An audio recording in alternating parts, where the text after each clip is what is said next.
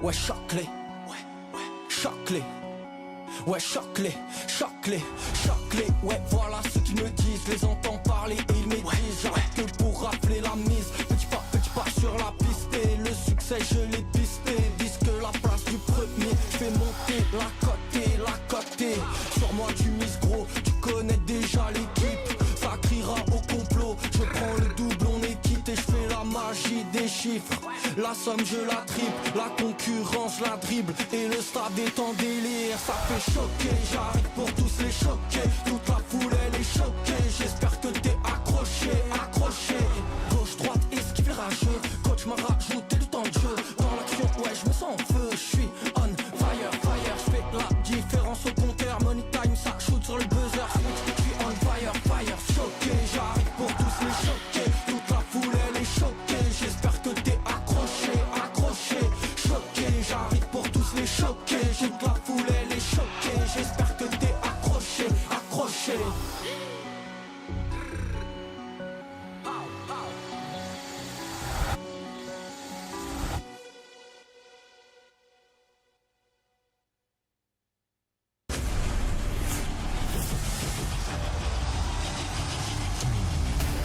It's total calamity, total mayhem inside of the server. Out of nowhere, they find their round back into their favor. Holding up for the blood, the wave!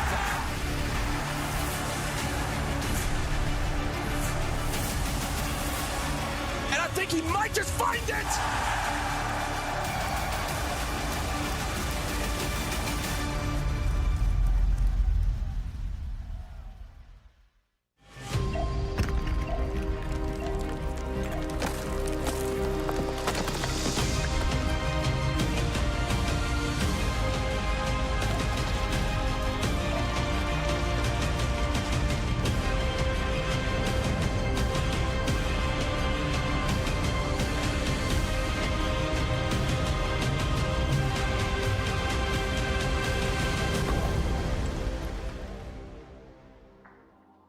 It is the best of times. It is the worst of times. For DarkZero and Sonics, a major spot is already secured. All that remains is a grudge match, all stage in the making. For Space Station Gaming and M80, however, the stakes could not be higher. Only one of them will make it to the major today. The other will face an arduous battle through last chance qualifiers where old foes are waiting for revenge. It's the final day of NAL playoffs, ladies and gentlemen. So happy for you to join us here. And of course, sitting next to me are two gentlemen who I could trust to break down all the action. It is Laxing and Foxa. Happy to be here with you guys for the final day. Yeah. I mean, I'm super pumped for the day. I mean, we're already sending 2 teams now to Montreal. Today, we are going to be sending a third, and that is going to be a very intense matchup between Space Station and MAT. Yeah, it's the most anticipated day. I mean, obviously, the whole stage has led up to this final day. I mean, I think the first seed is such a matchup for pride, and then obviously for the third last final spot to go to Montreal, I mean, it would just be so heartbreaking to be the team that ends up losing out and not getting that spot. But I mean, we'll have to see who comes out on top first. Well, yesterday we gave up 2 major spots here, and it was an intense statement game for Sonics, DarkZero, and M80. That was a slugfest, though, all the way to the bitter end. Yeah, absolutely. I mean, I think we didn't expect the games to go exactly how they did. I mean, Sonics absolutely blew SSG out of the water, and it was a really formidable play from them. And it was a statement that everybody has been revered to say. And that's exactly what we wanted to see if you're an SQ fan. And then on the other side of things, I mean, DarkZero, they did get that win against that Matey, but it wasn't an easy one. It was such a toss-up that went down to the last map. And obviously, we're happy with DarkZero coming out, but I mean, it's got to be a little bit better than that, obviously going into Montreal, and they'll have a little bit of a matchup, Sonics and DZ, to figure out who's going to be first in that grudge match. So, right. Yeah, we'll see that. Yeah, to briefly just quickly touch up on that first matchup, I mean, I think it was that little double-edged sword that I was talking about. Sure, you know, we talked about Space Station were looking pretty. They were able to sit, watch those games. But you were coming off of a very hot Sonics that learned their lesson and what they wanted to do against them after that wild card game where we weren't sure what that performance was going to look like. And we put everything on SSG just for it to immediately crumble due to SQ's performance and teamwork that, again, we saw throughout the entire stage that we did end up seeing yesterday. So should be a good game for that DarkZero versus Sonics. But again, for Space Station M80, Space Station, we've highlighted them many many times. They've looked very strong, but they tend to be really good and then not so good. So coming off of that loss, I do expect this match to be really good, but also for M80, they kept it close for DarkZero. Very close game nonetheless, but again, both teams need to be showing up today to try to get this last spot and avoid an LCQ run. Well, you know, we got a little look at the bracket there, see how things were working out. But of course, before, you know, we get to the DarkZero Sonics game, we have the M80 SSG matchup. And obviously this is one that you guys, I know we've been thinking about, we've been percolating on, we were just kind of hinting at it here. M80, they're dangerous, and SSG, they looked a little rough. Yeah, I mean, it's definitely the best M80 version that we've seen so far, and I'm glad to see best of threes working out a little bit in their favor because we didn't get to see too much from them. We obviously talked a lot about their issues, but it looks like they're coming back into their form. As for SSG, I mean, they were really consistent up until that last playdate, up until getting up against Sonics. And yeah, I don't know if it's just the wheels haven't been turning enough. They've gotten a little cold sitting in that first spot. They didn't get to play 2 days back-to-back just yesterday, and obviously now they've had to sit on this loss. I mean, it's kind of a grim position to be in if you're SSG. Yeah, it's a little bit unfortunate, but when you do compare this matchup, when we did see them last play, it was on Bank, and that's where we even said SSG, that's where we thought they looked the best in terms of their teamwork, and we've said that many times. But after their hiccup yesterday, again, I do expect a lot coming out from SSG going into this matchup. But if M80 continue their train and their performance that we saw in the DarkZero game, this could be a good toss-up for either of these teams. It definitely could, and I mean, M80, I think they've been a bit of a chaos agent here in the playoffs. I think we expected them to do well, but I don't think we expected them to do as well as they did, if that makes sense. Absolutely, and it's do or die, but it's something to keep in mind. This was the only team that brought DarkZero to an overtime, so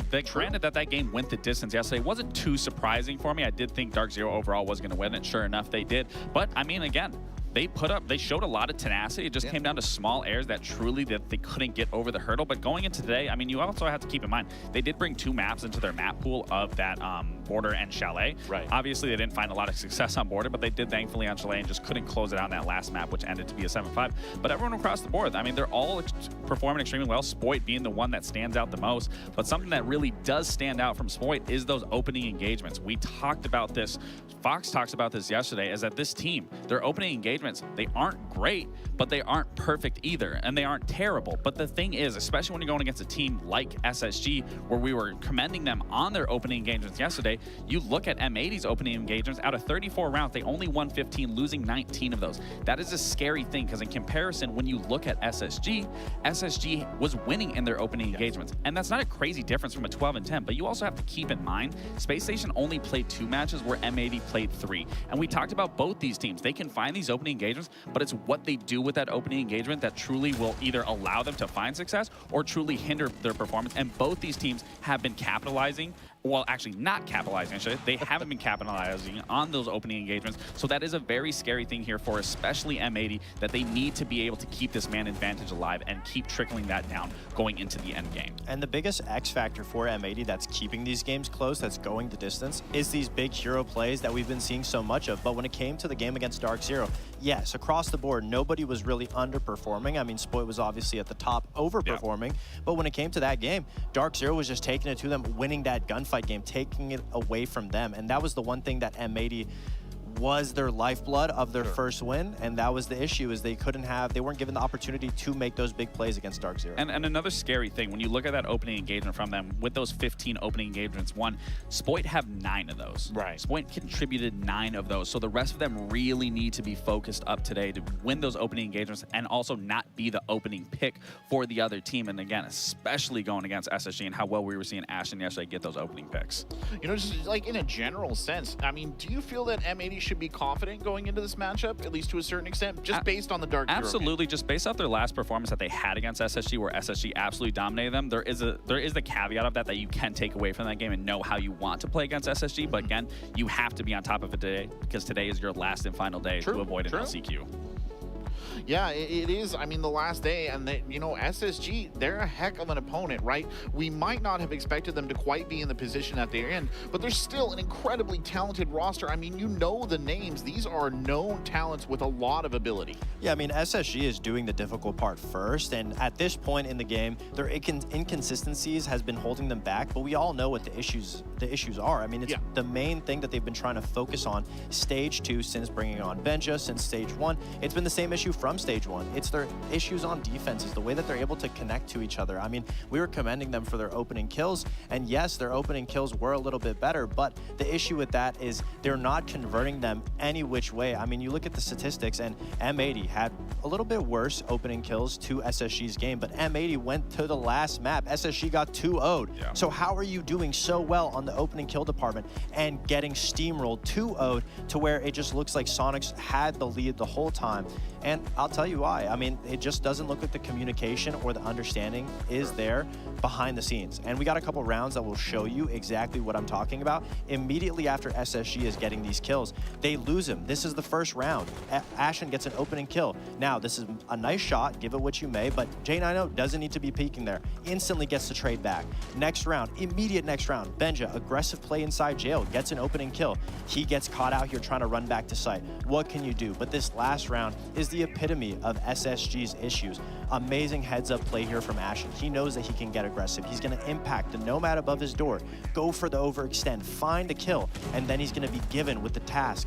What do I choose? To go right and save time, or go left and stall more time? And he goes left. And if you look at the clock, it only was a 15-second difference, and he overextends, gives himself up, and that is an advantage that you could have taken it to the bank, played off of your teammates, played the man advantage, but instead, time and time again, SSG was getting that kill and trying to add another kill and another kill on top of it, and it just was getting shut down. It wasn't working, and there was no switch up from SSG's side to understand, hey, we're getting the first kill, let's turtle up afterwards. That conversation was not there. It was just the same SSG the whole way through, and it didn't work, and that was what led to them getting 2-0. Which I think it's great that they are getting this initial first pick, especially for Ashen, but it is important to keep in mind that you do have that advantage, and if you can keep playing that number game that I keep hounding, you will always be the team coming out on top. So if Ashen can just sit tight and they can play that defense, they will look great going into any single half that they go.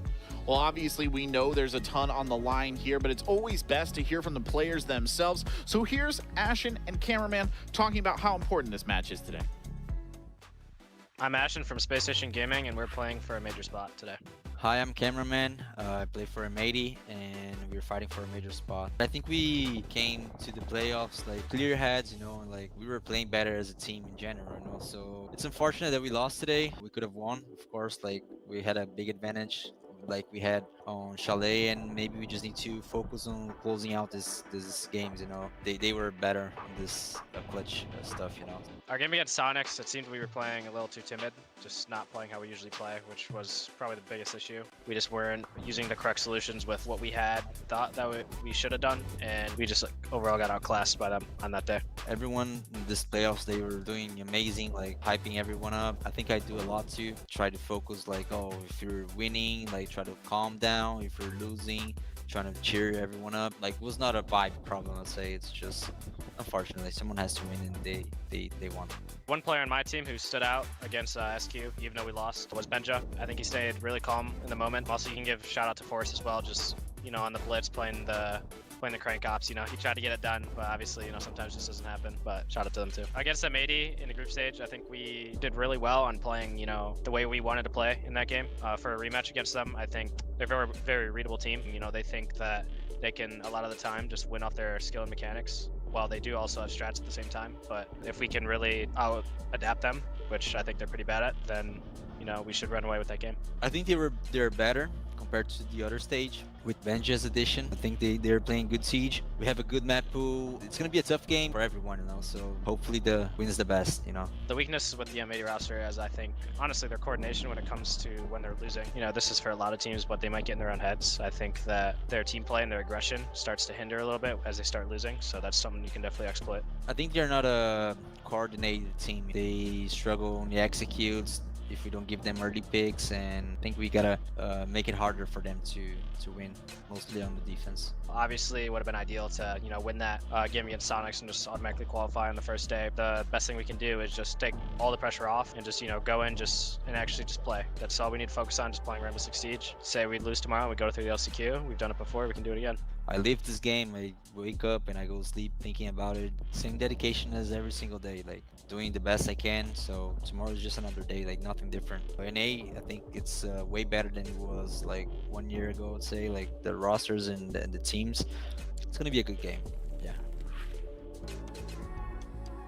You know, the thing that really stands out to me about that is they both say that their team is uncoordinated. It's quite funny. I mean, it's true. They both have their inconsistencies on the exact same topic. So one isn't doing it worse than the other. They both are pretty much on an even playing field in terms of lack of coordination. Yeah, I mean, SSG is getting the opening kills, but they do struggle in their executes, and that's what Cameraman said. But M80, I mean, they're not even getting to the executes because they were just getting shut down on the entry. But if they can get to those executes, they usually work out more often than not. So it's kind of like one team's got the start, one team's got the back. If they just combined, they'd be the ultimate team. But currently, they're kind of both kind of in the middle ground right now, trying to make a statement of who's going to be that third seed going to Montreal. Yeah, let's not give them any ideas, shall we, at this point in time. I don't think the other teams here in North America quite need that. As we see our map vetoes coming up, Bank is a really interesting first choice for me, actually. So this makes a lot of sense. Obviously, you're going to be Space Station. You're going to pick this map because you obviously showed pure dominance on it, but it is a little worrisome because, again, when you're that losing team,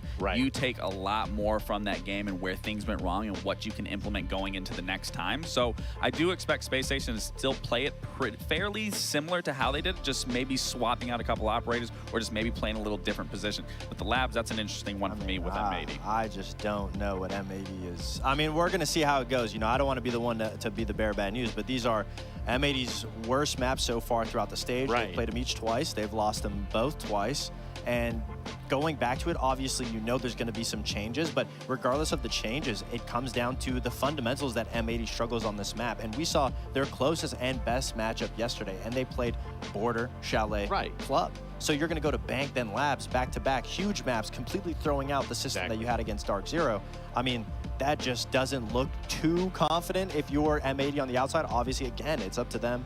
They obviously understand what they're going towards. And if you're M80 at the end of it, SSG struggled a lot more yesterday. So maybe they're just trying to take it to that mentality of SSG struggles on executes. Let's bring him to maps where SSG is going to execute. These are two very huge execute-heavy maps. So I could definitely understand the thought process, just don't know if I believe in it. What I see, especially on Bank onto this first map, is they're going to want Space Station to be making the first mistake of getting overly aggressive, getting overly zealous, and try to shut that down. Which is what we saw from Space Station is that teamwork that they implemented against M80. They were getting aggressive. They weren't giving them that space, weren't giving them that respect or map control. So again, I do expect M80 to play a little slower here and let Space Station to make the mistake. But if Space Station is on top of their game, they do play a little slower game, but still keeping that respect and not, you know, forcing their hand or forcing an overzealous take. Space Station should walk away with this. It is a little worrisome, but again, I will give the caveat that M80 can learn from their mistakes that they had against SSG on this map. So again, I will go with M80 on this map. Well, everything's all set up and we are ready to hop into Bank. So it's time to turn you over to our casters for today. And I have some great news. A foreign queen has deigned us with her regal presence today. Your casters, Intero and Fluke. Thank you so very much. It's not often that you come across the pond here, but it is always nice when we get to work together, and today will be no exception to that. Yesterday I casted with Flynn. I was supposed to be with Jesse for both of these days, but Jesse is too busy living it up at somebody else's wedding, and he didn't even bother to invite us, which is quite rude. But instead, we have front row tickets to the last match to determine which of these teams makes it out of the playoffs and to the Montreal Major. You were griping while we were waiting to get into this matchup that you weren't allowed to do predictions. What do you predict about today's match? Okay, this is why I wasn't allowed, because I saw the belt, I was like, I want that belt. That belt should be my belt. I want the belt. My prediction is probably SSG. I'm gonna go with here. I know there's some sort of doomsaying there about the map stuff. I don't care about maps. I care about vibes, Parker. I care about how things are going to play themselves out as we go into it. I think SSG might have that today. I think they've tasted the chance at glory. I've seen how they feel when things go wrong at the major. They want to try and get there and prove themselves wrong. That's why. It's all vibes based. My system is flawed. I will get my predictions wrong. What about you? Who do you think? You could have done your predictions. You've been here the whole time. I mean, with the way that they played yesterday, I really didn't like what I saw on a Space Station. M80 obviously had some pronounced issues, but I still really like the way that they played against DarkZero. Hard to quantify, but I mean, like, my just like, don't look too deep, just fire from the hip. is M80. I think M80 will win it, but I suspect it will be probably more than 2 maps. You had quite a long one yesterday. Well, I mean, there were Incidents. a lot of tech issues. Well, those are incidents, It happens. accidents. It happens. Hey, you play through. This is technically the second show, the second team I'll be sending to the major today. Within a period of a 24-hour period. Did you do Japan? I did Japan at 5 in the morning at my local time. Then I slept for about 10 hours. It was great.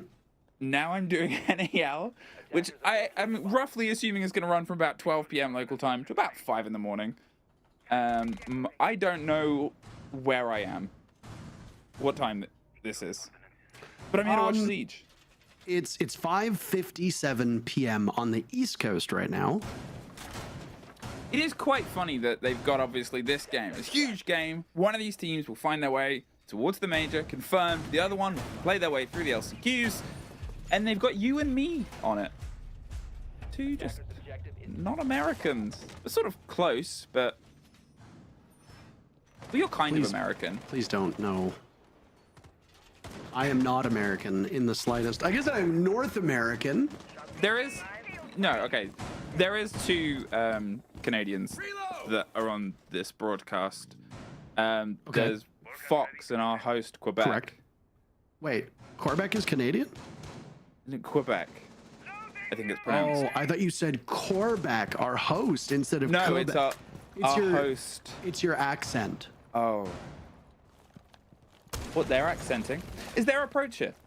Through cutting the half of bank, getting themselves eyes towards the area of the kitchen, popping early costs on towards utility and things like that. And from when I've seen SSG, obviously, unfortunately, because I've been working in Japan, I haven't been able to see what went wrong for them over the weekend, but I can talk about what they usually do right is some of their pace and their application towards the utility game. You're looking at a Clash, you're looking at Goyos, you're looking at everything you've got to juggle around, which is already an unfortunate amount of kinetic utility you've got to try and shut down. And the drop down goes out, pushed out of open, but that's not really where the fight of utility is going to be.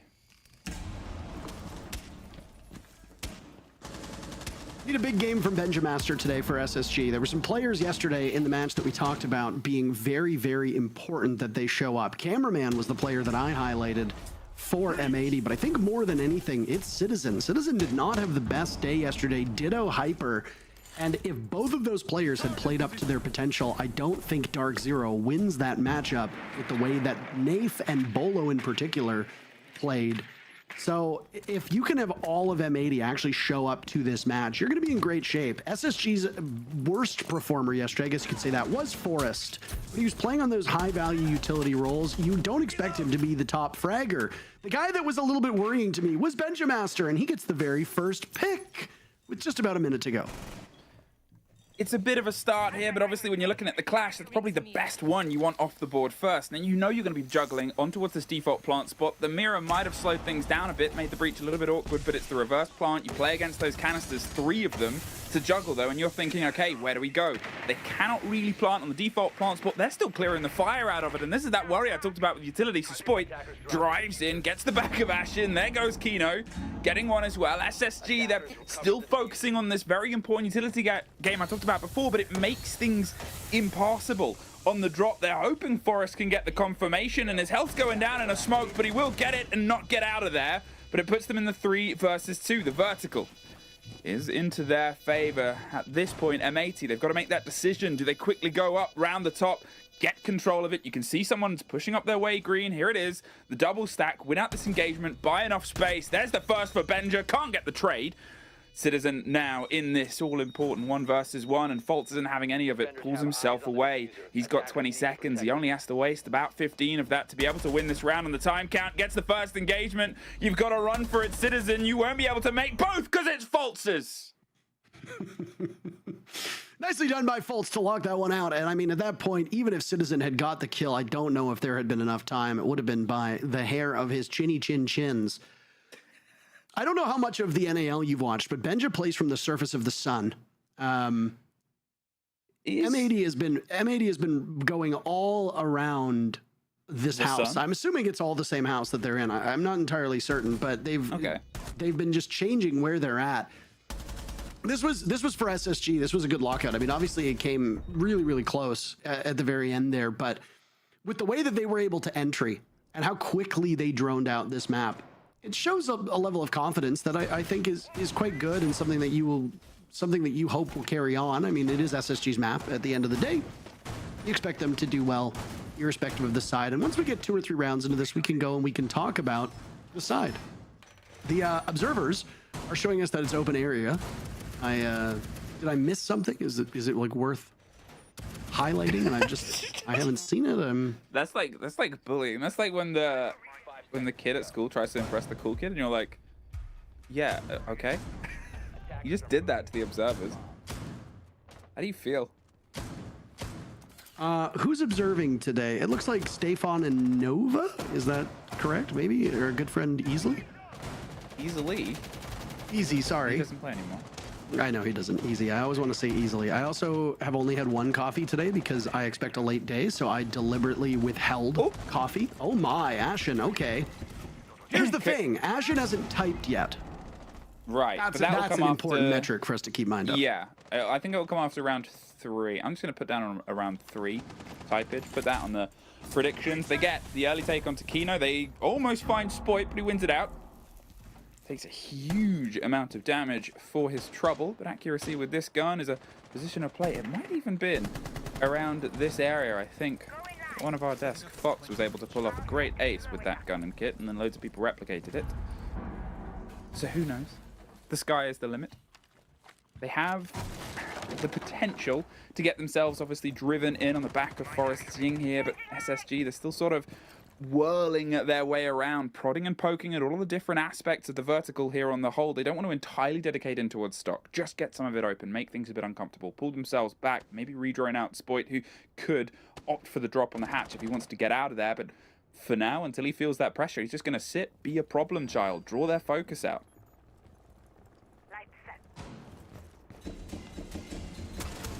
A map like this, you expect limited action at the early part of the round. We didn't obviously see that this time. Ashen with the pick, he died shortly thereafter, which leaves us in even numbers. And it's Spoit who got that very first kill, and Spoit who will get the second now as well. Only 3 players from SSG remain. That was the drone speed walk, but it actually looked like Fultz was flying through. I don't know if you he can just do that. This is what you guys don't know. That's crazy. Fultz can just do that. Now the Candelas are popping off on the back end. You can see that they've got the kit rotating around the top of square, but think about where the site is and think about what they have control of and what they can actually do with it. They weren't able to catch Spoit. He got the kill and took the drop, and I think even dropped one more time below. They can rotate their way back up towards blue, angle on towards the quad wall, make things untouchable and uncomfortable. At this point, it's just going to have to turn into a bit of a hot hat drop. It's okay. You got it. You got it this time. Listen, it's not my first language. English isn't your first? There's a lot you don't know about me. There's a lot we don't know about that pistol. Missing most of its shots there. Citizen's able to get the end of Benja, and at this point, SSG now Fultz might be able to run with the wind, but unfortunately can be blown aside as well. M80 win that round, and a lot of it really does come down to the periphery, the areas outside of the actual bomb site being so crucial. Hallway by elevators that we saw, the play upstairs where I think it was Forrest got killed from that, if memory serves correctly, and then also square with the multi-reinforcement. Yeah, I'm telling you, Benja plays on the server. I don't have any idea where he is. I'm assuming SSG based out of Utah now. I think they're in Salt Lake City, if I'm being specific. And take me down to the Salt Lake City. Nope. That one. That's Paradise City. It's a completely different song. No, I was singing. Anyway, they are 3 hours behind me, so it would be 3 o'clock on the West Coast right now, give or take. So could explain why it is still so bright.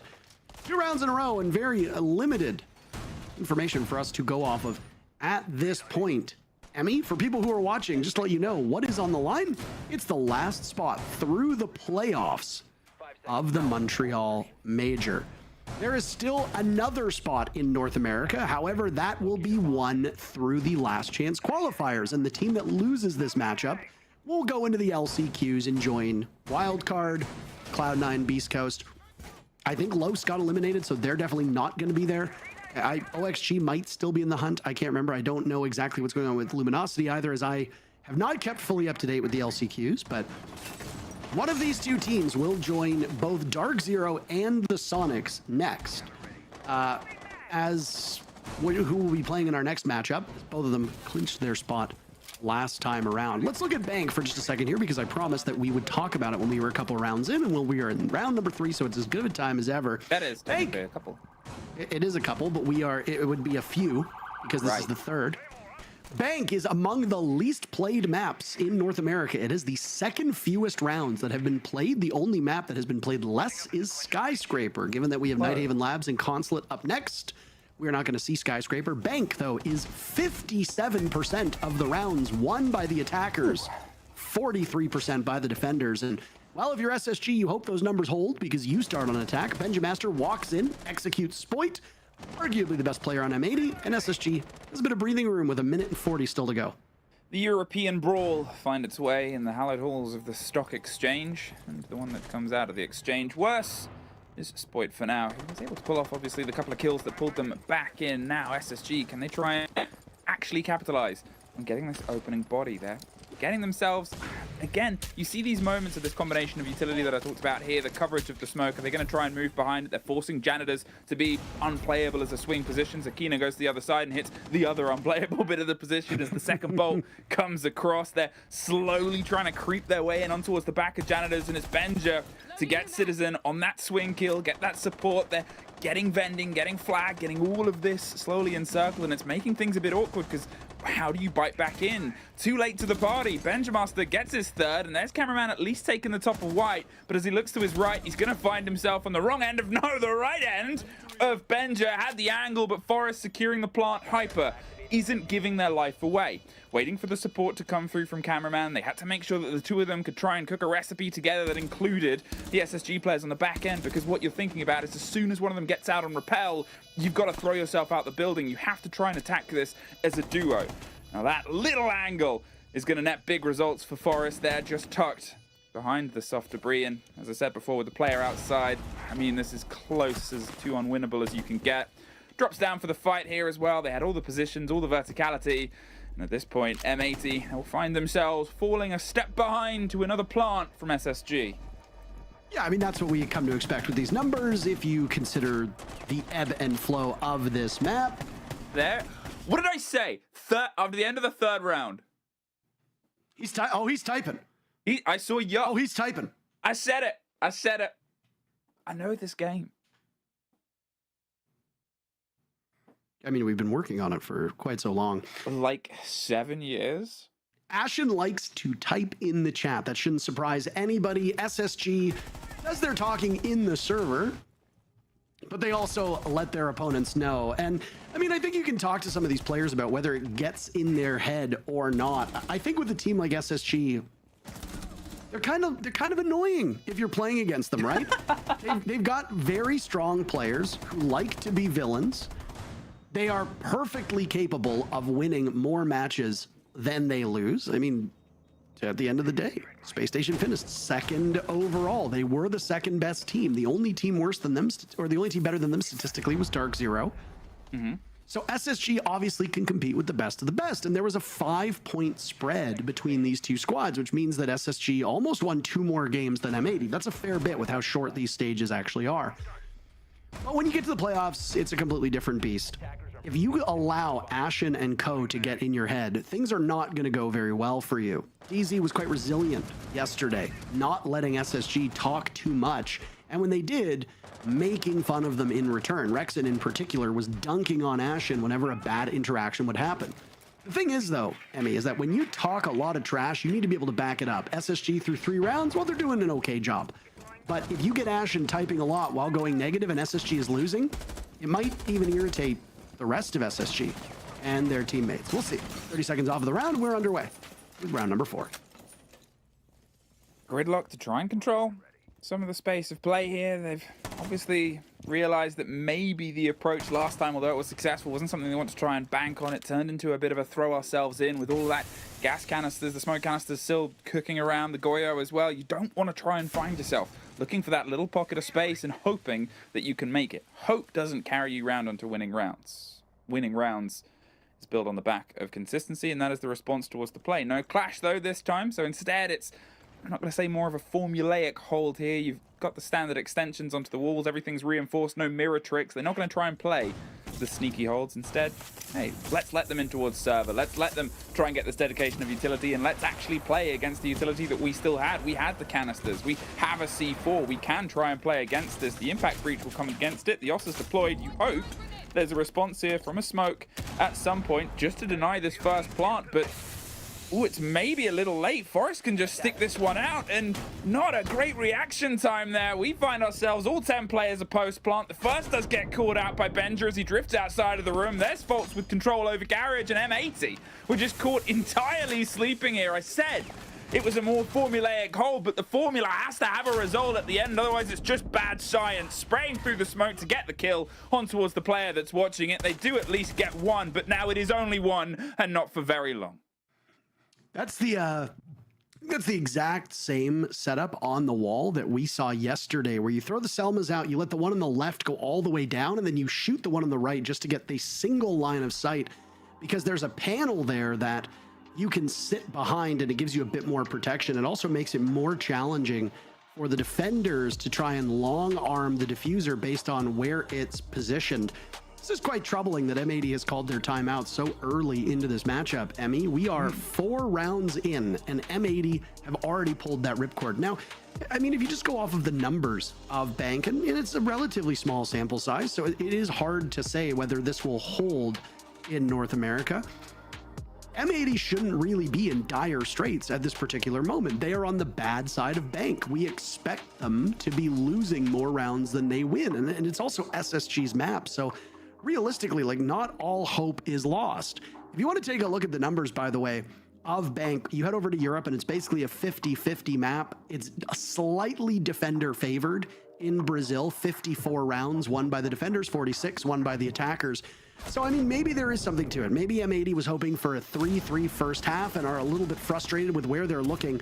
But the bigger issue for me with M80 is that right now on Bank, it's a big map. Coordination can be tough, but they honestly seem like a team of individuals. It doesn't look like they're playing as well coordinated as they did yesterday. We saw this on that upstairs defense, where all of the players were seemingly caught one by one in different interactions, none connected with each other. That's a big problem. And it doesn't matter what map you're playing on. If you're not working well as a team, you got to call a timeout to fix it.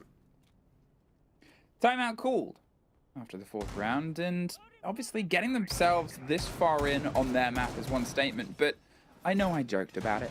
I know I did it as a gag about the analysts and map stats and how much they care, but when they do sort of talk about the doomsday, like, prepping that you've got to make as M80 towards all of your worst maps, you're sort of like, oh, okay, why have we come here? What's the sort of gamble? What do they expect to come out of this? Because SSG so far are making a big statement to back up all of those facts of saying, yeah, this is our map, and they've had very solid control, as we said. M80 haven't really felt like they're operating as units. The reactions aren't quite as sharp as they need to be on a map that can be as quick and aggressive. And as quick and aggressive as Forest can be on a blitz, heralded as one of those players that knew their way around this operator before they became the nightmare of every single player in this game. We'll see if they can try and get themselves some grasp on this, or if coming onto what is traditionally, I would say, more of the 4th pick off site in the rotation can be something that throws off of the conversation from M80 and puts the pressure onto SSG.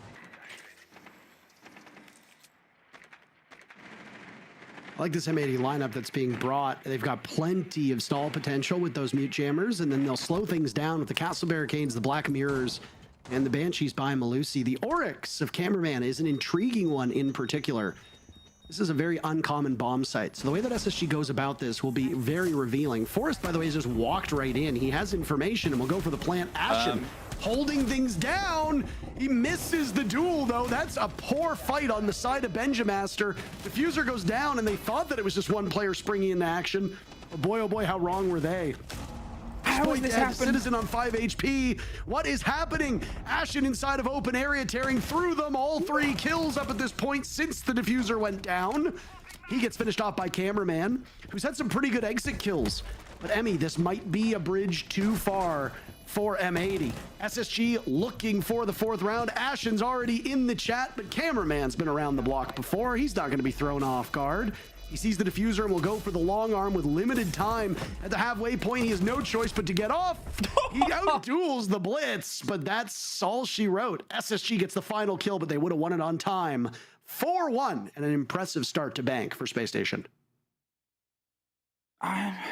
Okay, I mean, you know, you look at the round before, I talked about it, that there wasn't the reaction that needed to be paid. SSG are just sort of, I'm not going to say dry running plans, but it stepped in, plant, out, gone. Stepped in, plant, out, gone. The fact that they can do that back to back, including a timeout conversation in the middle of it, I'm not sure what M80 think is going wrong and what the conversation was about, but just a misapplication of their expectation here as to what M80, or what SSG even, were trying to pull against M80. How they were so free to take that land, take that ground.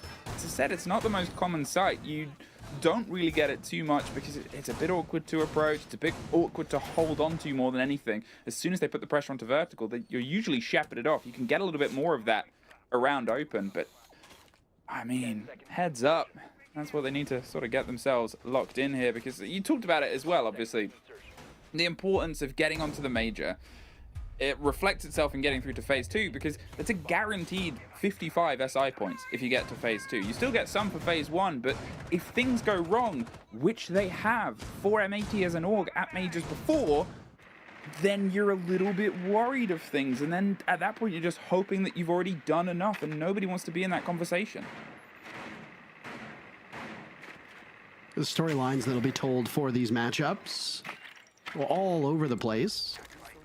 This match, inarguably more important than what follows it, as we've already got those 2 teams solidified for the Montreal Major, though Sonics will want as many SI points as is humanly possible given the start that they had to this stage.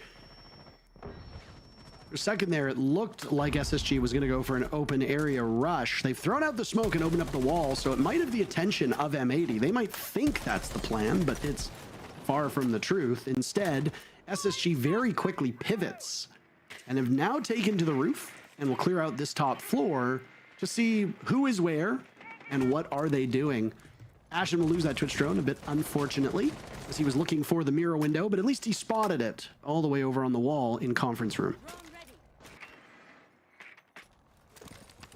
SSG trying to just probe, poke and prod, and pull apart a weakness if they can. The demolition across the castle control here on the top floor is one that, you know, with the X-Kairos, you don't even have to get yourself too close to. Remember how this round went away from them. They sort of set themselves in, got the first kill, Spoit pulls off one, and then another about 30, 40 seconds later, and things had gone away, almost shot out their own stolen camera there.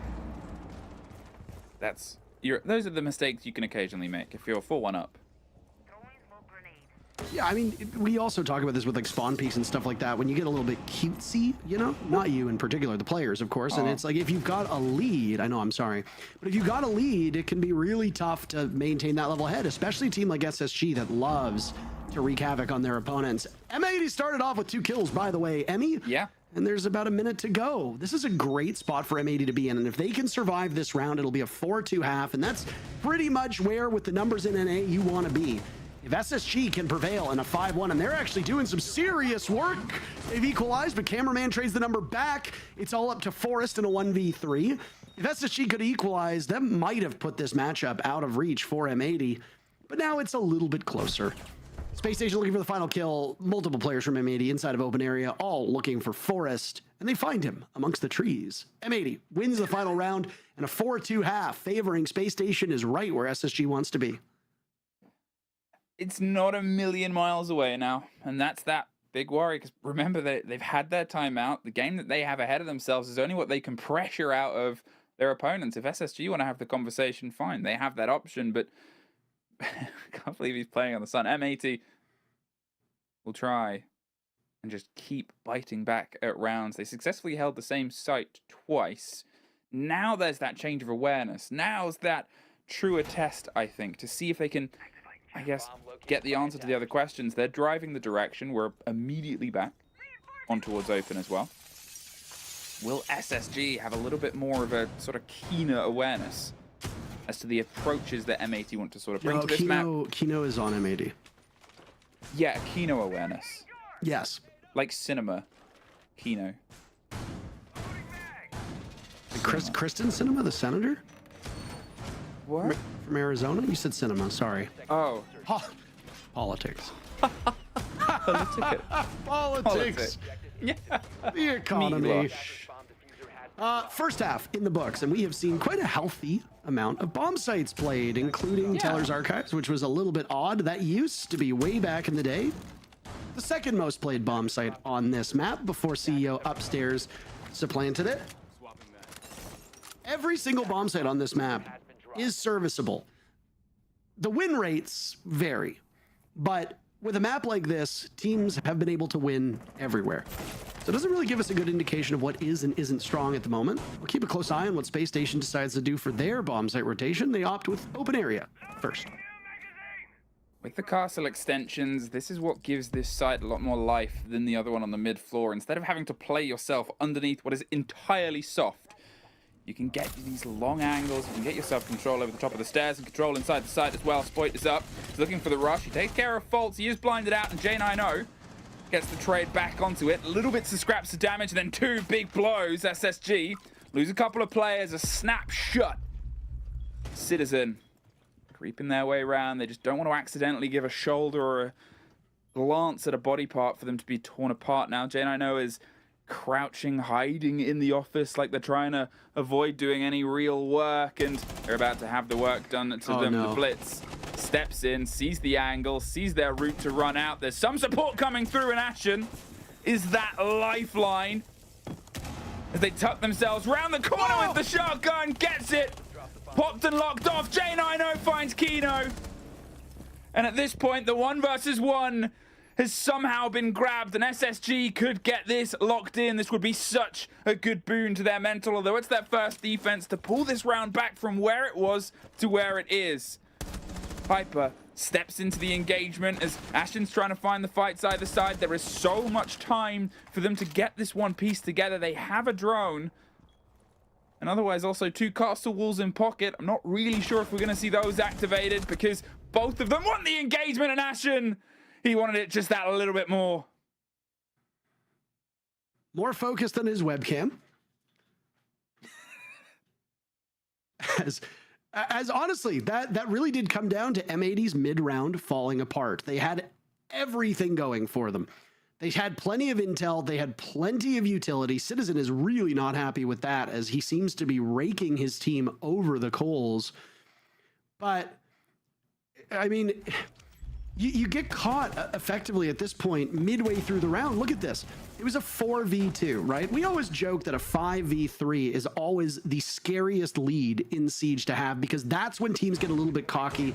It's also when the team that's at 3 rounds tends to swing because they realize they have to keep it close. And at that point, if they just sit around and wait, they're going to be picked apart. They're going to be killed. So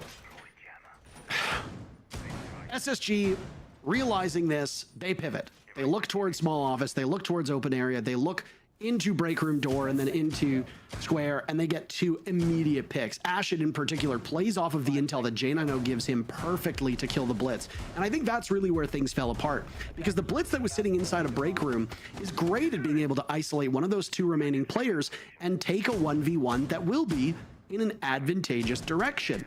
But losing him means that everybody else on M80 now needs to snap into action, grab that diffuser, get into the bomb site, and do some serious damage. And SSG had those lines of sight and those entry points locked in. Excellently played by SSG. And if I'm M80, I'm a little bit frustrated with this. I mean, you're not M80. I don't think so. No, you're not. But you could see that they were frustrated. You could see, obviously, it was like parents' evening. Citizen and cameraman, very vocal. Spoit sort of sitting there looking a bit sad. Things weren't working out for them. And that frustration builds at the start of a long series, the weight of this, the weight of having to move away with how close they were yesterday. To having it fall away from today would be horrible, especially if it continues in this fashion. SSG, they found the momentum.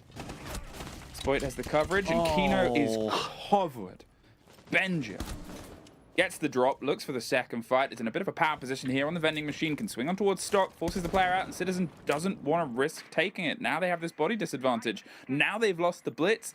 We've seen at least some utility thrown out, but you're thinking, okay, well, where's the point? They have to entirely try and build behind this Ying now.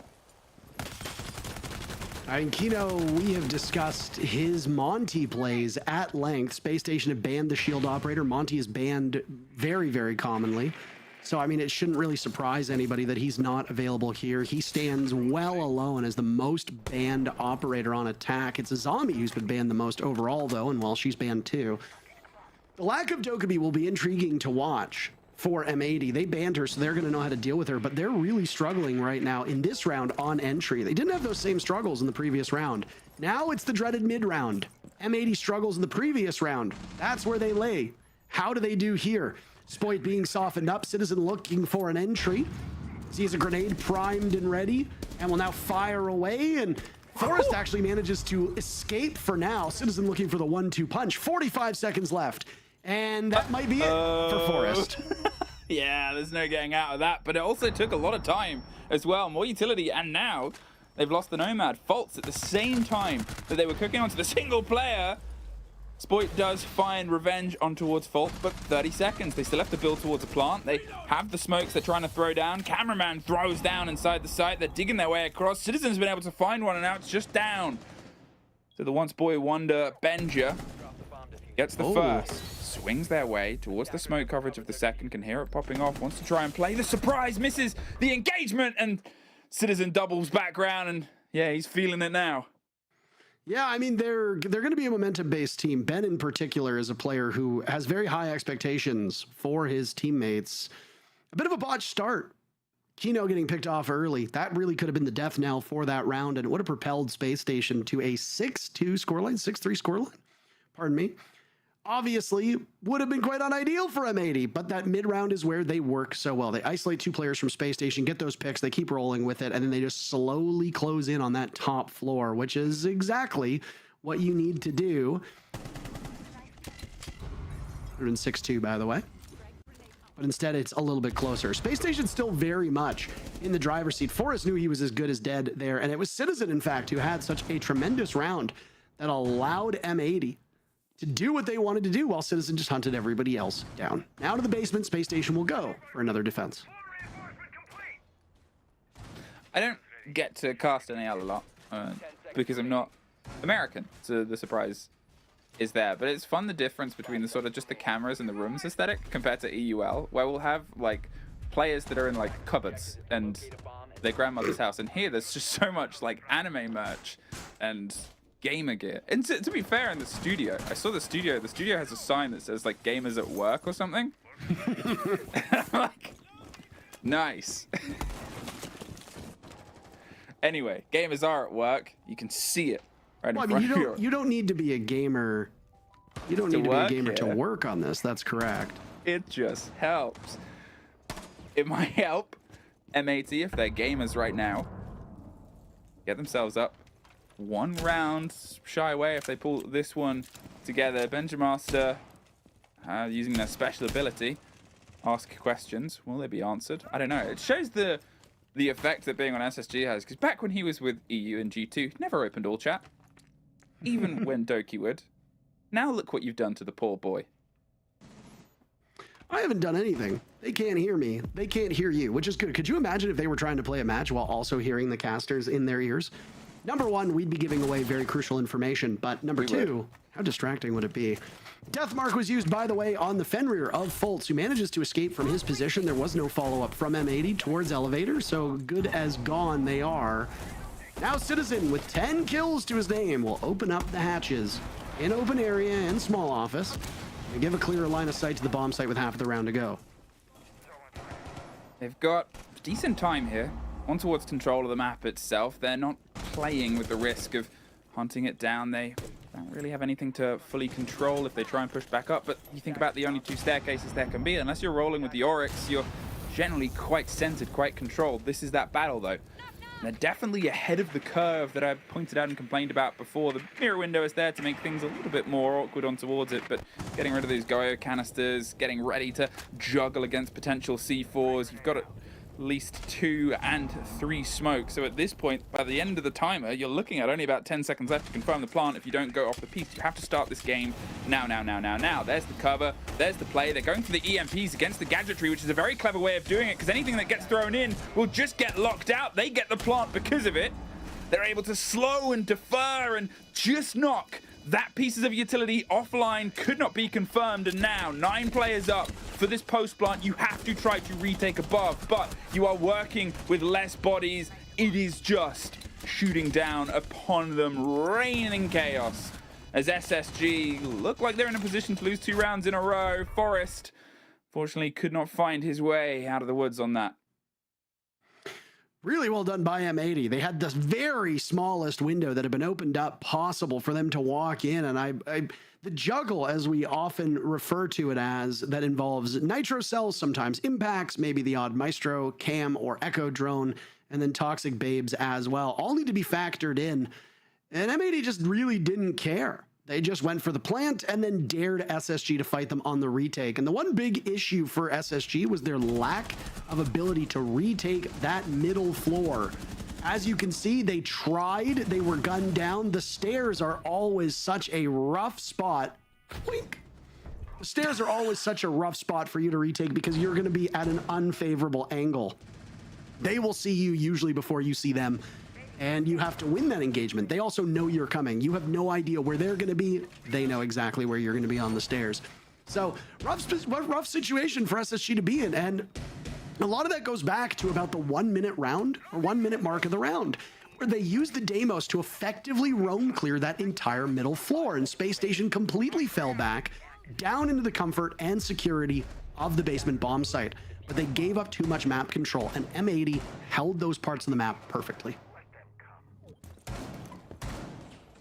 Production clarified with me. The sign does not say what I thought it does. It, in fact, says gaming in progress, keep out, which is the emotional equivalent of live, laugh, love. I saw a really good sign the other day that said live, laugh, die, and I was like, I think that really speaks to a lot of people's feelings. Yeah, I think that speaks to a lot of people's feelings. God.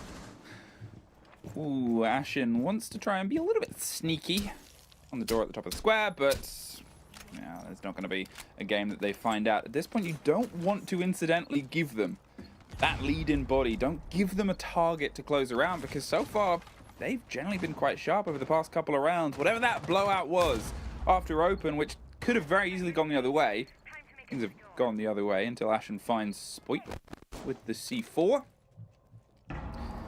Gets that first take, and now at this point they get themselves that breathing room. They haven't had the body advantage in a trade at all, really. It was the 2 versus 4 clutch was the round that they pulled themselves back on. Otherwise, everything's gone away from them here the past couple of rounds. So SSG, what can they cook with on the space of this combination? You know that the pressure is onto the windows itself. It buys you the options to maybe go for these jump outs, maybe go for a little bit more of that roam aggression. They're not giving up the territory above as the cut is coming directly towards a cap cam. Benja, they know where you are. And, well... Oh, you still get it? I mean, the fact that he got Kino there is criminal. Citizen gets the trade, but the man was blind. This is cameraman now toying with that Banshee at the top of the stairs. It's going off, and they know exactly where he is. Some small struggles. They're prepared and ready. J90's had a very rough go of it so far. Emmy, 3 kills to his name. Underperforming everybody on his team. Tied with Kino with the lowest kills in the lobby. They need something big out of J90. Ashen has been reduced to smithereens and is now finished off by Hyper. A well-placed shot to the Achilles heel. 40 seconds to go. Citizen hangs on to the diffuser on very limited HP. They might have to juggle it at some point. But you've got the 3 top frags on the team of M80 still left. 2 of J90's kills came in that clutch round as well. The 2 versus 4, he hasn't really been able to have anything of an impact outside of that singular round. He's sitting on 33% cost currently. There's the rotate round, the 15 seconds of a bit of a mad dash of what are we going to do? I don't know. Let's just send it. Forest is the cut down here on the quad wall. They've got the watch in towards the back line of the site, and there's J90 to get another here. SSG, they stop things going away from them, but so far, Parker, the only site people have been able to win on their defenses has been open area. Mm-hmm. Yeah, I mean, it's close for SSG, but not close enough for Comfort. They sit on match point on their map. M80 not very happy, obviously, with that result, but they've still got some saving grace. Nightly Haven Labs will be up next, and then Consulate, if memory serves correctly, we don't have the overlay in front of us right now, will be the 3 maps that these teams play on. We might only need 2. Far more at stake in this matchup than what comes next. Whether DZ and SQ would agree, that's really up to them, but SI points being on the line are one thing. How about a major spot on the line? I'd like to remind everybody watching that the winner of this matchup becomes the third team to qualify. I'm sorry, what were you saying? This one right here. I'm trying to be like a hype character for you. Oh, okay. For your burgeoning hip hop career. No. No. What's her name? Vanna White? And I can be Pat Selleck or whatever his name is, the guy from Wheel of Fortune, and then you understand who our audience is, right? Yeah, you people who are not modernize 80. it a bit. People who are not 80. Throw in some pop culture names from recent. I'll be Vanna White. I don't care. How was your Brat summer? I'll look pretty and Brat, but it wasn't quite a summer, but it's still summer anyway. And these songs from Brat have a really long title. I heard that you were actually on the remix album. Congratulations. Let me put it. You don't even know where to go with this bit. I know what bit we're gonna go to. I was like, how many versions of records do we need? I mean, it's the Taylor Swift generation. Keep up. I got an idea. Let's buy 6 versions of this record and make a clock. And we're not going to listen to any of them. We can't get into off-playful rants. We'll accidentally summon Milosh. The break on towards Kanto. They're getting the long view here as cameraman just gets this cleared out. And, I mean, there'll be nothing to contest that. And, well, there's a bit of congestion. The Blitz has got himself stepped up, steps away from the C4. Hyper does stem the flow, and behind you, there's the kill, the pickup from cameraman. Gets J90, again, knocks him out when he's not really able to have an impact outside of that open area site here. They have this body advantage. The Damus is gone, but in the role that it's played, it's generally fine to lose first, especially in this setup. You want them as an entry. You can get some good calls, and it's probably been to the effect that you want it to. The Warden is out. What my eyes sort of drawn to here is that Oryx. I love when Oryx can be deployed on this map, and if Faults can make something happen. You think about how these hatches, the synergy of them from bottom to top, you can get there in about 5 seconds if you're good with it. He's the fastest operator in the game. You're able to take up map control really quickly, and yeah, I mean, because of the way that teams will try to hold almost all 3 floors on most bomb sites, Oryx is a tremendously good operator. Cameraman just turned his back. I wondered if he would be on potential warpath with one of these defenders, but no, nobody's giving him anything for the time being. I'm very curious if the yokai drones are still in play as well, because those could be huge determining factors. Forrest showing us that one is still over towards square. No way, it is the speed up too. Oh my goodness. Yeah, how do you not know this? I don't play Echo at all in any universe.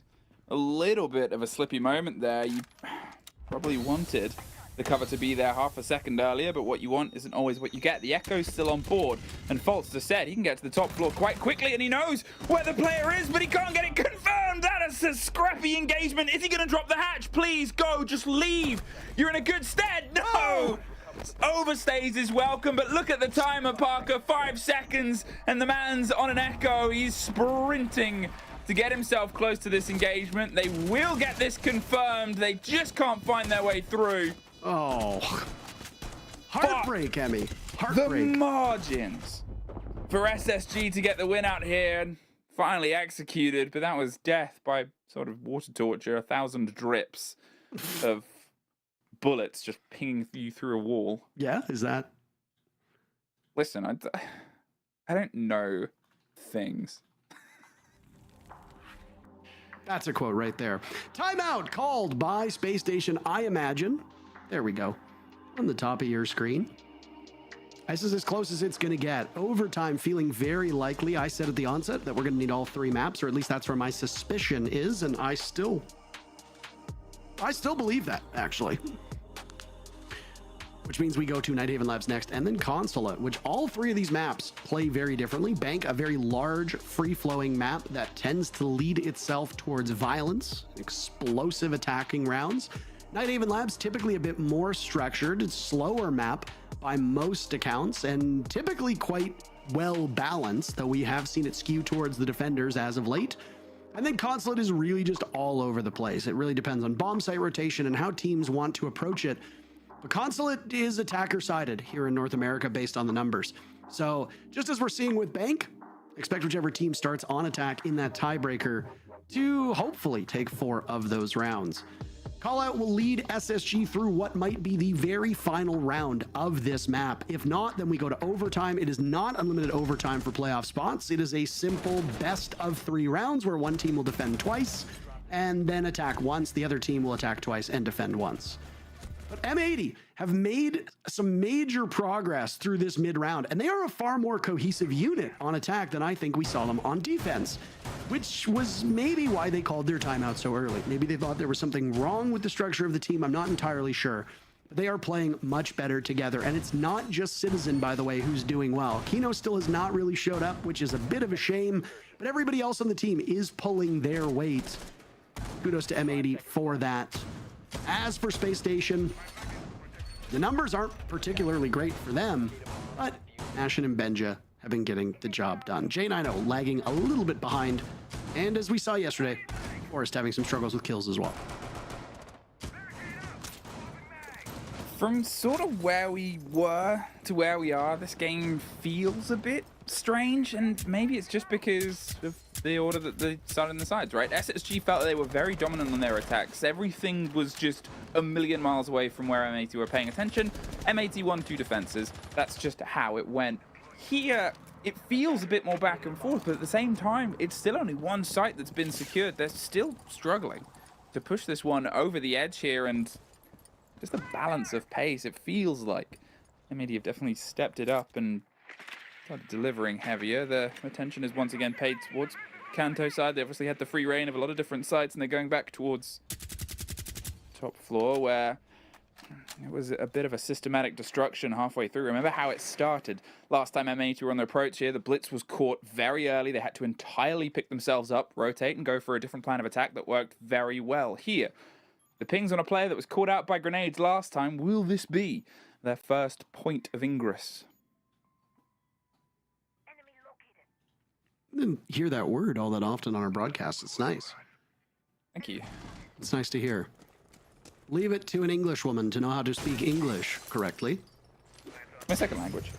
What is your first language? This is the second time you've said it. You know. The pressure comes on towards Kanto.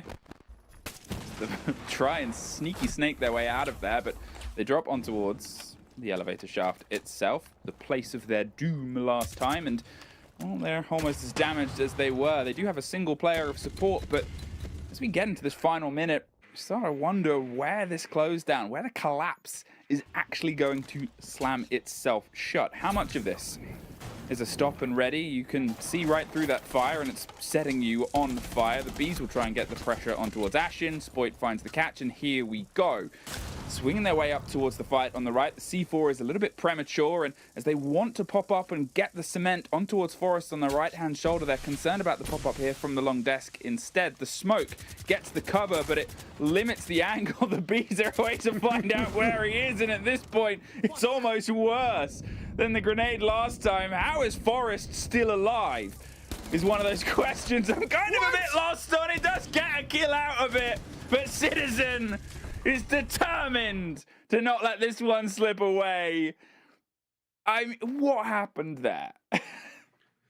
Well, I think what happened was M80 rushed their way to the top of the stairs. They didn't drone out Forrest. I don't think he knew what was coming. There was a smoke there in front of him, if you saw as well. And he was really the linchpin to that defense. He, being unable to stop 3 separate players all at the top of the stairs, let them in a position where they could fire away. And boy, oh boy, did it not go very well for them whatsoever.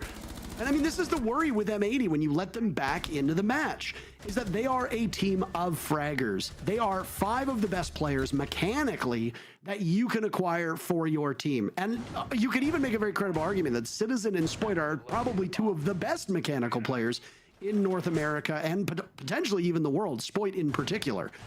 So if you let these teams set up, if you let these teams into the match, and you let them get the kills and play their game, you're going to be punished for it. Doesn't matter if you're Space Station. The thing is that M80 are sometimes their own worst enemy, and they don't look like they are firing on all cylinders. We saw that yesterday. Today, they have shown up. Not only have they shown up, they've shown up very well and very effectively, and SSG is grappling with a red-hot M80.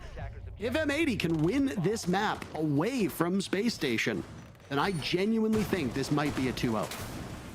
It sort of brings into question where the game is going to go right from here. And that's always the beauty of when you play against stats, when you play against the curve, you go, okay, show us why. You're not just writing people off. You're not saying, you've gone to these maps, you idiots. Dumb, get out of here. You go, okay, what's the reasoning? Let's see it in the gameplay. At the start of this, you would have thought, you idiots, you've gone here. But here, being able to continually fight goes, okay, well, they're taking away Bank, a map that they really don't like, a map that SSG do. And now they get that energy going to another little bit more of an even battleground. They have so much momentum behind them here to bite and fight and tear at every opportunity. As they're playing with these slivers of land, Benja wants this a lead through kill. Now they can try and get a rotate out, but Benja's watching, and Citizen can't really go anywhere. But at the same time, Benja doesn't really want to just enter until some security can be paid out and some support. It might be a bit of a death knell, and he doesn't want to be the one that rings it. Pressure here on towards the green swing, down towards the basement itself. But again, they don't want to hand them a single engagement. They need to try and get that leg up on M80. Benja will tear through on that first floor as this pace for Space Station is pretty good. 90 seconds, that's the halfway point of this round. And it looks like M80 have completely retreated to the safe confines of the bomb site. We talked about Space Station doing this before, where they fell off and M80 were then able to get a plant down very quickly, hold that middle floor, and make SSG pay for it. The question is, how pronounced will SSG be were they to do the exact same strategy? Will they go for a very quick plant, or will we see something a bit more like the last time they tackled this bomb site? Oso was a very critical operator for Space Station when they pulled off these executes. She's obviously not on the board, so things are going to be a little bit different. You've got one player over towards Garage. That's Ashen, now harassed by the clash, and he's waiting for the flick around. Ashen and Benja with those 2 kills. Benja's been dropped. It's a calamity as everybody dies back and forth. And this is a very attacker-sided half. Citizen with 16 kills to his name will be the last one standing, and he is miles away from the bomb site. Diffuser, though, is not in hand of any of these players. So Citizen can play this one well if he plays it slow. He's got 25 seconds to just simply wait. They suspect that they will hunt him from above. SSG's picked up to the diffuser. It's J90 to get it down in just a matter of moments. Citizen will return to the bomb site. Firing away, he takes down Ashen. That could be the beginning of a comeback. Both Benja and J90 are so low on HP, Emmy. 20 HP for the Buck of Benja, 2 HP for J90. A single bullet from Citizen will take this out. He's spotted on drone. As one player from SSG watches on the same floor, the other has gone above. Citizen doesn't seem to know where they are. He charges forward, and good patience shown by J90 as he plays behind server and gets the final kill. SSG move to match point in OT. There is one site throughout this whole game of seeing every single site that defenders have been able to win. And they don't opt to take it. And it's for both of them, the same statistic. It's open, and it's only been, and maybe they were trying to divert it. They know that, you know, maybe worst case, they're going to be on 2 defenses, so they get that as their follow-through, but at the same time, you assume now, SSG are going to pick that site where there's been 100% success rate for both. There's a lot of pressure, regardless of if you've got a plan for it, you obviously do, but still, I don't know, here it is. And if this goes SSG's favor, I'm a bit puzzled as towards the risk payout there of going underneath and, you know, throwing things into the air, really trusting that you can be the difference maker. Today, no, you're not. And you'll probably beat yourself up if this one goes, and then maybe we'll go into a bit of a longer series. But SSG, it's for them to prove statistics right here. Obviously, it's not that it's always been a million miles away on this site.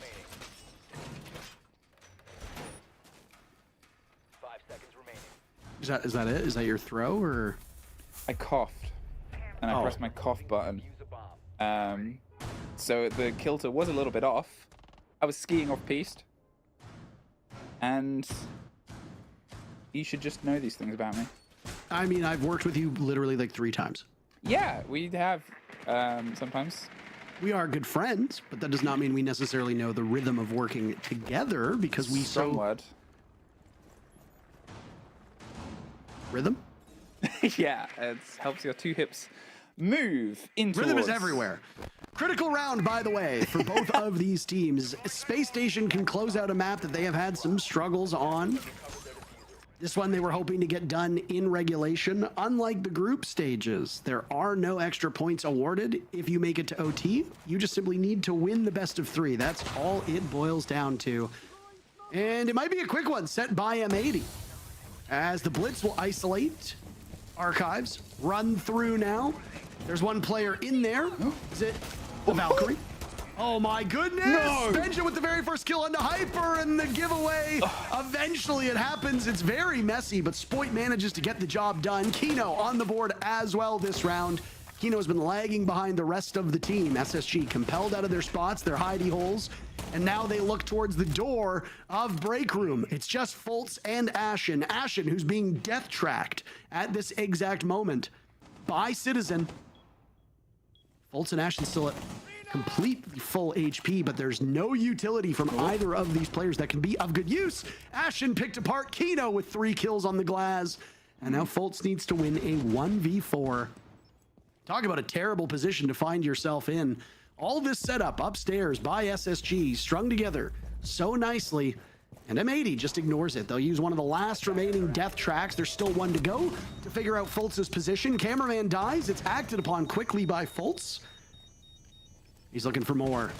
He could clutch this round, but the time will be the bigger issue. All the while, Citizen is giving his position away. He'll come face to face with Spoit, who takes no damage whatsoever. Shotgun pulled out, time still running down. The Blitz jostling around him. He's down by Fultz. 2 quick kills, he hops on the diffuser, and this is winnable. But the time is the big issue. Fultz needs to advance. He's harassed yet again by the death mark. They know exactly where he is. They know where the Deimos is. Fultz with the shotgun out, past the point of no return. Where's he gonna go? Nowhere. Kino with the final kill, and we need all 15 rounds on our first map. All right. That site is not an obelisk. It can be pushed over. Now will they go there? Is that sort of test from the side of M80. Do they think they can be the ones to get it to work? There was, obviously, you know, when you're in the 2 versus 4, we've seen that position sort of clutched out before by them. The risk of being Deimos tracked and then stepping up towards stock window, it's a gamble. They were trying to get the kill on the Deimos, but the Deimos is just telling all of their friends, hey, just shoot this soft barricade, I'll stay tucked. And then they can pick up that kill. And, you know, you got to take risks to make money here, and I weren't quite able to get it. But no, we will not be on open. We will be here again instead, on a site that has not been won by defenders today yet. SSG, they have a potential prize lined up in front of them, but M80 have a good bit of pace and momentum from that previous round. Can they just tip this one over the edge? They have generally stepped up. You're looking at the sort of kill spread where it was 4 rounds ago, and it was Citizen high and sort of flying above, and the rest were back and forth, but now almost all of them are even, if not positive. It was really just Kino That was it. That was the one player that we needed M80 to have show up, and he did just that. Shield play has been so crucial here, and there will be 2 for the very final round by Space Station. This surely must be a pocket strat, right? A blitz and a fuse shield. Oh Love my. fuse shield.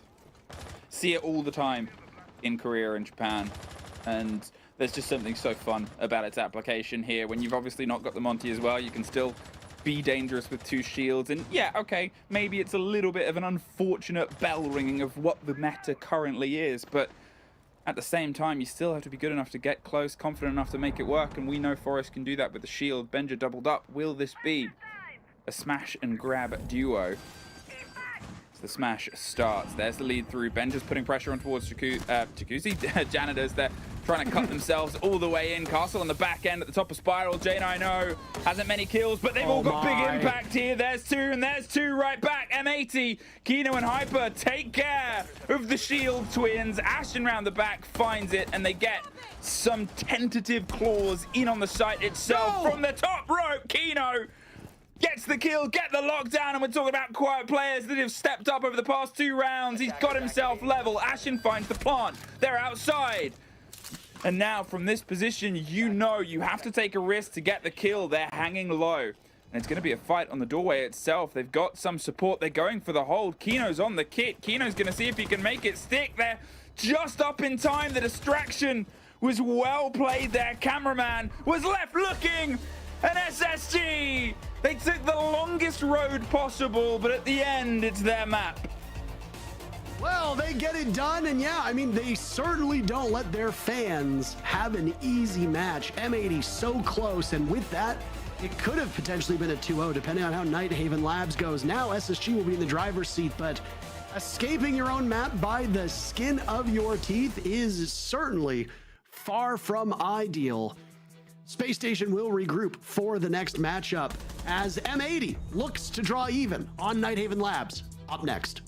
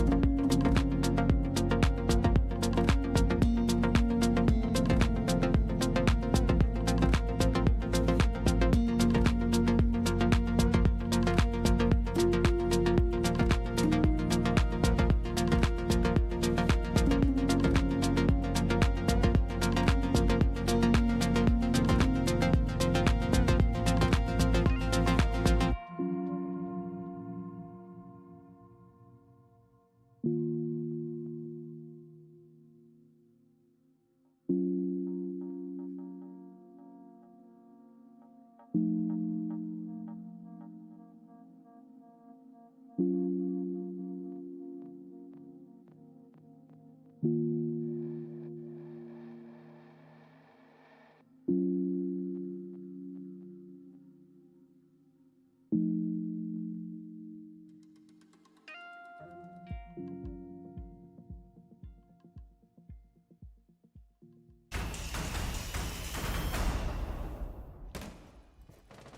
is defusing? Dead. Let's go. Last lobby guy. Let's fucking go! That's the video I'm even fucked up in genital. Like, how the fuck? Let's fucking go! I don't know how he died. Like, he shot you and knifed me or what? Bro.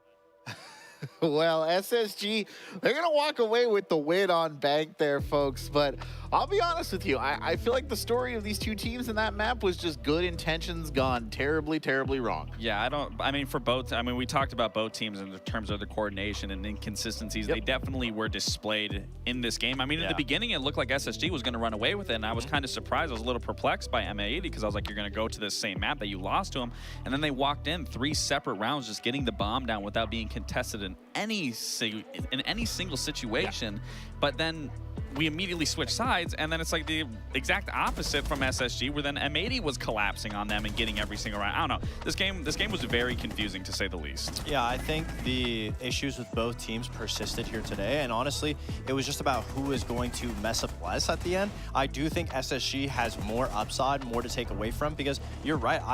I think we were all questioning when SSG was going on that run with M80 is, you know, just even going to a map like this in the first place, obviously you're going to bring some new stuff, but to get surprised that plants were going down, to get surprised and continuously caught off guard. It didn't look like we saw any new defenses from M80 at all. It seemed like the exact same M80 that had lost the previous banks, and of course they were able to catch up, make the round count, bring it to OT, and make that round count go to the final round. But there was just so many sloppy, I mean, even right here where they blind Benja. And they have a blitz. And they have a blitz, but Kino decides to run at him, and of course, yeah, what are the chances you get shot while blind? Well, the chances there didn't matter because he did get shot while blind. And it was just like, it didn't really show to me that M80 was doing great by bringing it back. I think it was just SSG getting ahead of themselves, letting their mistakes creep in, settle in, and giving the opportunity to M80 to come back. But at the end of the day, I mean, there's more to take away positively from SSG, but I wouldn't be too happy about that game for either party. Yeah, I mean, you got to feel comfortable for Space Station because you are 1 game away from getting your spot to Montreal. And, you know, we talked about both these teams and their opening engagements. And to be fair, Space Station had 11 out of those opening engagements, which is great. But the fact that it had to go the full distance yeah, I mean, you couldn't convert it. Granted, some of those were traded, but I mean, even for Citizen, we were talking about him in the beginning, and we haven't been able to talk about him too much, but he had a standout game, and it's unfortunate that they couldn't get through that hurdle and push themselves into a second map looking nice like Space Station. Everyone on, I mean, across the board for both teams just have to have a better performance going into this map and not have to push it down to the wire of who's going to get that last round of round 15. Yeah, you know, it's interesting because the things that you guys are saying to me right now are things that I felt like you said to me about these teams over the last 2 days. We're not really seeing improvement, which is surprising to me, especially from a roster like SSG in particular. They're second place in the stage. They should be learning. They should be adapting. But I mean, look at the entry kill problem remains persistent. Yeah, the entry kill problem, I mean, you saw it, 11 opening kills. How do you have 11 opening kills and you're not steamrolling the opponent? I mean, their attacks were great, very fast executed. They got the case down, like, I think 4 out of the 6 rounds. It was really good job from SSG, but once the defense is swapped, no matter whether they were getting the opening kill or not, they weren't converting it into round wins, and that's a mistake that SSG needs to fix regardless. Now, if you're M80, already looking at these maps, M80, very questionable decisions. You want to bring some stuff different, I get it, but on Bank, it looked like M80 was, again, just falling back to what they know. Big plays, big individual performances. They need to get the kills or else they're going to win. I feel like I'm watching almost like a better version of OXG at the moment. It doesn't seem like they're problem solving. It's just that they're going for kills and trying to climb themselves back in the game. But that was SSG's game to lose. And I feel like, again, that was just SSG's weaknesses that they let that happen. They let that go the distance. They didn't have to. And so we'll see, I mean, which team can just clean up better. Because I agree with Lax, both teams need to be way better. And now you find yourself in labs, especially for M80, where SSG hasn't played this yet. You don't have any footage on them. Maybe you might have something from a scrim or something like that. But SSG has 2 games where they didn't look too hot on this, losing to Sonics, losing to LG. And it's just not, it's not great for M80. You don't have a cushion going into your map pick because you couldn't get that win through on Bank. I mean, For me, I don't think it even comes down to IGLs at this point of who's going to get through this map. It really comes down to individuals just reading their situation, reading the play that they can make or that they don't have to make, where maybe just sitting still could be the caveat of winning a round or losing a round. I think it just really comes down to the individual prowess of each player just truly understanding the positions that are in and how they can work with every single scenario. Yeah, I mean, Labs from M80's side really came down to the fundamentals. A lot of issues on their attacks. That was the biggest thing. Their defenses, you know, they were okay, but it was their attacks that were the issue. And it didn't matter if they had the shields or not. We saw Kino on the Blitz, Kino on the Monty, Kino on the Ying. But their fundamentals of taking Rafters control or taking Aqua Stairs or taking Garage control, each one of those rounds, regardless of what operator we saw Kino on as the X Factor, the way that they played behind him was lackluster in the previous games. And that's what caused M80 to end up losing. And obviously we saw Luminosity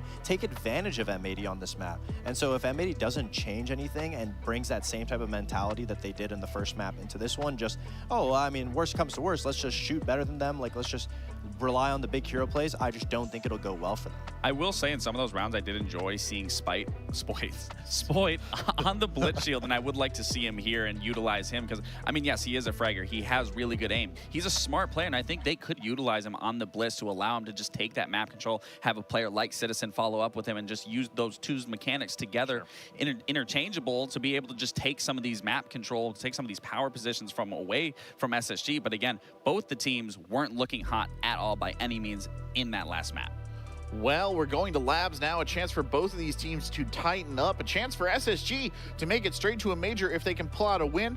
Now let me turn you over to two casters who are both no doubt rushing to get their own gaming in progress wall signs. It's Intero and Fluke.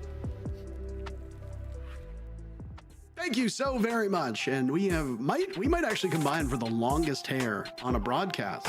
Now that you look like the missing link.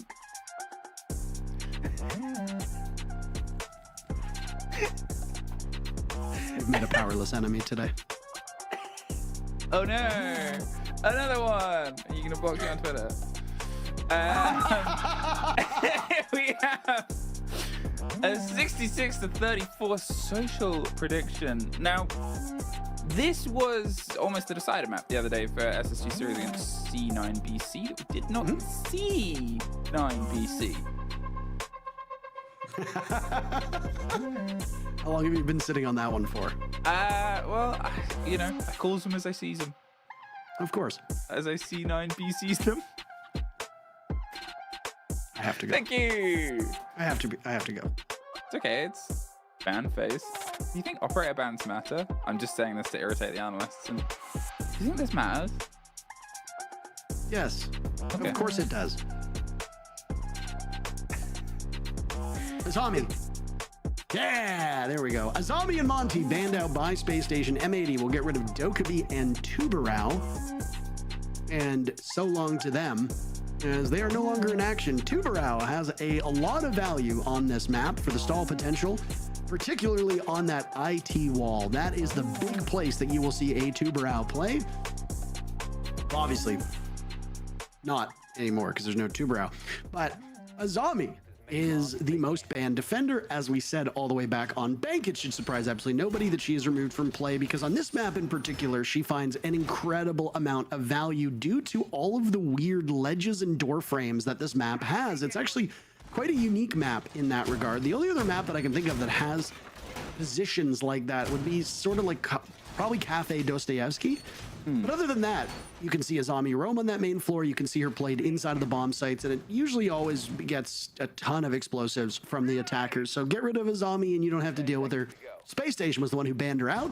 They obviously will know how to deal with this defender setup without an Azami. And as you can see, they're going to bring a lineup of operators that were not common, but were used previously on that Bank map. The only operator that does stand out a bit is the Wamai. He doesn't really have as high of a pick rate these days. I love the aggressive hold there on the double wall down in the basement. Obviously, when you've got the Maverick on board, you can you'll see teams go with two different ways of that, right? They'll either open up some holes inside of it, so it turns into a bit of like peekaboo. Goodbye, castle. Were you caught castling the window? Or do you think they were just holding onto it, ready to go for a strike? And either way, Ashen lives. But a bit of a risky opener here. If you think about the extension, think about the cost that would have been. They have one in pockets. I'm assuming they were peeking out and then went to do it at the end, but just got caught by the end of a pre-fire. And, well, now they're seeing if they can encircle quick enough to get them caught in the net, but otherwise, still too much structural work to do. They live, but maybe a little bit of a shake awake there for SSG. Ashen, not on a lot of health.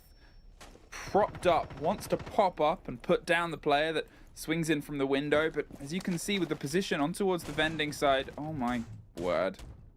I mean, it's ex-Kairos, you'll just get another set in a moment, but hey, if you've got it, use it. They've lost Kino now, as he had a rough go of it in the previous map. He managed to have a great final, was it 2 or 3 rounds? Not this time. He's dead immediately. Citizen trades it back by eliminating Ashen. These two will likely be on a collision course for quite some time. There will go one of those death marks. Citizen will hunt down the Valkyrie of Fultz. As Benja dies and Citizen capitalizes. All of this action happening inside of Kitchen. A bit mystifying that it has occurred so far off of this bomb site. Forrest will now have to put the shield on his back and potentially the team and ascend to the top floor. He and J9O are the last two standing for SSG. Yeah, I mean, the fact that it all sort of exploded there, not a million miles away from the site, but still, if you're thinking about the utility they've got the clash, and then have the back line, you probably wanted a little bit more wiggle room with how you could approach this. There's a grenade and a pressure that's about to come over the top. There's the flash. They do get one out of it. Looks for the second, but, well, they actually catch it as a trade against Citizen. Puts it into a 2 versus 1 for J9O. Now, his kills in the last map were rare but big impact. These could be the biggest of all. Get SSG off to a start here on their defense on M80's map. So they hold and wait and anticipate for the pressure on towards Cargo. I'm wondering if M80, as they pick up the kit, they've got 15 seconds. They have to focus on towards the plant, and they have control elsewhere, but now they don't have the kit. It's a 1 versus 1 engagement. They're swinging up for the side of the stairs. They're looking for the chase here. Just get out of there, J9O. Run for the hills. You'll be able to find freedom on the far side. And, well, okay, from the weird pace we had at the start to everybody dying in the middle to a Tom and Jerry ending. You can hear yakety sax in the background. It was thrown all over the shop that round. Goodbye to that first round. SSG winning the very first round on Labs. You know what? Let's skip a little bit ahead. Let's not wait for the formalities. We don't need to get 2 to 3 rounds into this map for us to be able to talk about which side will have a better time, depending on where you are attacking or defending. 58% of the rounds played on Nighthaven Labs in North America have been won by the defenders. 58%. Means 42% of the rounds won by the attackers, getting it pretty close to a 40-60 split, which means more often than not, we are seeing 4-2 halves that favor the defenders on Nighthaven. This used to be, all the way back in Manchester and SI before it, one of the most balanced maps in terms of attacker and win rate defender numbers. Not anymore. Nighthaven Labs has settled in as a very defender-sided map across pretty much every single major region. That's good news for Space Station as they start on that side. Most maps are defender-sided, and most maps are defender-sided to the point where it is a 4-2 scoreline that you expect to see. If that comes to fruition, Space Station will be in good shape, but anything less than that is a bit of a worrying sign and will definitely benefit M80. SSG, they're able to hold on to that first round, but you know, the sort of aggressive extension didn't quite net them the results that otherwise want. They're not going to play with the Maverick in an attempt to get this breach open. When you've got the Thatcher on the board and you can apply some pressure from underneath, if you get rid of Forest, that might be the route on through. There's some protection, some cover either side. They will get this wall open partially, whichever of the two breaches works. There's actually a misplay with the exothermic there, and they don't roll the Thatcher at the right time, so they lose one, lose the pocket, lose the player, and I said it was going to be easy, but they made it so hard. They lost Spoit, who's yet to find a kill so far in this matchup. There goes the EMP onto that IT wall, and it should be able to get opened if you can manage to get some exothermic charges down. But Hyper decides, you know what? It's not called Thermite anymore. It's called Fragmite. And he will now walk upon the bandit of Benjamaster and slay him just as he did moments before that with Ashen. Nitro Cell from below as Forrest will hit his mark, and we go back to a 3v3 with half of the round still to play.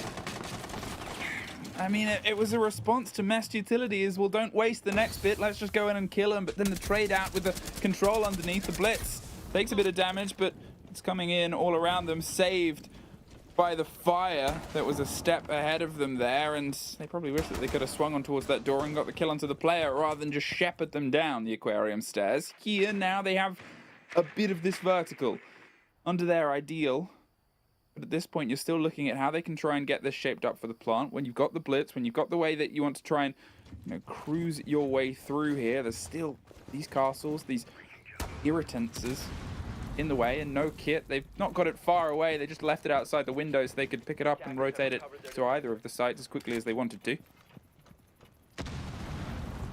But from this point, where are they going to try and get the tip of this spear? Where do they feel safe enough with the vertical above? Because now it's all horizontal plays, 20 seconds, and they can only do this.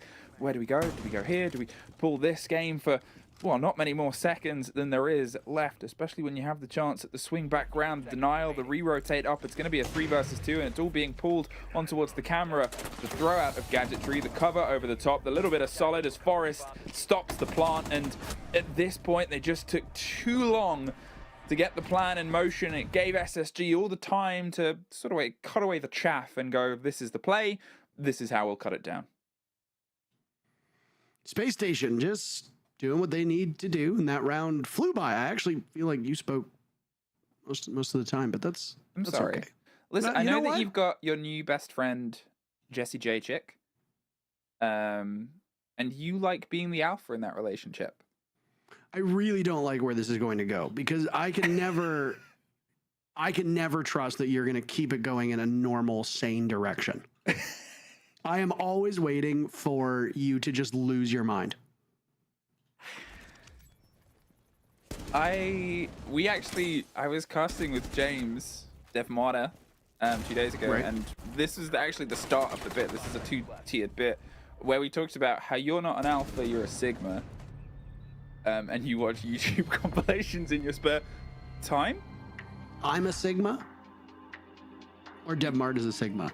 I'm assuming that's a tech thing that will get a taste of a technical pause. No, that Here it comes. By the way, brace yourself. I heard that this happened on another day. All right, well, we got a break ready for you. We'll come back when everything is resolved. See you in a few.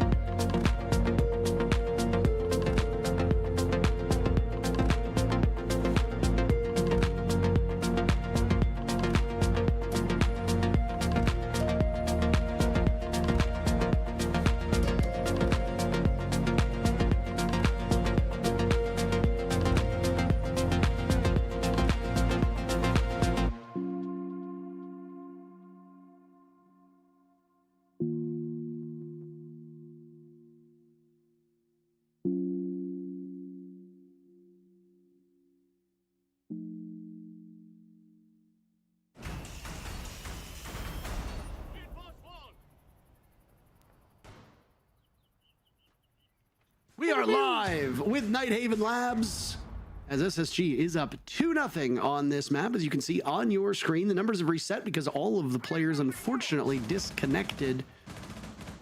However, I guarantee you they have kills. Probably. I'm a non-believer. Oh, no, wait. No, I was there. I saw them get kills. In fact, I can recite generally how players have performed so far. Benja, Spoit, and Kino haven't been able to get any kills themselves at all. They're still on that goose egg. In fact, Kino is on a 0% cost. He has not had an impact on this game yet at all. In the meantime, Forest, 5-1, is leading SSG, and on the other side, Citizen, 3-2, and Hyper, 2-1. So M80 is a little bit more spread out, but SSG just clutched out 2 rounds. And that's the weather report, Parker. Now to you for sports. Thank you. Everybody loses. Whap whap. Back to you with the weather again. Well, the weather is hot and spicy inside the jungle right now. They're getting the breach here on towards the wall, or they're trying to. They failed this. And I was going to talk about how disappointed I was before, because it's a real obvious, simple setup. If you've got 2 hard breach charges and you have a Thatcher and they have a bandit, you apply them in time with the Thatcher and things go well. If you apply them before you roll the Thatcher, do you know what happens to the gadgets? They get electrocuted. Oh. They just get caught, and that's what happened last time round. This time they do it successfully.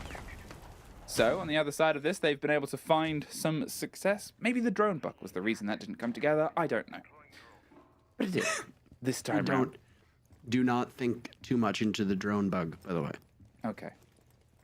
And as there's almost another fight for Kino to get on the wrong side of. As I said, they have not been able to have an impact this game yet. They were very late with their impact in the last one as well. In fact, most of what they did was in the dying rounds when it, I would say, mattered the most, but they lost, so technically didn't really matter at all. Castle has been a standout operator for Space Station on both maps that we have seen so far today, and it is a regular part of their repertoire. Forest will be the one tackling the obstacles that are those castle barricades. You know what I realized? Oh my, Janino just gets absolutely poached by Hyper. Yes, what did you realize? There's a proper name for the castle barricade, right? I actually have no idea what it is. We just call it castle barricades. Yeah, probably. I mean, who learns this stuff? Nerds? Castle, Rainbow Six. All right. Ooh. Name. Ooh. Benja gets Hyper's name, jots it down in this little journal of people I've killed today. Armor panel. That's not a creative name, but okay, whatever. There's Forest and Fault getting one apiece. It's popping off inside the site, not very successfully, might I add. SSG, this is the strongest they've looked so far, and the first question mark I've seen is dropped, leaving Citizen. Now, Citizen was the standout performer of the first map, and is blown out of the map by that C4 Benjamaster operating in the heat death of the universe. We said from the surface of the sun. Yep. It's like the inverse of, what's his name? The elusive man from Mass Effect 2. You know, he sits in that room, but man. Yeah, and it's really, so you don't really get to see. In here, it's just so bright that you're not sure it's the opposite. Who you're making the deal with. Maybe it's just so they can try and, it looks like it's the same side as Kino as well. Maybe they're just trying to tan them. Like, you know. It is the elusive man, by the way, played by Martin Sheen. If they did get to Montreal, yeah, you know, the elusive man. If the elusive man got there as well, I don't think they would get any sun either. So they're just trying to fill them up as possible. Mm-hmm. You know, get them in. Having Flintstones gummies. You've got to get your vitamins. If I mean in Montreal, don't say the word gummy. It'll probably mean something different. Oh, I guess that stands to most of Canada, actually. Messed up. Canada. Just slightly wonky America. That's. I went to see Auntie Donna with my. You went to the same show, by the way, just the one that happened in the UK. I took my dear old dad, as a good son does, and the very end of the sketch basically ended with, "I've never seen a country so proud to be marginally better than America." Yeah, well, unfortunately, Britain is marginally worse nowadays. So. Britain is the America of Europe. So I mean, just like how Australia is the America of Oceania. Australia is a mistake. The pressure comes on towards Rafters. They're seeing if they can maybe lock out a loose player, but the longer this goes away from M80, and yeah, they're on their attack, it's a map that can have a bit of back and forth, as they sort of rightfully pointed out on the desk. We don't have a lot of one of these teams on this map, so what can M80 really cook with at this point? Sure, they might enjoy it, they might have some plays and ploys, but when you are trying to build against somebody's defense, which is the eternal question and answer around this game, it's hard to get cleaner ideas. You have to rely on fundamentals, which have been a little bit slippy today from the side of M80. There is the first major slip as cameraman is caught out. Ashton's holding on and just drifts outside and runs for the bleachers, going for the rotators. Everybody else dies. Kino does get faults, but I mean, you say negative things. You have a better voice for it. I'm too lovable. Let's turn to our Twitter mentions and see if that's true. It's like, listen, the accounts that get blocked either really don't like me or really like me too much, and neither of them are fit for broadcast. Oh my, it's about to be 4-0 for SSG. Hyper has already decided to quit. I don't know where he's gonna go. Kino wanting some of that smoke, and he gets it from Benjamaster. Ashen says in the chat, yeah, leave the game. Citizen dies, and well, with Hyper being out, I fear there might be another tech pause. What did I say? I said prepare for it, Emmy. I said get ready. Here it comes. I'd heard rumors about this. Well, now you get to live it and experience it. It's 4-0 for Space Station, by the way. I did 3 days of Japan over this before I came into NAL. I was on a day of Japan earlier. There wasn't a single tech pause. They just must have better versions of the game out there. Sometimes these things happen. I still can't get over the fact that you just said what you said about Twitter on the broadcast. That might be one of the greatest things I have ever heard on a Rainbow Six broadcast. They either really hate me or like me a little bit too much. So I pity the people who need that spelled out for them, but I'm sure they'll be able to figure it out. Oh, they'll work it out. Yeah. No, I'm not gonna say that. Don't. No. I will fucking do it. Remember what I said earlier about how I'm all like you teeter on the edge, and I'm always wondering which side you're gonna fall off of, and I always have to be ready to like try and catch it or catch you, I suppose. I like how I have that element of danger because usually you are the wild one in your duos. You're the one that says things, even when you're alongside people like Lynx, who. Lynx is deranged, by the way. Deranged. Oh, entirely deranged. But on broadcast, they're quippy. They like their little. They're like their, you know. They're going up the. It's starting to rain. You know, they like their little things. But also, they'll say. You'll say something. They go, yeah, okay. They'll hit you with that. Jesse is also a psychopath. They're deceptively normal on broadcast. So here's what I'll say. When I used to work with Michael, I would be the lunatic. And every now and then, Michael would obviously get a little goofy, especially if he just decided not to sleep for 3 straight days. Which you know, it happens. It happens, you know. It happens. But Michael always played the straight man. I'm not talking about sexuality here. I'm talking about the type of comedic style where when you play the straight man, the job is that you are the audience's surrogate who is supposed to be bewildered by something outrageous that somebody says. So anyway, we fell into that. And then of course there were lots of people who don't really know how social interactions might work and would say like, oh, you can tell Kix is so annoyed with Intero. And it's like, I hope you find a friend one day. But anyway, then when I was with Nick is Danish. And I don't know if you know this, Danish people are not allowed to laugh. No. So it is against the law in Denmark. So Nick always was obviously very serious. And it was just, he's also European. So he doesn't really get like North American humor because it's very low brow. You're from the land of highbrow humor.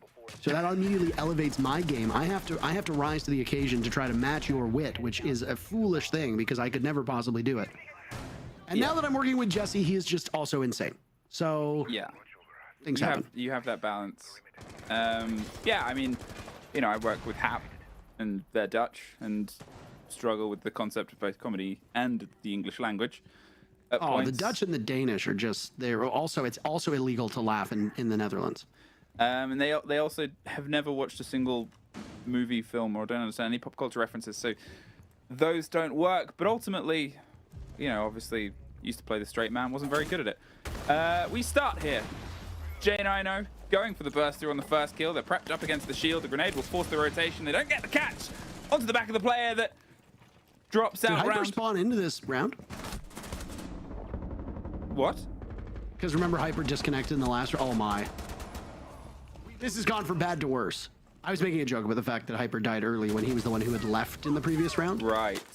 Spoiler with the very first kill as Forrest tries to hold against them. Down goes Cameraman. The numbers will equalize. 1 minute off of the clock, and the shield is still very much in play. Ashen being hunted down. Forrest takes care of Spoit, and now the shield will run in. Oh my, almost an opportunity there. A Citizen picks up a double, and it's all up to J9O. The very first round for M80. It'll happen in just a second as the Wamai gets targeted and he runs into his death trying to take advantage of Citizen. The timeout seemingly works. The tech pause seemingly works as well. And M80 wins their first round. Hey, they fix the problems, you know.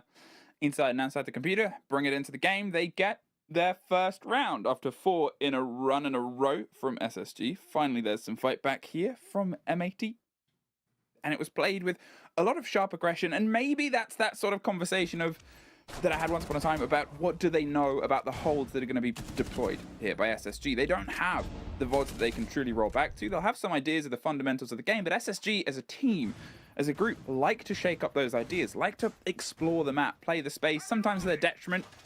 You think about that very first round, really it should be 3-2. M80 had a good lockdown. They ended up with a 1 versus 2 Faults clutch back then, where Faults just ran to safety. But here, how they approached it, they went, let's just throw ourselves into Aquarium. Let's full send it. We have the track, we have the blitz, we have the Deimos, we have all of this going for us. Behind the back of all of this, surely we'll find something they do. And the blitz is back in the pockets of Kino, and it hasn't had the same success for the team throughout this game, but maybe they'll be able to get it to land a little bit better. There was that question that was asked in Bank that says, are you playing Nook? Yes, is the answer this time around, and it's 50-50 on success so far. I was going to say that our observer Easy took umbrage with me saying that the Dutch and the Danish are not capable of being funny because he is Dutch and he's actually quite funny. So I did apologize. I would like to apologize to you, Easy. You were granted an exception from birth. That's it. Yeah, well, they're allowed. There has to be at least one, right? You know? Somebody somewhere is allowed to make a joke from that country. SSG in a very powerful position here, though. But remember what we said way back at the start of this matchup. The defenders should be going 4-2. Ashen gets picked off probably a little bit too early for Space Station's liking. Hyper will go down right after. Spoit also falters. M80 were looking to take advantage of that very first pick. They quickly moved and mobilized, and SSG shut the door. It was a bit of a missed moment there. You could see the Nook lying down. Hyper wanted to see if they could catch the player that rotated out of the kitchen, but they'd already left. That gave them the swing as soon as the barricade started to be shot to get the pressure on from the end of the corridor, which maybe they didn't expect. Obviously, we didn't see the engagement, but we saw the build up into it, and you can kind of put the pieces together and assume how the puzzle's going to look. Now, with the blitz still on side, SSG has this extra problem that it might have to deal with if Kino can get themselves into a 1 versus 1 engagement, if they can try and press and stress that game that SSG like to do that I talked about, where they'll explore the map, they'll try and keep a lot of wiggle room, a lot of places that they've otherwise got to recheck and re-clear here, and that's what the blitz is sent on a mission to do. Get rid of J90. You're up against the Legion, 2 in pocket, there's the swing round, and they still win it out! The flash didn't connect with J90, I guess, and that's going to be a disappointing moment. They have the player inside the kitchen. It's an easy pick back up for Cameraman. Caught out. There's Citizen to offer some level of support, but Forest over the top leaves just Citizen alone in the kitchen. What are they serving on the menu today, Parker? My friend, it's only pain. Blood pudding? Blood pudding! He said that with... No one has ever said blood pudding with that much excitement. Blood pudding! 5-1 for Space Station. We speculated that if M80 had prevailed in map number 1, that it would be a quick 2-0. We are now looking at it in the other direction. It is very, very likely that M80 will have to go through the LCQs to get a spot at the Montreal Major now. That's a run. It's a gauntlet that nobody wants to have to do. You don't want to have to step back into it, especially again, yesterday they were technically 2 rounds away from being able to get themselves already confirmed all that SI points, and yeah, they would have another game to play for a cool $30,000. But at the same point, the focus, the stress, you get to start, okay, who we got on the international stage? Who are we likely to play? We're in second phase. We don't even have to play the first phase. We get the build-up. We probably get SI as well next year. And at the point, all that they can sort of look at right now is just that all slipping away. It's a distant memory for M80. And SSG, they had a decent lead on Bank that slowly got picked away at by M80. They might suffer the same thing, but this time they have the 1 extra round. And they'll get a few on their defense, but as soon as SSG get themselves onto map point, the mental's gonna shift. Shift where? To Montreal. Don't know why I said like oui. French Canada. Ooh, okay. That is a dreadful start for Citizen. He gets caught by Benjamaster 30 seconds in, and the same formidable offense that M80 was hoping to show off seems to be a bit more successful for SSG. Look at that drone, and they have him on cam right now. Kino will shut down that logic bomb and just miss out on the Dokkaebi. Ashen is too good. Uh-oh. Apparently they banned Dokkaebi. On the rehost. Oh dear. That's the bad. Bans aren't there. Hey. Whoa! Uh-oh. Well, I have no idea what that means for this round, but we ball. Sure, it has to be a replayed round, obviously. This isn't the fault of the players. And, you know, you're probably just looking at what you have a selection, and you're in the heat of the moment. I don't blame them for picking the operator so much. They probably just went, oh, yeah. Yeah, I would do the same. They won't, because obviously as soon as you do impact as that operator, they'll be like, hey, we banned that. It's like, oops, sorry. I mean, I as far as I'm aware, if you play an operator who's banned, there are no operator bans, as you can see on your screen right now. None of them were inputted, which means I think it was Azami, Huberau, Dokkaebi, and Montaigne were the 4 bans, if memory serves correctly. Nashin wasn't trying to pull a sneaky one. I assume. I could be wrong. Well, we don't know. I think this is where we leave it to the admins, right, to figure that out, because we're not smart. I will say we're gonna have a rehost, by the way. That was always gonna happen. Thank you. So what I will say though is that if I'm playing on a team, I'm not memorizing what my opponents ban. I see that operators are open. I'm a gorilla. I'm gonna pick them. That's it. Anyway, all right, we're gonna get everything set up and then we'll get back into the action and await what happened in that round. We'll go to a break. We'll be right back.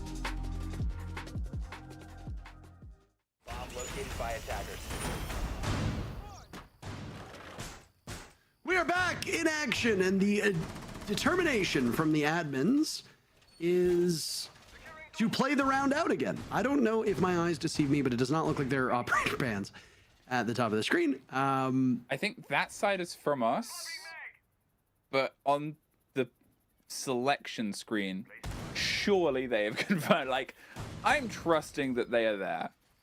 I think our overlay is usually what shows it on this stage. I could be wrong about that. Because we have a new overlay. Look how tiny it is. And far away. I'm not sure.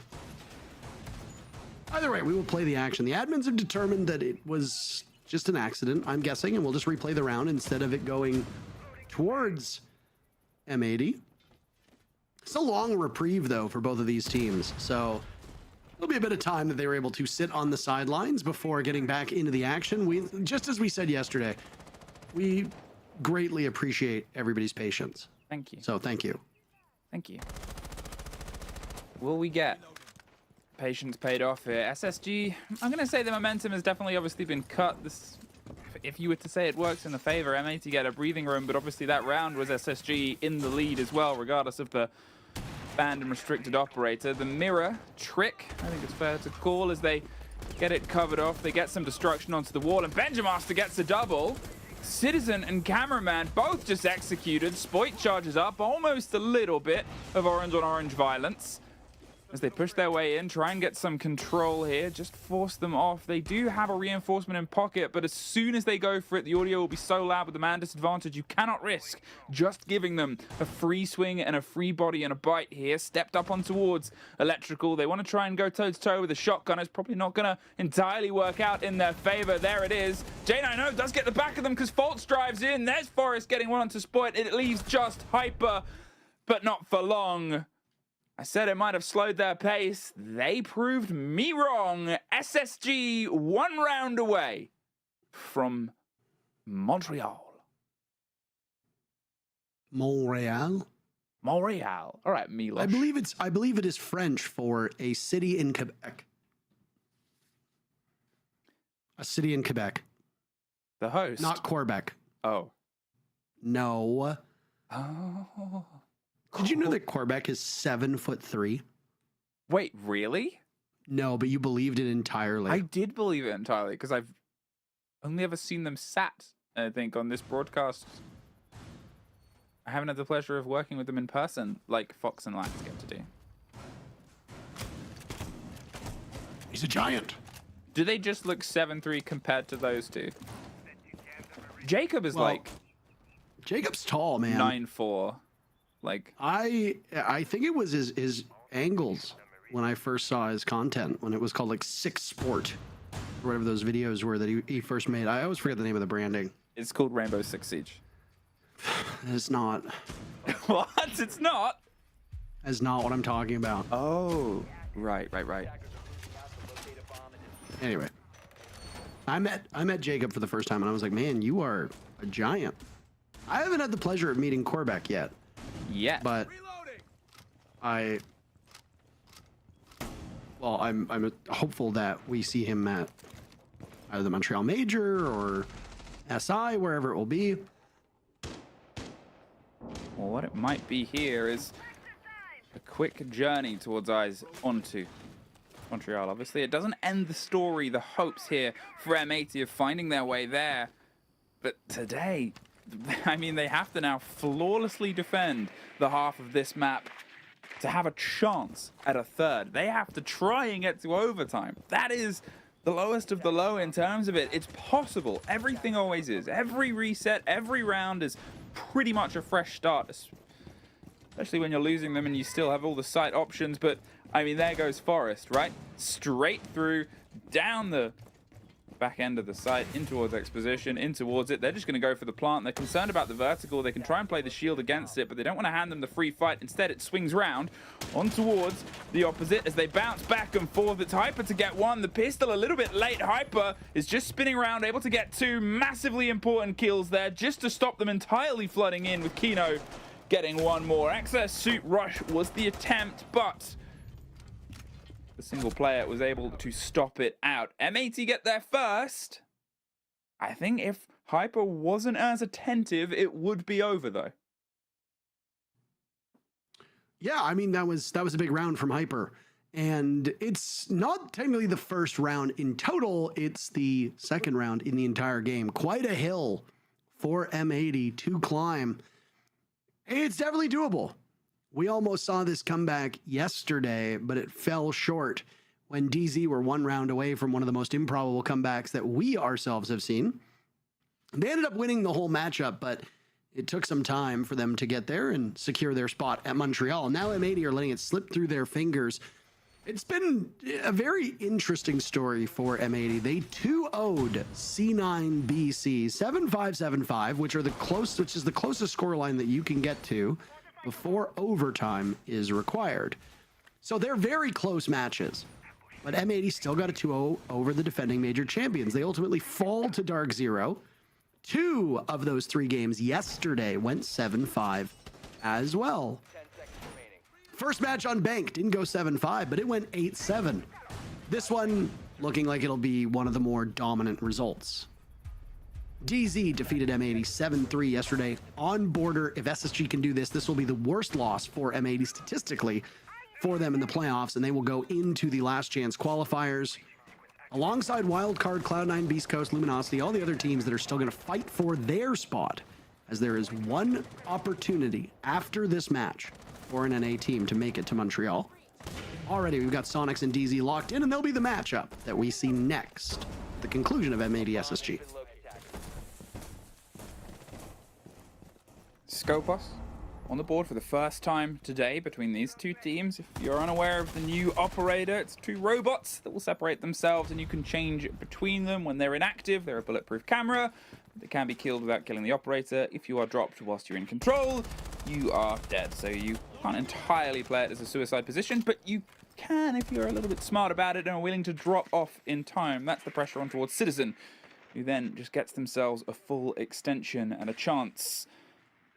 But otherwise, that extension, how will it be offered to them? When you're looking at the control over this site, you need to try and get IT, you need to try and push across from the side of jungle and connector, see if you can cut off the verticality hold. You know, it's a bit sticky if you're going for the cargo plant. You've kind of got to get the control over the top of cargo stairs, pushing onto the back, and you still need that verticality around the side of Aqua, but it seems like they want to be a little bit flat about it. There is Benja on that cargo door. And there's that verticality I talk about, perfectly displayed how important it is to pay attention to that first. SSG are still primed and ready to clear this one out. It just might take an extra round. We'll see how this happens. Forest destroys Kino. Forest looks just as surprised as we are at what happened. Forest, by the way, is in the bomb site. He has to be wary of those kill holes that are above, but he will go for the plant. Who is covering him? He repositions now before attempting a second time. Down goes cameraman. Forest vaults in. He picks up a second. Fultz, feeling a bit more confident, will attempt yet again. Almost now. Almost. Hold steady, and Space Station will get the diffuser down. It'll be all up to 2 players on M80. Spoit and Citizen all the way over from Europe to do battle in North America. Spoit will start with 1. It's Forest to die. Citizen looking to swap from Colossus to Talos, but isn't able to do it. Now it's Spoit to breach through inside of Garage. Nitro Cell goes out, ever closer to the bomb site. Ashen shuts him down, and it's Citizen to switch to the other drone, and down below, he's got no hope in hell. I don't even think he can get to the bomb site. He won't do it alive. Space Station will be in Montreal. They join the Sonics and DarkZero, as all 3 teams in North America are locked in. For all the stress and all the fight and all the back and forth, it's weird for it to end in almost a bit of a whimper here. It felt like M80 had just reached a limit that SSG were more than happy to do. This obviously secures SSG second phase as well. It gets them a base of at least 55 SI points guaranteed. It doesn't actually put them on the level of M80, who still have a little bit more on the jump start, but still, what a gift, what a moment, close enough to almost secure. The cutoff was 300 points last time. BDS at 300, 305. And now, them falling so close, well, I suppose that's something for the desk to talk about after our break.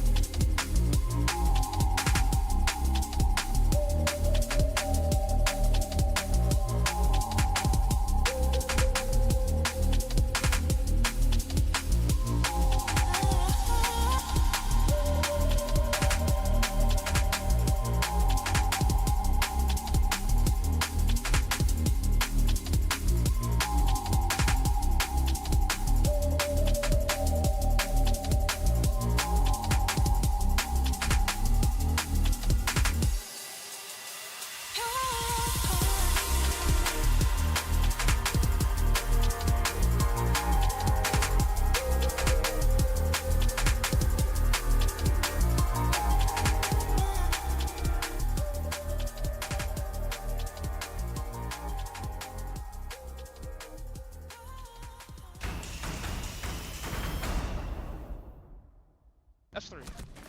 Last guy's S3. Don't pick me, don't pick me. He TP'd. The fuck is he going? I don't know. He TP'd. I don't know.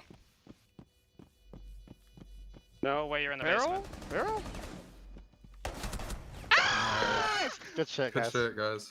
Done, Rick. Wait, we don't need to. Good job. We're going to Montreal. Oh, that cat out of you. Good fucking shit.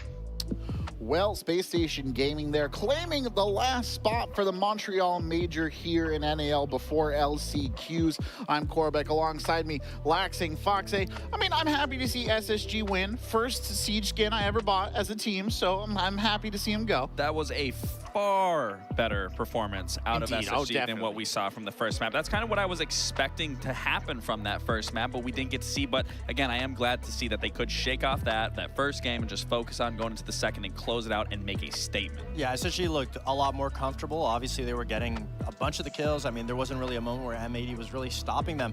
But, I mean, I think to boil it down, I mean, great play from SSG, but, I mean, M80, same mistakes, same mistakes that we saw on their previous labs. And again, it still makes me wonder what the thought process was when it comes down to the map picks. I feel like these maps just didn't really line up for how M80 wanted to play, how they wanted to go about things. And I mean, SSG, obviously, first map, a little shaky, but it looked like they woke up, warmed up.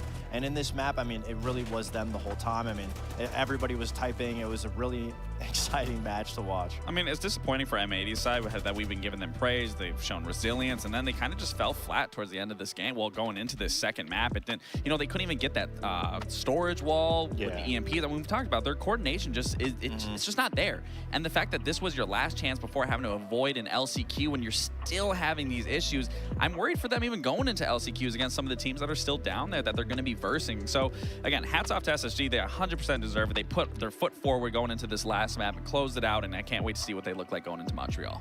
Yeah, no, I couldn't agree more. I mean, I'm not a pro player, wasn't a pro player. I feel always a little bit rough judging people, but M80, they just looked a little bit lost, and I think the stats really show that. I mean, 7-2 scoreline shows it, if we're being honest. Yeah, I mean, there wasn't really much change. I mean, obviously, we talk about it. You're not going to bring maps that you struggled with during the stage to playoffs unless you have stuff to show for it, a lot to change on it. And there really wasn't much, especially on Bank. It came down to a lot of gunfights, and I think that was just SSG's game to lose. The SSG made it a lot closer on map 1. Map 2, on the other hand, SSG was firing on all cylinders. And I mean, they were playing defense first, and that was the hardest part. That was the part that we highlighted, that M80 was struggling, that it didn't matter on the operators that they had. The way that they fundamentally played the map just isn't the most opportunist. It doesn't really capitalize on anything, and they were waiting for SSG to give them opening picks or some type of leg in the game, and SSG just played slow. They played their positions. They waited for M80 to get into the map. Once M80 was in, that's when SSG let loose on their playing ground, and it didn't really look like M80 had a chance.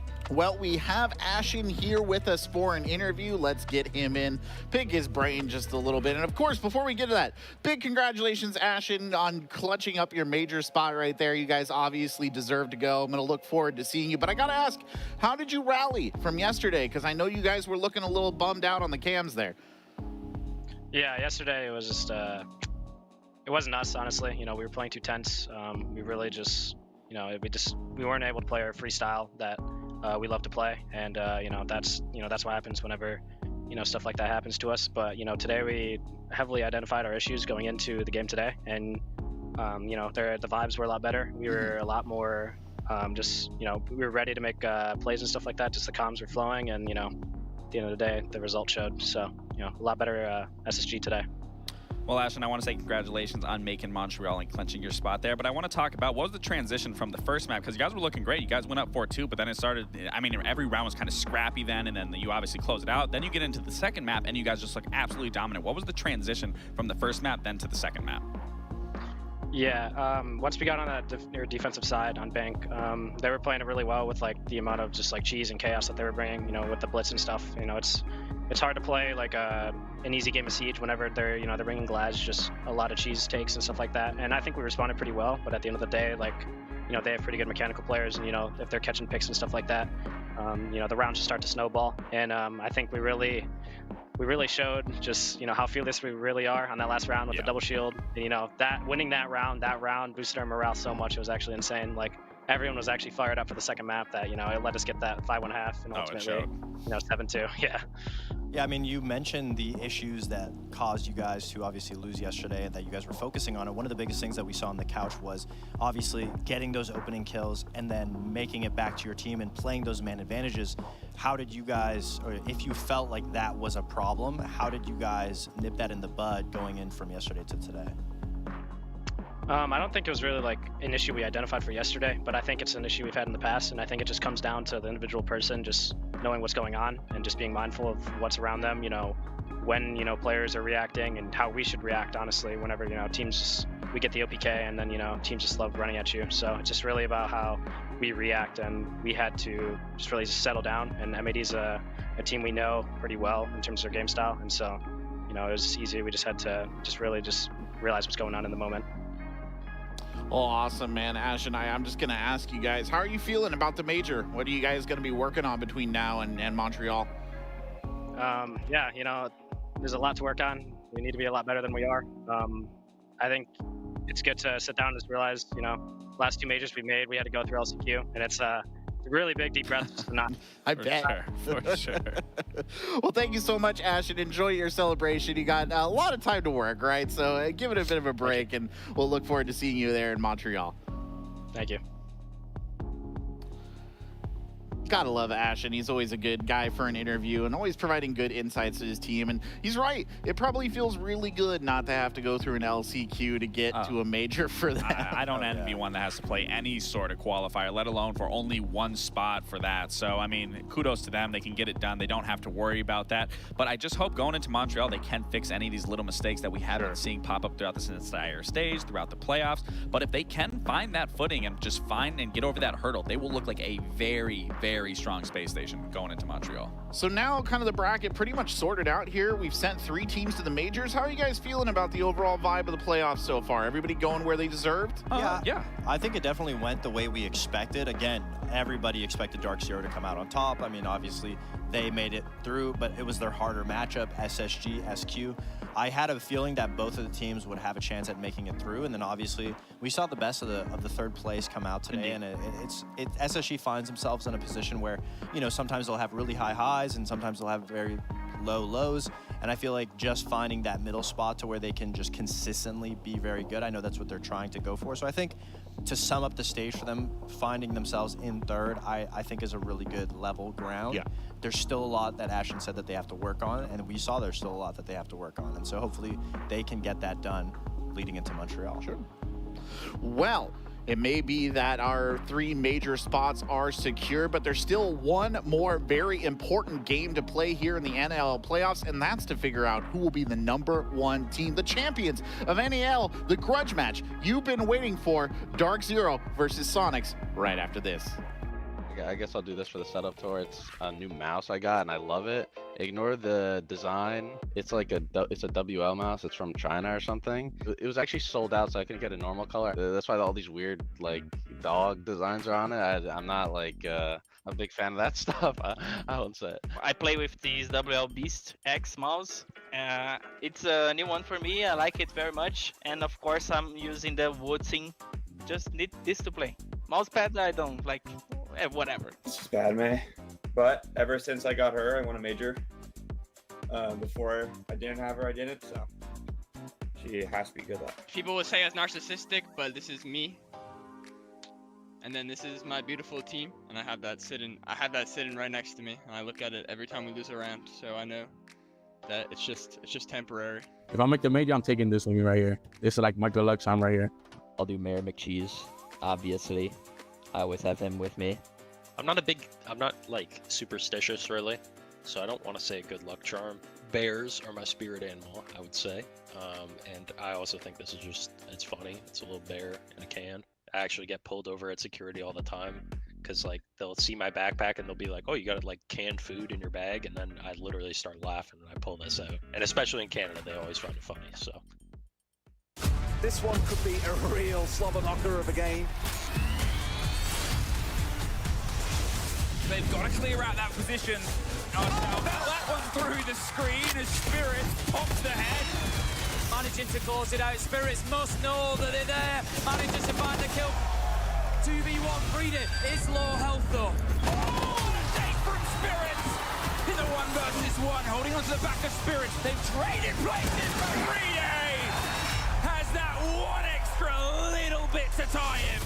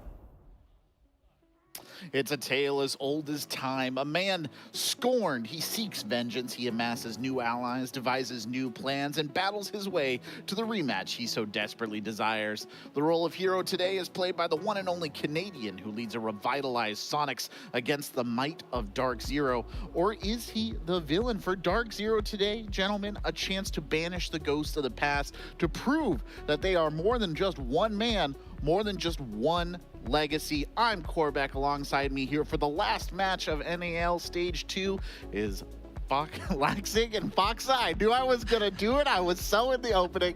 I'm happy to be here with you guys at the end of all things for this game. This is the big grudge match that people have been looking forward to all stage. Yeah, and I really like your intro because we were talking about yesterday how DarkZero was gonna go watch a Game of Thrones episode. It feels like very like medieval Game of Thrones-esque, you know. So I mean, I like that. I like that. We are in the dark ages going into this game. I mean, it's a little bit of a grudge match, as we heard from Troy. He wants to dominate this team. He wants to show them that they were wrong, that he can bring SQ to the first place seed. But I mean, all in all, it's going to be a good game because when we saw these two match up, it was a 7-2. It was a blowout from Sonics, but that was DZ not finding their footing, not finding their identity, where they absolutely have shown their identity throughout this stage, throughout these playoffs so far. So this should be the true testament for both of these teams to see whose team is better than the other. Yeah, I mean, at the end of the day, I think Bolo said it best yesterday. Every roster change can be a good roster change. It's not necessarily getting rid of Canadian meant that he wasn't a good player, and we're seeing that here today. I mean, he got off of DZ. Now he's brought SQ to potentially top 2. DarkZero also potentially top 2. And you're right, that first matchup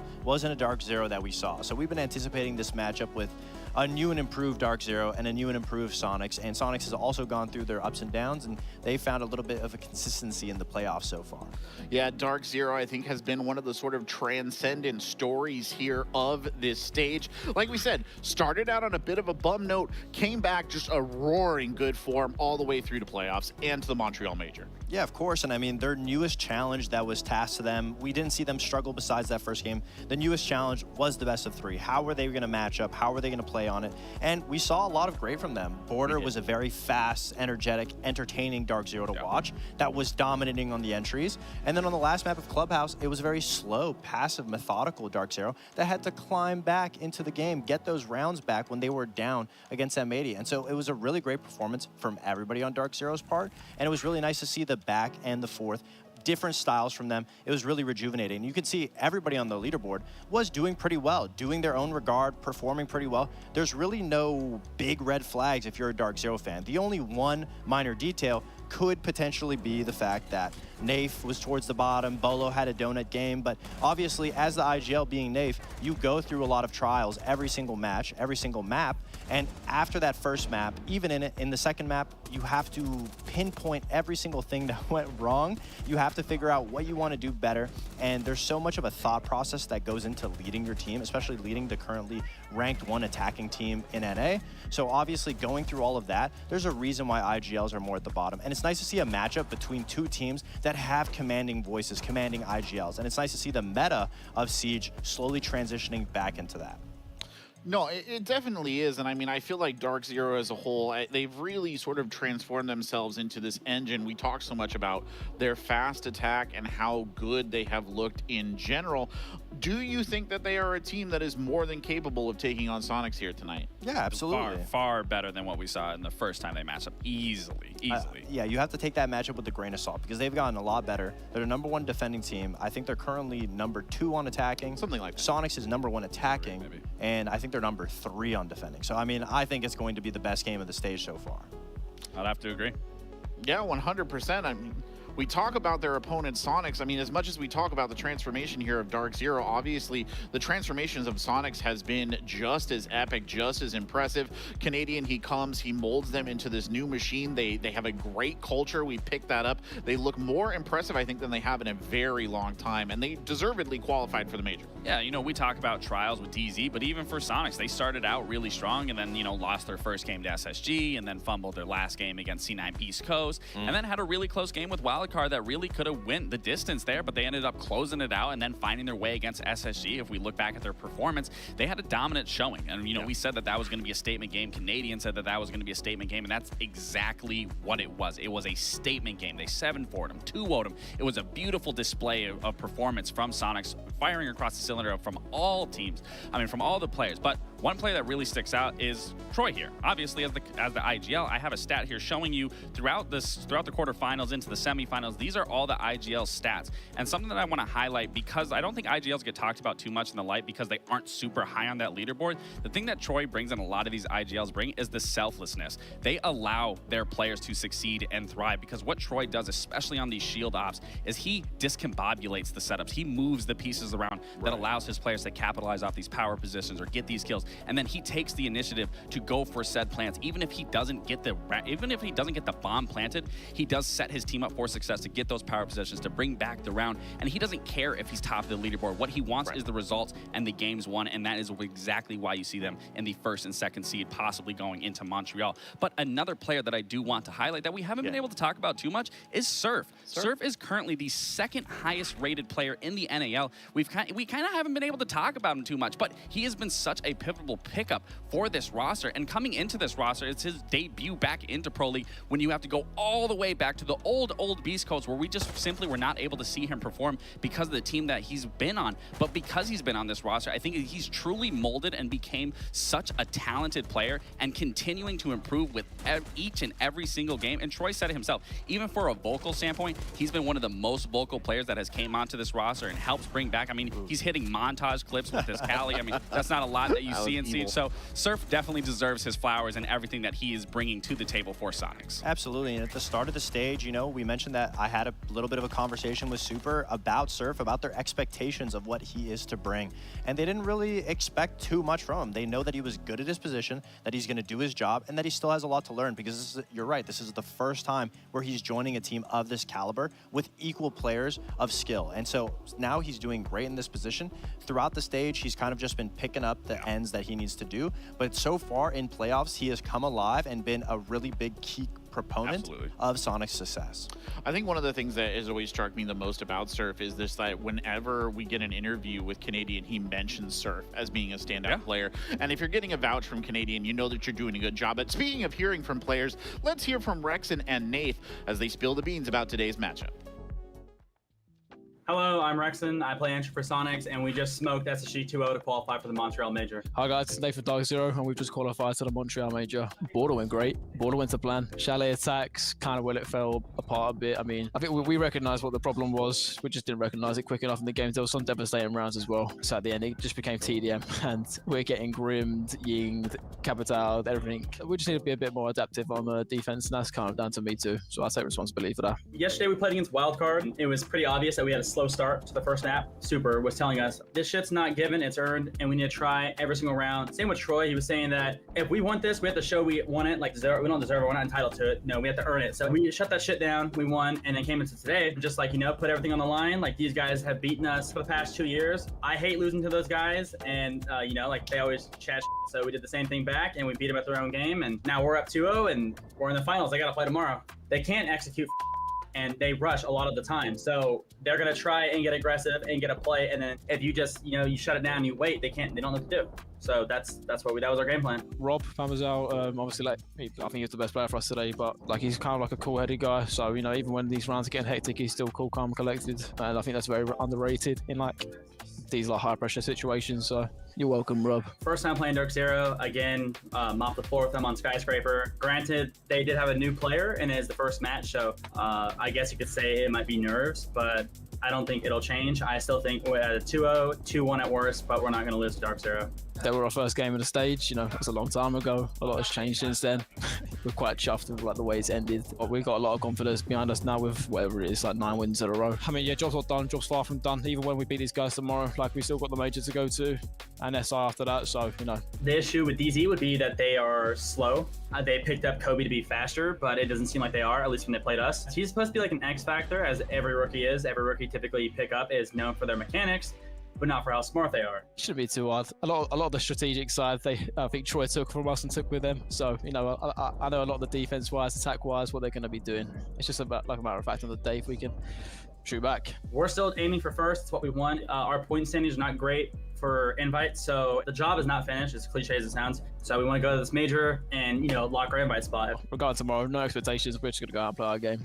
what happens, what happens. Either way, we're locked into Major, locked into SI. We still want the first place, but what will be will be. Yeah, as I said, all of these games just small hurdles to the end goal. You know, two things. First of all, Nafe sounds so relieved in that post-game interview. He genuinely sounds like a man who has had a weight lifted off his shoulders. But second, both of them feeling very overconfident going into a match where they're quite equally matched up. I mean, you obviously want to see that from both teams. I mean, they both, in that moment, punched their tickets to go to Montreal. Yeah, sure. Obviously, you're going to see the relief on both of their shoulders. I mean, I think everything that they said made a lot of sense. I mean, of course, SQ matches up very well against DZ. And so far, if you look at the receipts, SQ did dominate them. Now, it is a completely different DarkZero. They have a lot more to their arsenal of what they can do fast and slow, and I think it's going to come down to the maps specifically, because Skyscraper, when they first played, did not work out in DarkZero's favor. But we're going to see Cafe first from Sonics, which is a great pick because that is a map that mimics Skyscraper, so understandably so. Sonics is trying to take DZ to a place that they know that they'll be weak on. DarkZero, switching it up, going to Chalet, which is a map that they lost yesterday to M80. And they were saying that their attacks were kind of shaky on it. I actually do really like the maps for both these teams. I think they fare out pretty evenly, to say the least. I mean, Cafe, I don't think Sonics have looked crazy dominant. Their first game against LG, I talked about it back then, that LG possibly could have walked away with that game. It was just small errors that hindered their performance. And then they recently just played against C9BC, losing it, and then losing their spot for the first and second seed. But I do expect them to have that bounce back. But I do expect a lot of counter-stratting for both these teams going into these maps to really try to bring that punch and bring that little oomph into these rounds to be able to push them through that hurdle and get into that next map. I do kind of wonder, is maybe Cafe a little bit of a miscalculation? Because we know that DarkZero can go awfully fast on the attack when they want to. I mean, Cafe is a map that you can't really get too aggressive on. Yeah, you can do rushes, obviously, going through the windows, but it's very linear. It's difficult to even just get into the map. So that is a first step that mimics Skyscraper, and that was the issue that DZ ran into, is they couldn't even get in the map in Skyscraper. Sonics was shutting them out. So I'm imagining that Sonics, with that mindset, has the exact same ideology when it comes to Cafe. Don't let DarkZero on the map, shut them out. And when it comes to their swap sides and they have to play their own attacks, they have the better proponents to deal with DarkZero's over-aggression. I mean, I expect Sonics to be fairly aggressive, especially with how we saw them play against SSG the other day. You know, they were four-manning up a single person or two people, just really communicating and coordinating together throughout the map. And Cafe is exactly a map that does demonstrate that sort of play. If you can play with a teammate, you can get those engagements going and get those kills going in your favor. You should be the team walking away from that round and then carry it into the next. But I expect both teams to really just bring their best performance here to try to just better the other. But again, it really is going to start on that defensive half for the attackers to really try to make their foot into the building. Well, it's time here for the finals of the NAL. I'm happy to turn you over to our casters. One sugar, one spice. I'll let you sort out which and which. It's Intero and Fluke. Thank you so very much. And it's time for the final matchup of the day, with ultimately bragging rights being on the line. One of the most memorable matches that we had in this stage of the North America League came back on Skyscraper. It was DZ versus SQ, and of course, it was a grudge match. There was some bad blood spilt on social media between Nafe and Troy Canadian. As Canadian departed DarkZero, he found a safe harbor in Sonics. And that was the only match that DZ actually lost, Emmy. And it was quite the thrilling end. Who gets their way in the rematch? We'll start on Cafe Dostoevsky with the bands rolling in Sonic, starting on defense. I mean, yesterday, or last night during Bad Blood, we had a fantastic showing. Will this be a Hell in a Cell as it was to the level of Punk versus... Do you watch wrestling? I do. Yeah. Will the I didn't watch it, but I heard about Punk versus Drew. Great Hell in a Cell match. Will this be a continuation? Will this be a brawl? At this point, I think there's one thing to especially take away from Nafe's interview is they are officially one of those few confirmed teams. Them, I think BDS and C9BC are the three that are locked in now for SI. That is not changing. That is not shaking. Because of that, there's a slightly different weight to this game where Sonics want every single point possible. What do they get from this game? 5 extra officially, and a nice cool $30,000, I believe it works out to be. But, you know, at this point, it's more than anything a grudge match. I hate that Grim picture. Can I just say that? That skin? Which one was it? Sorry, I wasn't looking at all that. It's the Street Fighter one with the giant eyebrows. Oh, Ryu? Yeah, it just, I don't know, it just upsets me. Scares me. Oh, Dukin! Let's talk about the real stakes of this matchup, though. It's not SI points, Emmy. No. It's not about finishing first overall, Emmy. It's about Arcanic Truth potentially leaving the Rainbow Six Pro League subreddit. Wait, what? For a month. Wow. This was posted 3 hours ago by Arcanic Truth, who posts maybe a bit too much on the subreddit, and said, okay, it's time to put my money where my mouth is. If DZ lose to the Sonics today, I will leave the sub for a month. So that's if DZ loses. Those are the real stakes of this matchup. I know all 10 of these players in the lobby and their coaches and various support staff take that threat very seriously. So we'll see what happens. You know, I mean, that's a lot of responsibility for one person to take from there's about 5 or 10 super posters on the Reddit. Some of them I'm not going to say I agree or disagree with, but Arcanic Truth is a chaotic one. 30 seconds gone here. Now, obviously, there was an early showing between these two teams before. As you said, it was the one that got away from DarkZero, so sort of getting that revenge will be a very delicious dish on the end of this. Have they picked up an idea, or is Canadian still in the heads of their ex-team, their ex-roster? As they said, both these two teams have got themselves towards the second phase. They're not playing for the stress of Montreal. As soon as this day's over, it's back in towards prep, back into getting themselves set up to take on the icy tundra of French Canada. Some quick control has taken over the top 2 floors. The sunny beaches of Montreal, you mean, of course. Yeah, sorry. The big thing that we need to focus on today is Bolo. Bolo himself. Because yesterday, Bolo had a really rough first game. He had 0 kills in map number 1. In this match, can we see DZ strike first? Naif actually picks up 2. That is huge for him because Naif also had a very bad day yesterday statistically. If Naif can survive and continue to exhibit influence on this matchup, then that will be troubling for Sonics, who've already gone down 2 with Ambi and Rex, and usually 2 of their stronger players removed from action. The desk highlighted Surf, and he'll be somebody we keep our eye on today as well. I saw earlier on this day when I covered the Japan teams playing their way towards the major an absolutely ludicrous echo clutch that happened where they just stayed underneath the players' feet so they couldn't shoot them out and ran out the time, and it was pretty much to clutch the whole game and series. I'm kind of hoping I get the same level of crazy here, but probably won't. It seems a little bit more formulated as they go for the drop round. They're close towards what is a default plant spot, but so is the Echo that steps in for the fight. Canadian wants to double dip inside the cold freezer as there's at least one more that's about to swing on, and the Deimos is able to get that cleaned and squared away, leaving just Surf alone. Now holding against Pamba, Kobe, and Bolo. It's not the easiest strike force to try and take down, and with a post plant made even harder. The track is on, they know exactly where he is. There's no free space to move into. One's rotated up towards the back of White, one is just holding them down onside Coffee, and they don't even get past that. Bolo, the other person you wanted to question, is the end of a round. Is this the herald of a better time for DarkZero? Well, I mean, we'll see. That's just the very first round here for these two teams. Cafe as a map is around the middle of the pack in North America. We'll get these numbers out of the way before we get too deep into the actual matchup. 63 rounds played on this map, just a little bit ahead of Chalet. Technically, it's in third behind Consulate and Clubhouse. Clubhouse taking up most of the air of the 3 maps. But back to Cafe. Of the 63 rounds played on this map, 34 of those rounds have been won by the attackers. That puts this as an attacker-sided map. 54% of all rounds won by the attackers, 46% by the defenders. So it's still close enough where this could very easily be a 3-3 first half, and we wouldn't bat an eye.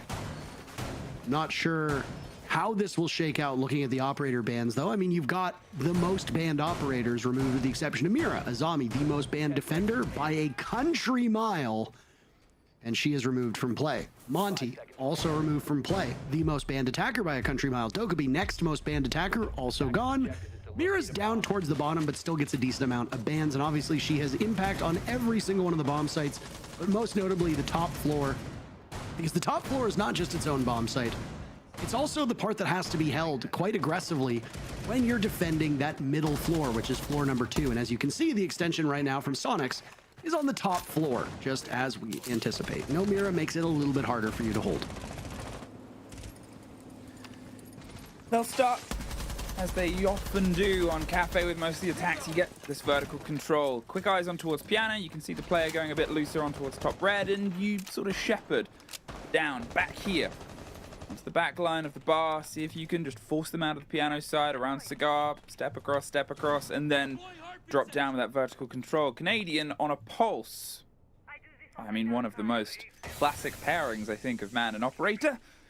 They're able to try and feed just any of this potential short on the back end, make sure that nobody gets onto the windows on the eastern side, and freezes them out on this approach. Still, as I said, steadying, force them out of freezer, force them out of the middle. They don't want to be the one that gets caught out. The longer you're here, the bigger the risk is that they are going to try and strike back on you. DarkZero needs to try and get their boots inside the building and inside the ground, and that's, again, just this forced play. They need to get this bit of motion in. There's step 1.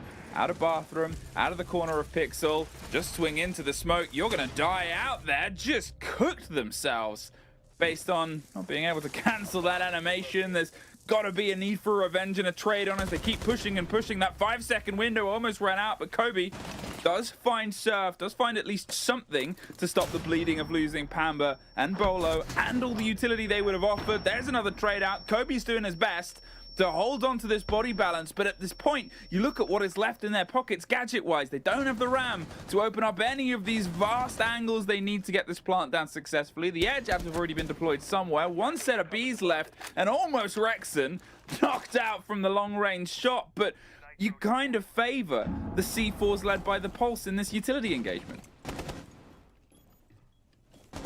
I like the way that DarkZero took top floor map control, but they just weren't able to secure Cocktail. Now it's NJR to do some serious damage. DZ holding the lead. Look at this, 7 HP for Ambi, 4 HP for Rexon, but even with so little left, SQ are able to dig deep enough, and as long as you've got a single point, you can still frag.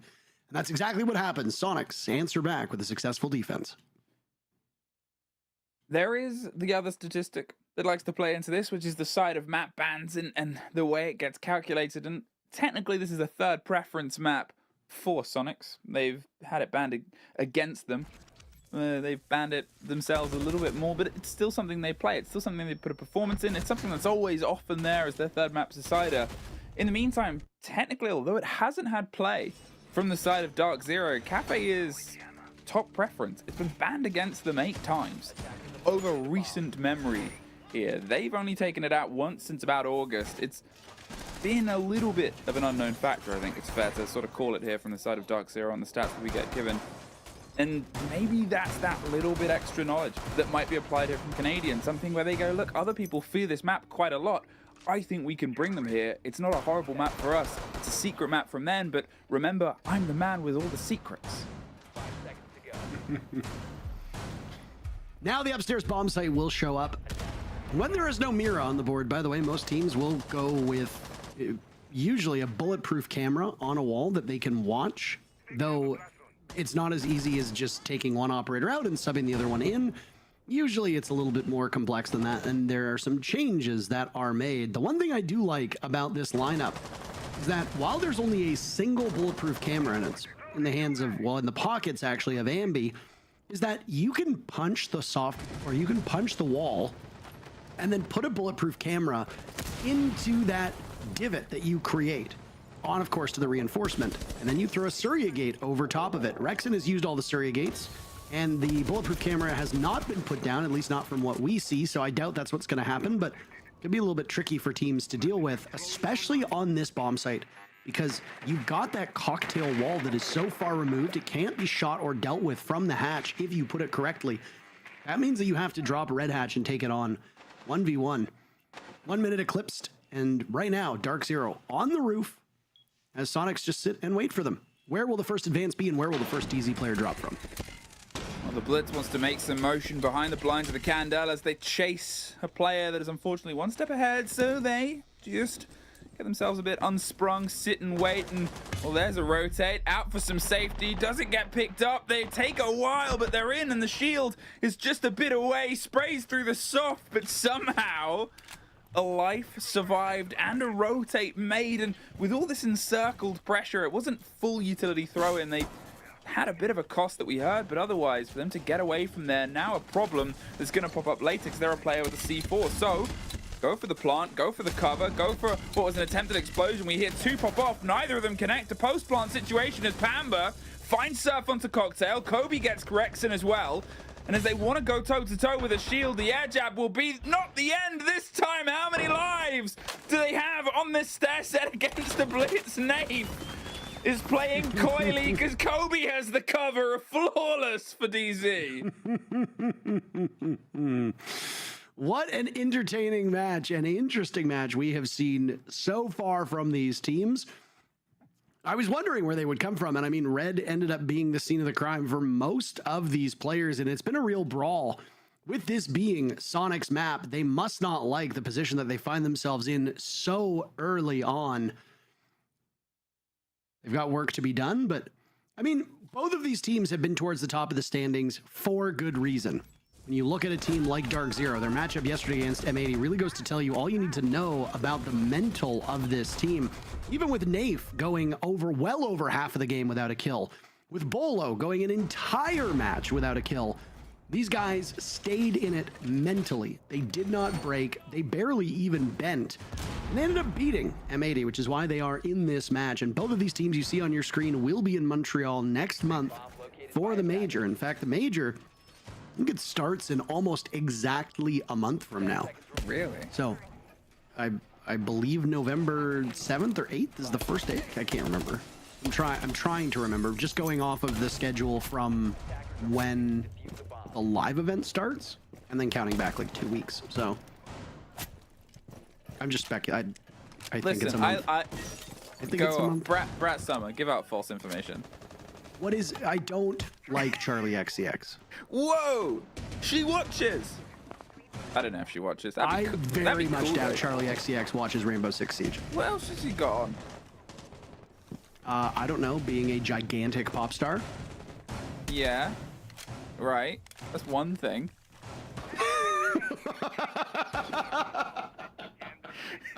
DarkZero. That's definitely something. It's a hobby, sure.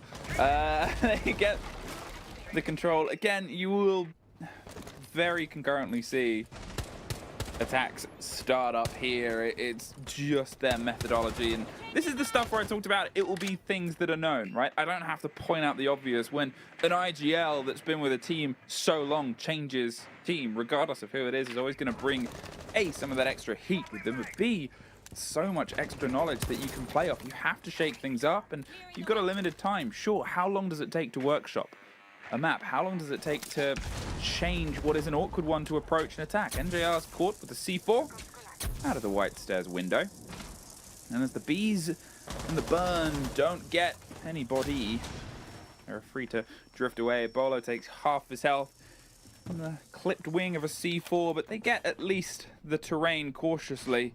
However, I mean, they're really just keeping themselves at arm's length continually with this pulse.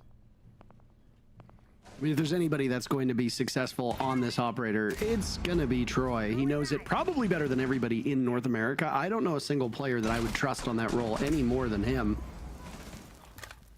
1 minute left, he'll be able to quarterback this defense using those calls. DZ already down by 1 is not the start that they wanted, not by any stretch of the imagination. Now they've got the top floor control. By the way, I haven't noticed, I think NJR is the only player that we have seen on a player cam so far. We are just constantly looking at NJR, and I mean, he's not a factor at this point. Pamazoo is, though. Down goes Rexon.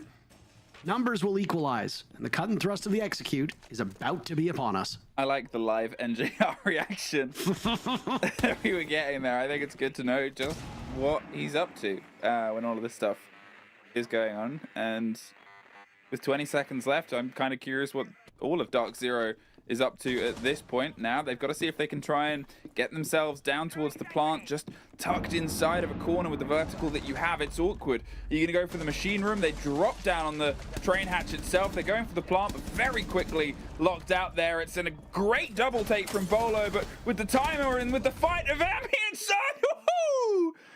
Just dodge, dipped, and dived the right side there for that final kill. But the fact that it was just a brawl, a scrap inside the site with 15 seconds left of we've just got to send it, definitely not how they wanted that round to play out.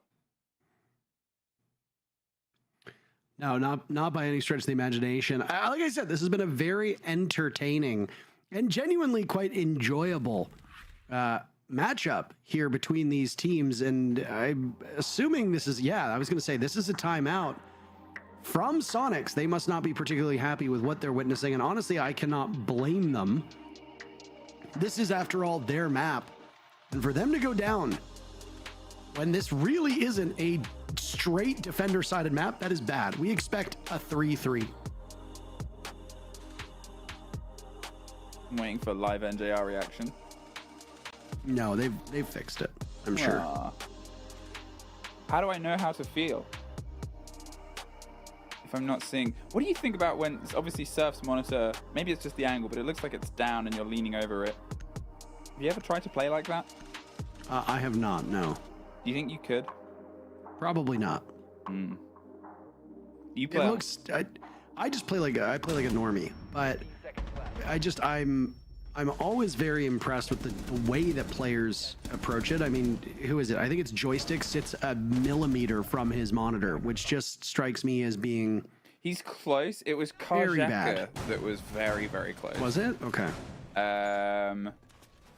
There's a player for one of the Korean teams right now where they're so hunched over. It's like a drawing pad they're playing on at this point. Like, they are looking straight down on it, and can't remember who it is. I'm pretty sure it was one of the Korean days that we covered recently. Anyway, we're back in. The timeout's covered. Sonics, things aren't going the Sonic-y way. They'll see if they can try and change the wavelength and get a slightly more preferable song coming out. As DarkZero, they've secured themselves what is probably better than average for a lot of attacking teams on towards Cafe here. They get this consistency. They're still happy to play against it. I mean, again, what they've hidden and what they've changed is something that's working out in some manners for them. But, you know, Kobe having a huge opener to this 7-1. If there's a difference factor, he's it right now. Kobe has been only improving as time has gone on, and I mean, you're getting accustomed to a team. You're also getting accustomed to Tier 1 Siege. NJR reaction. Yeah, there's NJR again. It's just always him. He doesn't seem to be reacting much towards the hatch being opened, the drones coming across. He's pretty much the same about this. Chase, Nafe going for an Echo drone. Add the Yakety Sax back. He wasn't entertained by that either. NJR. Something is wrong, but it is fixed now. We have no player camps. Goodbye. Goodbye, I like NJR. memeing. Now they're going to see if they can still try and hunt down some utility, but obviously look at the choice that they want to try and get control of here. There's the Echo drones, which are very important. How many rounds have all of us been able to get the joy of casting? And seemingly one of the most common places for Echo to clutch out a round is this site. I don't do the numbers. I'm not your usual Jesse. Thank goodness, I'm right? your fun Jesse. That's blonde and British. I mean, I'm not a numbers guy either. You know, and I let Jesse take the wheel on that one. I'm certainly not a pro. Neither of us. I don't think you could pro players. stop Jesse taking the wheel on that one. True. Very, very true. Right now, the middle floor is the main focus for DarkZero. They lose Kobe-Lax, who had peaked one of the kill holes. And he dies at the hands of Surf. Kobe on 7 kills at this point. I mean, SQ definitely have players that can keep up with him, but at the current point in time, the attackers have the very defined advantage. And as you see what the Buck is looking for, Pambazoo wants to ensure that a drop over towards the bomb chassis by Freezer is doable. He doesn't have confidence that it will work just yet. Bolo getting ever closer. Diffuser will be in the hands of Nafe. If the objective is going to come down, he's going to be the one to do it. Forced out 20 seconds. Now's your time to, well, try and throw the Hail Mary. I said it wasn't how they wanted the ship to land last time, and this time they're trying to do it again. Off of the back of Sonic's hold. 5 of them still standing. Only 3 left, 2 left from the side. There's a triple for Surf, and I mean, ride the wave. It's a single player watching from far away. Pamba can't really do anything at this point other than hope that he stops a flawless, which he does. That's it. That's all. Yeah. We have live reactions of other people now, by the way. Nice. Mm-hmm. Every time we cut to Ambi, I don't know where their cam is, but it looks like they are looking in like they know. Obviously, they don't know, but maybe they know. Ambi looks like he is trapped in a cell. It just looks like, it honestly just looks like a foundation of a basement. I'm assuming he's playing in a basement. It does. Unlike Jesse, by the way, who's been just like dropping information about how many echo clutches would happen on that side. Like where people are. Oh, do they? Well, they love map-based games. True. They're a real flags of the world kind of guy, you know? Mm-hmm. Get them and Milosh into a quiz about flags of the world. They'd have the best time. You wouldn't, you'd be bored, but they would have the best time. It's one of the 2 competitions they like to do, and the other one is running. Fun fact, if you ever see Jesse at a major, challenge them to a running race. Okay, I will. Yeah. They're quick. I think they've raced easy before. The observer we have today, or one of them. I don't know who won, but I'm assuming Easy is probably going to say that they did. I understand the whole they thing that you're going on right now, but which person is they in that particular instance? Easy. They are the winner of the race. Easy. He is the winner of the race. I'm not doing it in like a gendered way. Not everything is political, Parker. This isn't a bang-on. This is Siege 3-2. I haven't done one of those in a long time. DarkZero. Still in the lead, but obviously that round was far from what they wanted. But it was after Sonic's timeout. It's always the fairest thing to bring together. Obviously this is their map, but still ending on the 3 apiece, getting themselves on the defense. And now we get the cams facts. Thank you, production. We now get to see live reactions of everybody. Hooray! Everybody begin to clap, please. What's the live NGR reaction to us getting the live reactions to everybody? I want to see it. And I won't know how to feel until we get that. Hey! Still the same. Cool as ever.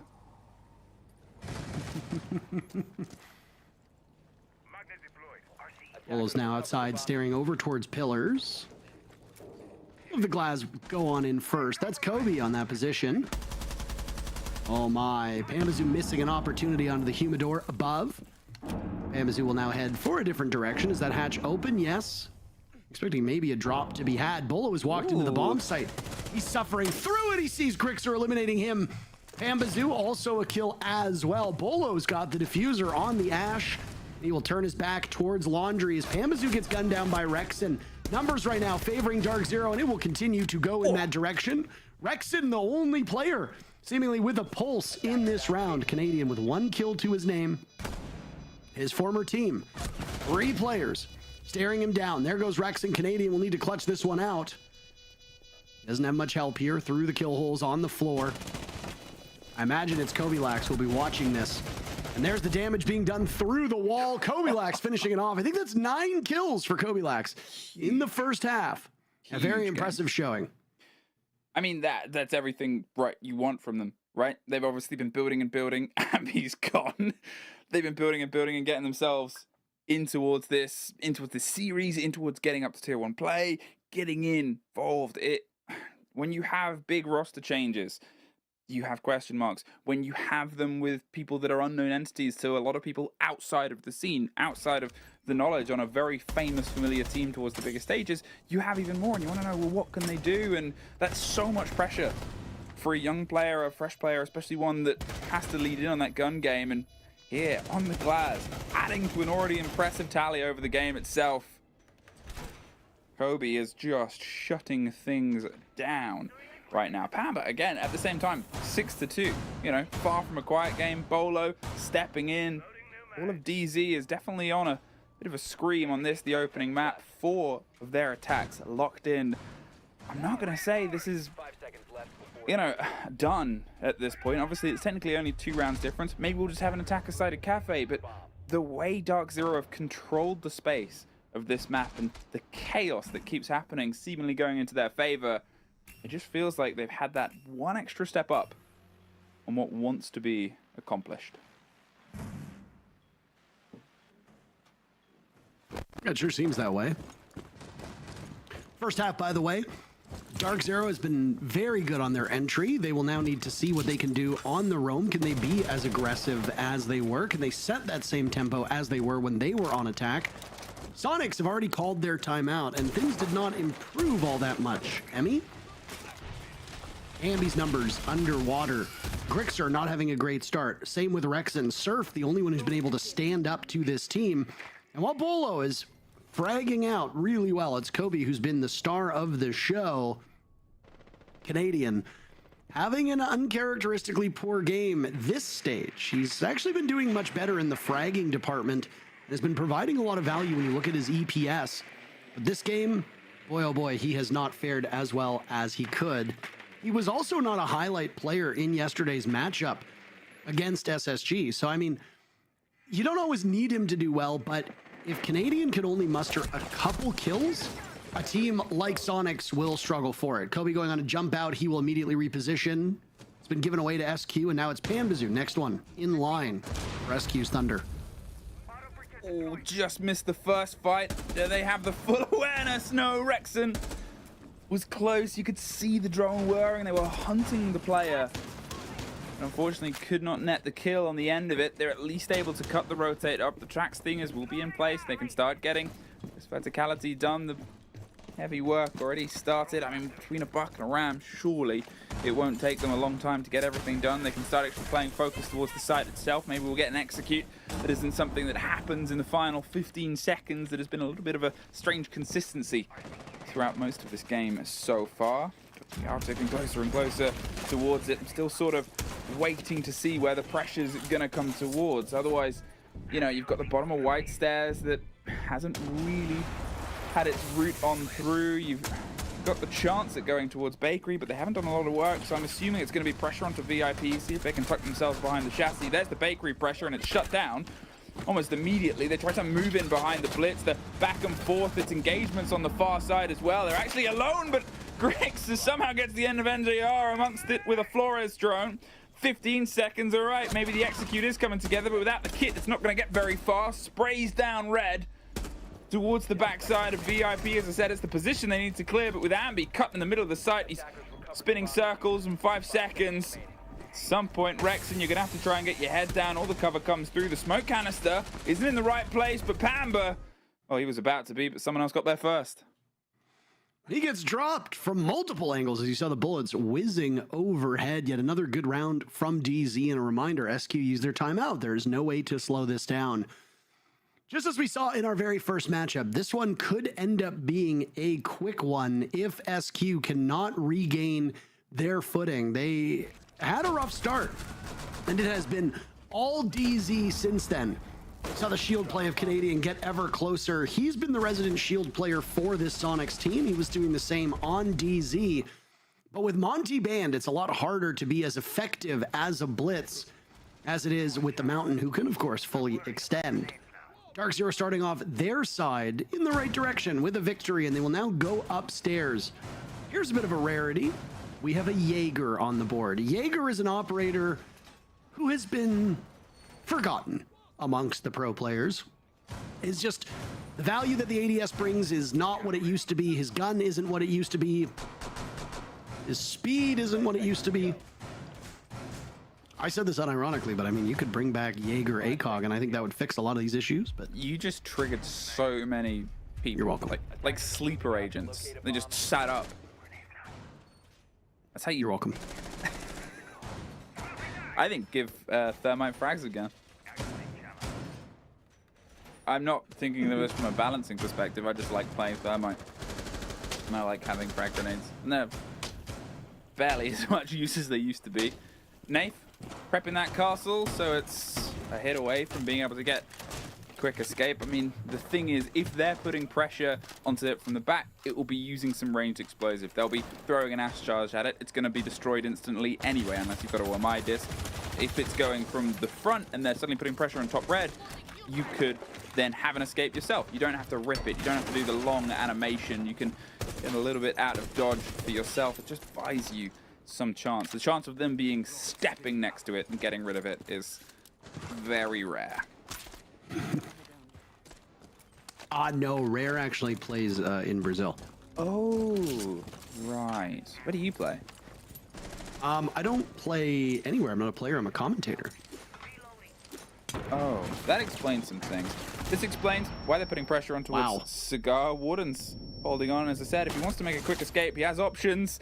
Being shot in the face is the one that he decided to go with. Ambi takes care of some of the Cigar control here. He's still not obviously gone with any full depth. He needs the support to come from his teammates to make sure that he can do exactly this as they get themselves on towards the piano and the stage windows. He can start eyeing down the gauntlet of crossing the divide towards the plant.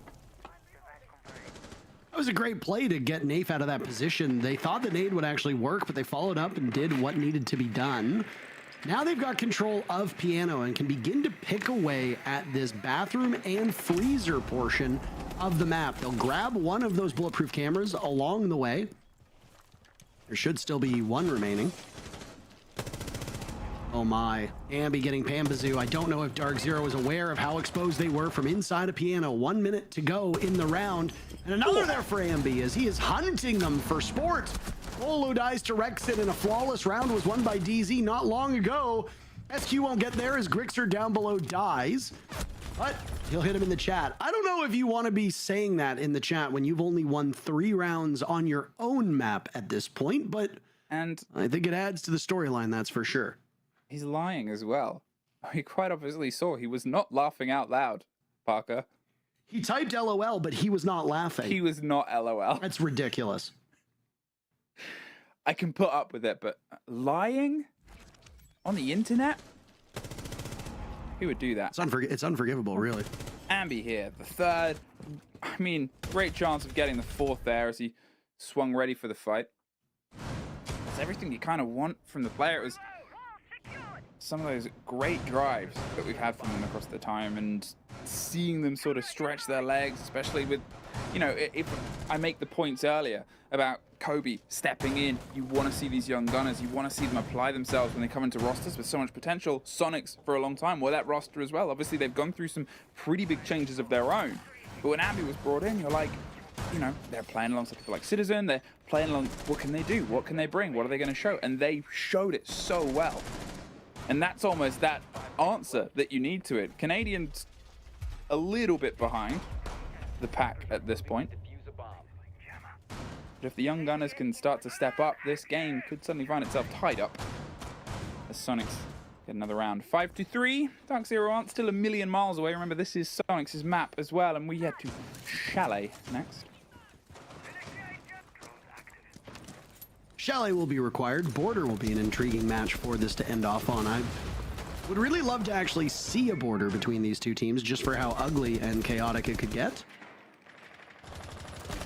To get there first, though. The way that Sonics have been playing, I fear that we won't make it there. They definitely need to step up their game at this point.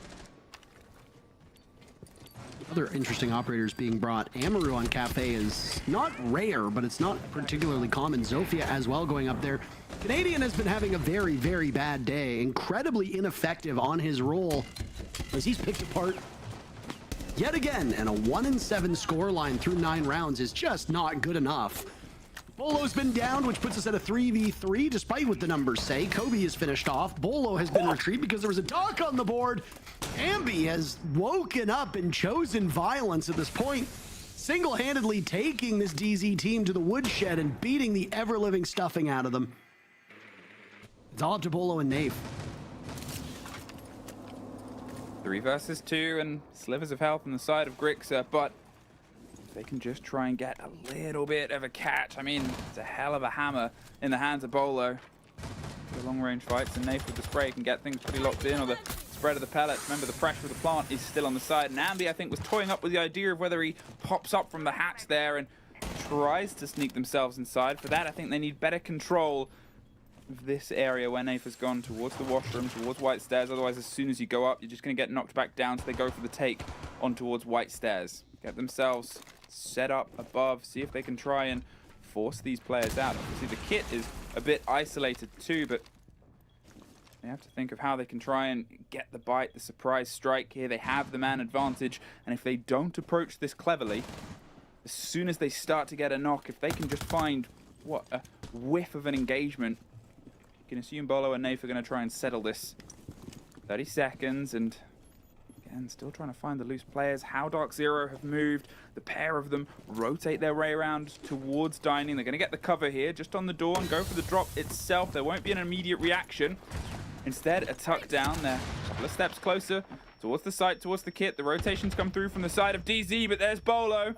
Caught out, drifting in the corridor, leaving Nath, who's drifted their way upstairs. They have known and noticed, so you assume they're going to dining to plant. They are, they have. They're away from the side of the vertical. Nath is otherwise fishing for Surf, but he's tucked so far out, he's not going to get caught. That was a very clever read there from Sonics. Sonics are closing this gap, and here we go.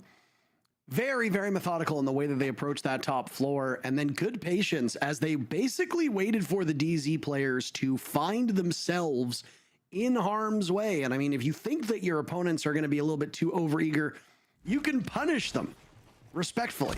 And that's exactly what SQ did, as Ambi made so much space here. Look at this. That SMG-11 obviously shredding right through them, and it completely destroys DZ's hold upstairs. There was still one player in back bar, but weren't able to be much of an impact on this round. Now downstairs, DarkZero will go and hope for better luck on this kitchen bomb site. Sonics are slowly pulling this matchup together. The problem is that if DZ wins one more round, they sit on match point. That makes the job even harder for Sonics, as they need to go through overtime to get it done. Both of these teams have players that are experienced enough to know that long matches are quite commonplace, and I don't think that inexperience will be much of an issue here. I mean, Surf is probably, I guess Ambi is technically the least experienced player on Sonics, though I think you could maybe argue that Surf is the least experienced because Ambi's played in international competition before. Kobe is the player on DarkZero that has the least experience, but I mean, you wouldn't know it if you saw the way that he was playing. The man has ice in his veins, and he has been quite the standout for DZ. I say it every time we talk about one of these teams, and since we have both of them in the same match, Canadian moving off of DarkZero and going to Sonics, Nath taking over DarkZero entirely seems to have been a change that benefited both teams equally. DarkZero, obviously the best team in North America based on their record, so I think it's safe to say that they have succeeded the most. But it's always nice to see two teams make a change, have them both do well. Right now, DarkZero with the advantage. Just over 2 minutes to go. Now, Sonics coming into this, statistically, were the best attacking team out of the NA League so far. 56% round win from the side of their attacks. DarkZero is a 51. However, funnily enough, they're against the best defending team. 66% was DarkZero's confirmation, 56. So a little bit more balanced across Sonics' front and back, but it means that when they hit heads on this side, you're really getting the truest taste of the two teams, and Rexon starts it off still showing why they were that dominant attacking force, and there's NJR with that defensive lockdown response. Quick movement inside coat check to check if anybody's coats are there. No.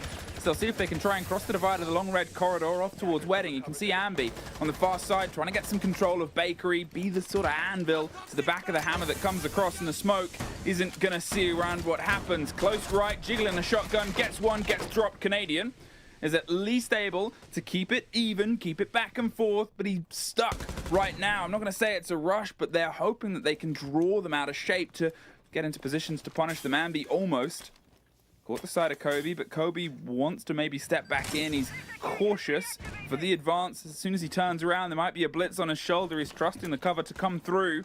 Depending on where they go and where they've gone from, there's sort of this keen traded awareness. Ping it out, get the reveal on the player and the gadget.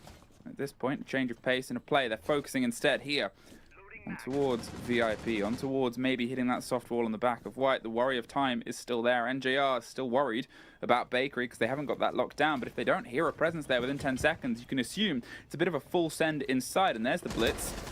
Going for a bit of an approach. There's a fight down the long corridor instead. They're jiggling every single corner. They want to go for the plant. They want to go for the coverage. There's a bit of motion here from Kobe. He's trying to dig his way back around the bar. And there's NJR, as I said. As soon as he gets the read that there's nobody in front of him, he's just got to turn around and do the damage behind. Kobe wants to step in, off the shield, up and off the top rope for the double for the end. And DarkZero just held in. Great positional awareness from the new pick.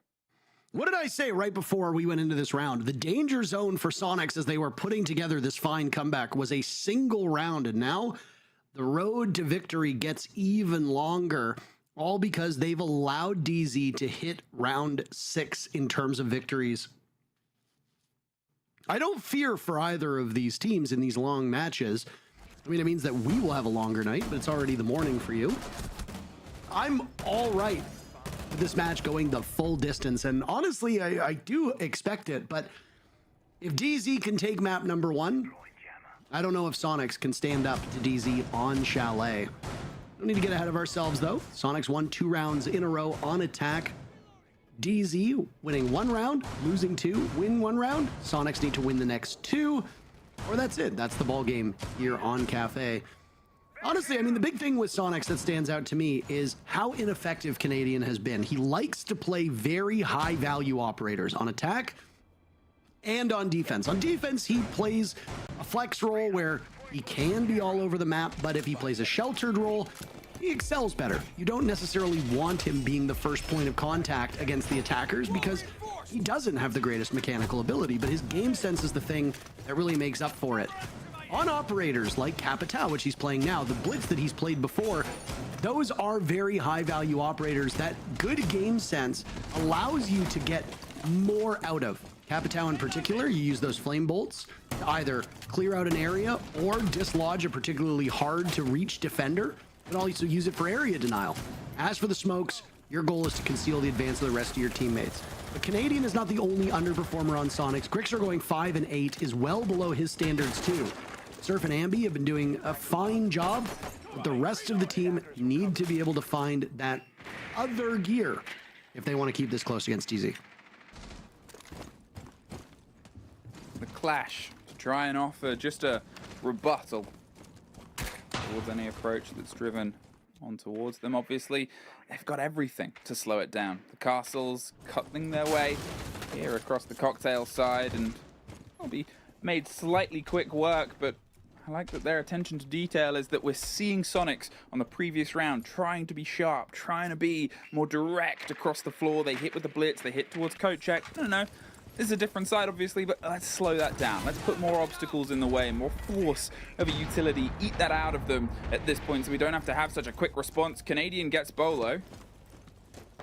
With the Kirk and the Clash is gone. Not sure what trapped them so much, but apparently it was more than enough to get the kill without them even really having to enter. Curious.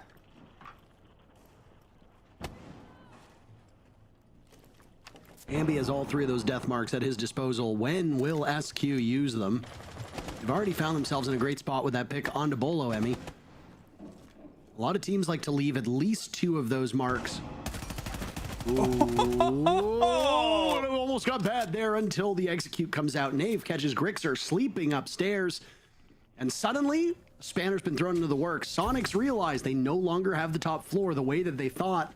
So now it's Rexon, the reflex test. Try to draw Nafe out of this position and fire through the wood, but there we go. Canadian gets it. A relatively easy kill for Troy. And now, with 35 seconds left, Sonics hold a numbers advantage of 1. It's do or die. They lose this round, it's over. NJR's been dropped as well, so there's only 2 still standing for DZ. I think NJR might have been maybe trying to get a C4 play up through the hatch itself, but was obviously caught out. Here, though, not a huge amount of time, and that's the danger. They have the vertical. Canadian's just going to try and tuck inside the door and go for the plant. You can assume it's a Pamba. Steps in, wants to be the swing. The door is covered very well by Ambi. There's Kobe, predicted and caught. And I think at that point, you know, when they got that vertical control, there was a little bit of sneakiness that came from hiding behind a banister and popping up from Nafe, but otherwise not enough. I'm still curious what happened with the clash there. Yeah, I mean, there's lots of stuff that have happened in this match that I'm really eager to find out about. DarkZero is going to pull their timeout. They do not want to go to overtime, and they will use this in their hopes of being a knockout punch, sending Sonics onto their back foot as DZ have the next map. You're hearing that correctly. 6-5 in favor of DZ on SQ's map. I mean, I've struggled, honestly. I'm not a color caster, and I mean, both you and I are play-by-plays. Yeah. I've struggled to really quantify what's going wrong with Sonics. On attack, it looks like they are not that well pronounced. Canadian has been the lead point for a number of these rounds, and I don't think he's been getting the job done. Ambi's been there for a very quick follow-up, and he's been fine. But DZ are locking them down at this point. Mute has been a stable operator pick, which means that you have your work cut out for you in gaining information. And I mean, here's what's happened with the clash, by the way. Right. It's Canadian's fire arrow. No, I saw that it was the fire arrow that got the kill, but I was thinking, well, surely they didn't just stand in it. Where was the other pressure that forced them out of that situation? And there was a lot of explosions happening at the same time. I think they were tucked into the corner by grenades. So they couldn't step forward or they would die to grenade. And then they also set fire as well. It was just a bit mean, really. Fast to describe it. But we're not color casters. That's true. If I was Jesse, okay, I would say I'd be at a wedding. I wouldn't be here. I would say it's a bit mean because here's some stats. 5 seconds left. You know, Parker, that's basically my Jesse impression. That's good. I mean, you've been casting together. You've known each other for a long time, but you've been casting together not a long time. So to get that far is decent. I can't do a Hap impression because I don't speak Dutch. And he doesn't speak English.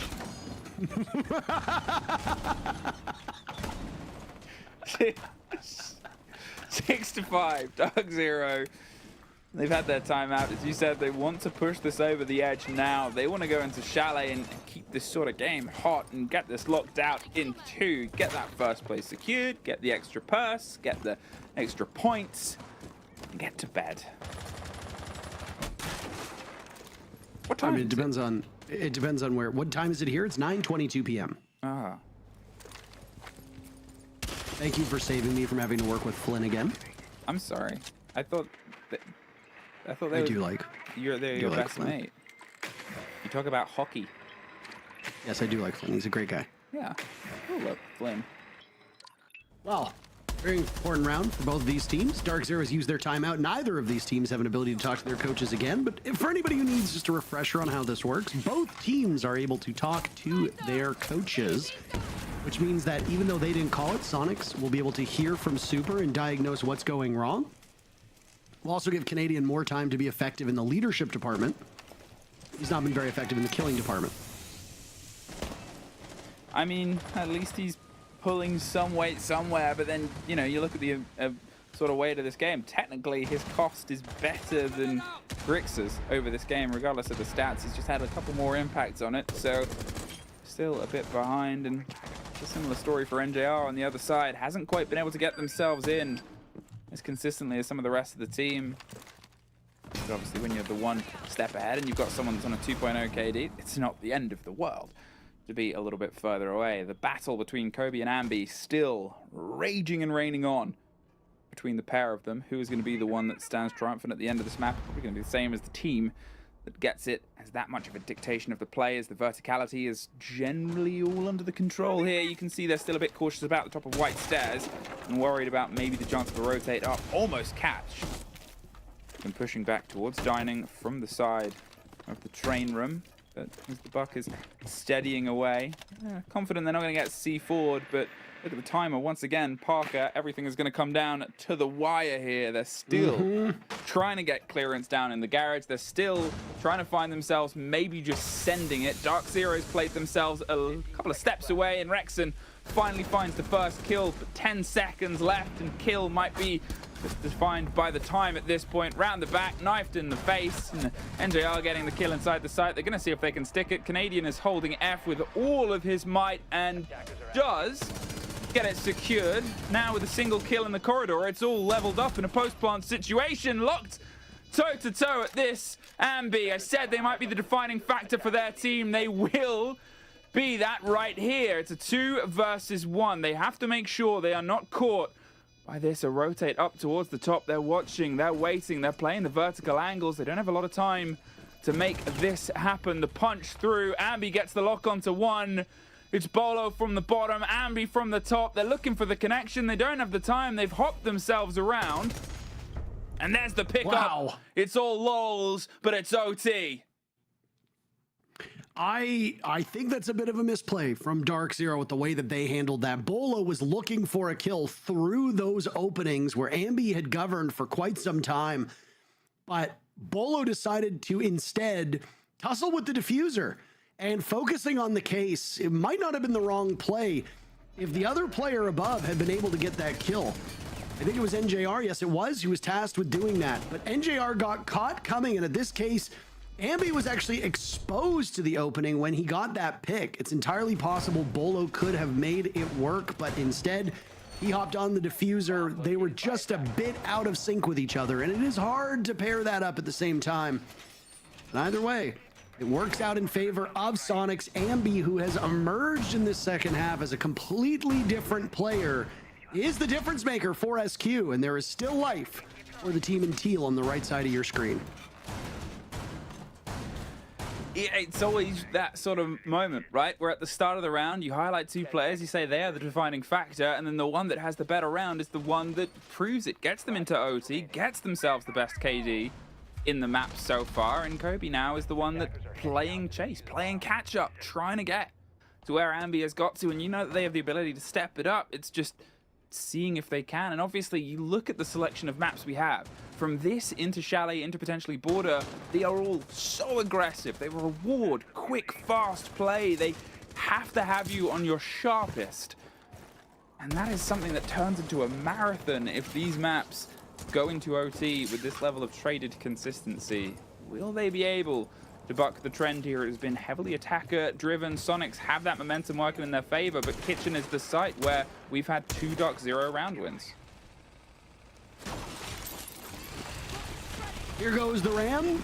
Lots of soft destruction being brought from Sonics. Emmy actually just missed out on Nafe down below. Surf could have presumably gotten a pick with that, but instead will allow Nafe to exist longer than maybe Nafe expected, or could have rather. Out will go yet another boogie drone as Surf just continues to tear through these floors, not over the bomb site directly, but close enough to it. There's the boogie going. This will cause great discomfort for the players down below as they lose some of the ceiling above them and they lose some of the security with it. Yeah, with these angles, they've done a good job of shepherding the players further out. You can see, obviously, only a single set of shoes currently dirtying the kitchen floors. But alongside everything watched above, it's Nafe holding on to this close power position, waiting for maybe some pressure, a ram boogie drone, or the lead-in of somebody trying to get rid of the electrics on the hatch to get the drop on it. It doesn't seem like that's the focus. The Buck is instead going to be the one that steps in, the break of the fire, the Buck getting some work and not getting anywhere close to it, keeping themselves as safe as possible from the chance of a C4. They know the game, they know the risk, and they are refusing to play right now. Just under a minute left. And the pressure on towards the hatch. There's the play. Are we going to get that pressure that they waited around for? Nope. They don't feel entirely confident. The hatch is opened. We now need to see him close down onto VIP. Final 40 seconds. You saw the first death come in the previous round, Emmy, with 20 seconds left. Are we going to hit that same timer? Here goes some of those track stingers. Grimbees will go down as well. Rexon, who watched as some of his gadgetry was destroyed, punches Kobe and gets that first pick. A whole lot of gas awaits the drop from Canadian inside of Freezer. He is running out of time and will now go for the drop, but evading it for the time being. He has to run through the flames. No, Canadian taking an awful lot of damage, but he's found a safe way in. Rexon is cleaning up the entire server. Back to NJR and Nafe As amidst the flames, Canadian stays alive, gets diffuser down. Oh my, Nafe. No, no, no! How does Nafe miss that? How poetic that it's Canadian to get the final kill. And SQ will move to map point. When you see someone's hand go off the mouse, you know what they're doing. That was a quick all chat there. I mean, frustrating way for that to go away from you, especially with the trade of those players. Fine. We're calling this the bad blood beatdown. Cool. I love it. But at the end of the day, you know, this is a match that you're sort of almost weirdly seeing as the start of a story. You're not seeing this as the end. You want to see these two teams hit heads at the major. You want to see this being the first step up of like a best of 3 going. This is how they handle. And then you want to see it when the loss is on the line, when it's the chance of fighting to be maybe the last remaining NA team. I don't know. I don't write the storylines. It's for other people. He missed all of those shots, by the way. He was aiming very clear of the body. That is an unfortunate place. I mean, he was aiming for center mass, which I get it. That's got to be a heartbreaking way for it to end. I don't think it would have changed the outcome of the round, to be completely honest. There was way too many players on Sonics that were still alive, so even if he'd killed Canadian, it would have been a nice pick. Then the harder job becomes either staying on that floor and finding people below, or simply fighting your way downstairs. Has it been, by the way, 13 rounds of no tech issues? Fascinating stuff. It's crazy. I mean, kudos to both of these teams for not having any issues. Things got sorted out. And their issue is that they want to beat each other. What we have as a sort of underrated statistic that we probably hop on is the entry game.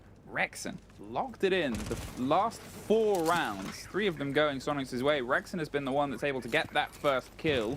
Yeah, it's come late 2 of those times, but having a consistency that was other a traded statistic that was quite back and forth. We talk about how Ambi stepped up. We talk about how things have come together, but Rexen has sort of been the silent killer. He is now 1 step ahead as well against Kobe. He's been able to fall himself into that second spot, and the pair of them, and Ambi, on the second half, can they try and find a way to bring that energy on towards their defense? There's, again, some attempts at slowing them down, some denial. The Capcans probably won't get to anyone unless they're real low on time. They need to get rid of the electrics onto that wall, which it doesn't look like that impact worked. And there's the follow through. That one has.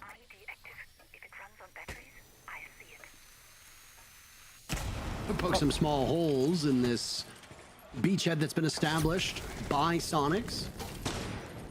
DZ are spread out over on the white windows, as well as over towards Piano, and Capitao, as he was in Troy's hands, and will now be the same in Bolo's hands, is a very high value utility operator. Bolo has used almost all that utility up to this point. All that remains is one of the fire arrows. A cheeky spot of the Valkyrie camera will pay off for Sonics. Will be able to net some good visibility when DZ eventually gets into the building and close to that part of the map. Final minute now. Sonics on their very first match point on this map, and they've been either tied or trailing. If they're able to overcome this, it'll be quite the story. I mean, it's kind of this surprising moment right now for Sonics, and yeah, it's a game of 2 halves. They've got a much better attack statistic, but it's not that it was a million miles away and it was their choice of play. Pamba gets the first, Rexen, I compliment their entry game, and then they fall to it for the first time since I think the first round of the whole game, so my bad. But can they try and at least get the conversion? Nafe's knocking on the door of the site itself, trying to drive into Grix, so the cover comes. Bolo's there, and Ambi does find Pamba, but with them inside the site, going for the plant, they have some of the security, and they're making hay while the sun shines, and Ambi's looking in the wrong places. We get bright outlines, it's easier for us to see where the players are, but at this point, it's Canadian just watching players run away. They go to hold themselves around up top to make sure nobody tries to link up, and leaving just Surf fighting their way through the train carriage with a repelled position on the window with the split on towards Reading. They've got themselves either side. They could play on contact if they want. They could play on the diffuser sound if they want. They know Surf, but as soon as they do, they're gonna pop up on this window. They can't see anything. So NJR sees them. We are going all of the way. Unsurprising here on map number 1, and this will be a gauntlet that these teams are going to have to run through.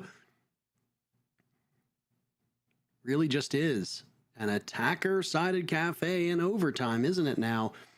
I do fear for Sonics that they've been pushed to the brink on their own map. These two teams are, of course, juggernauts. I get that. But it is not a good look when you need all 15 rounds to win your own map. Mental resiliency was touched upon in the earlier rounds, and it will be as important as ever in this particular matchup.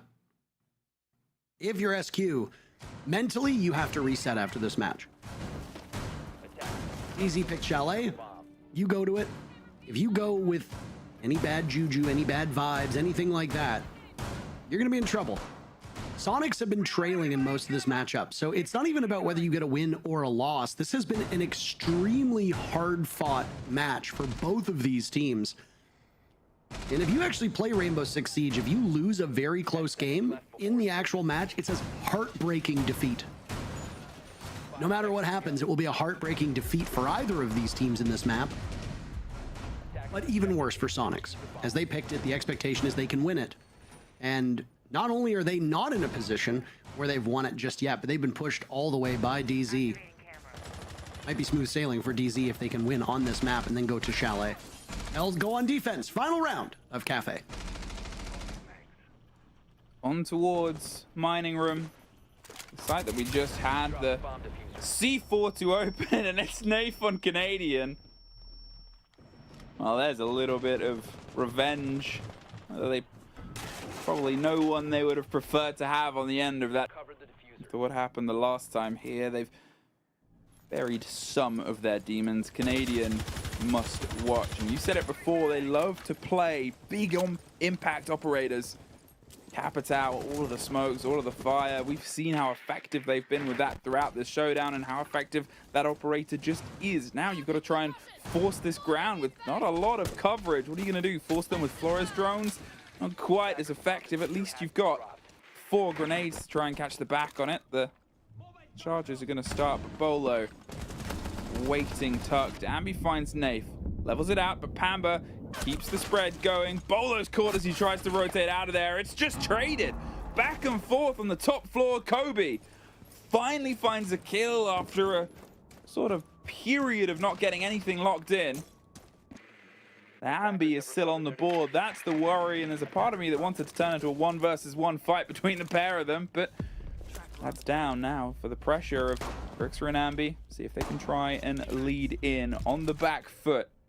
2 C4s still in pocket as well. They can play this so hands-off if they want to, DarkZero. Grixer holds on to that diffuser, so Ambi, the best player statistically for Sonics, though Rexon has been catching up, will be the one to do oversight. 2 death marks to go, and 1 will be sent out in direction of Kobe. I think that's the correct operator to go off of. Not just the operator, but also the correct player. Kobe's been that big obstacle, and I know that you wanted a 1v1 between Kobe and Ambi, but it might not materialize. That death mark will now expire. Kobe has hit the deck, but Ambi knows exactly where his positioning is and will march up and actually miss out on it. Good Lord, look at this patience from Kobe. This could be devastating for Sonics. They have the cross angle. They're going for the plant, and no! Sees the legs, but Pamba's there on the trade, and Grixer has to pull off. 20 seconds, and he knows one's at least far away, so he has to try and isolate this fight before the vertical becomes the death. Pistols at dawn, but shotguns are preferred, and DarkZero finally put an end to a map that felt like it could go on forever. DZ wins, and boy, oh boy, that will be a weight off of their shoulders. Sonics will have to mentally overcome that matchup, and as you can see, there is a lot of frustration on their faces, rightfully so. As for DarkZero, elation spreads through their bench, but they've still got 1 more map to secure their spot as the best team in North America. At least 1 more map to go, but DZ start off hot, stealing Sonic's map away. We'll be back after this break.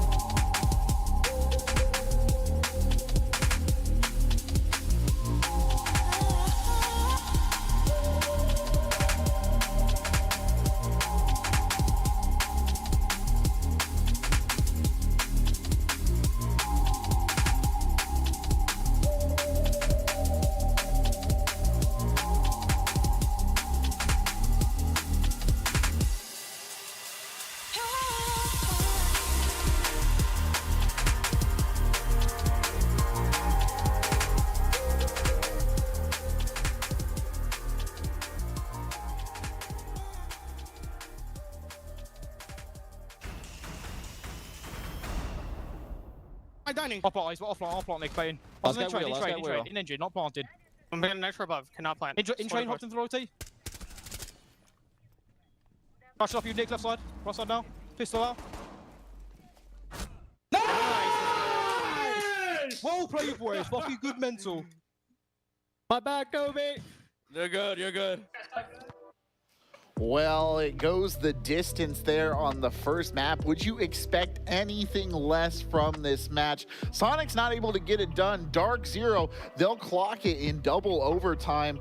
It was a hero plays by Kobe across the board, I think, was one of the best things about that. I mean, I was just about to say, I would like to see the stats of that game, specifically highlighting Kobe, how well he's been playing, especially being that rookie. But I mean, both teams going back and forth, there's really nothing that I can nitpick from either one of these teams. They both are really bringing it. I mean, they clearly want to prove that they are better than the other. I mean, you go the distance for the first map, just gives me high expectations going into Chalet.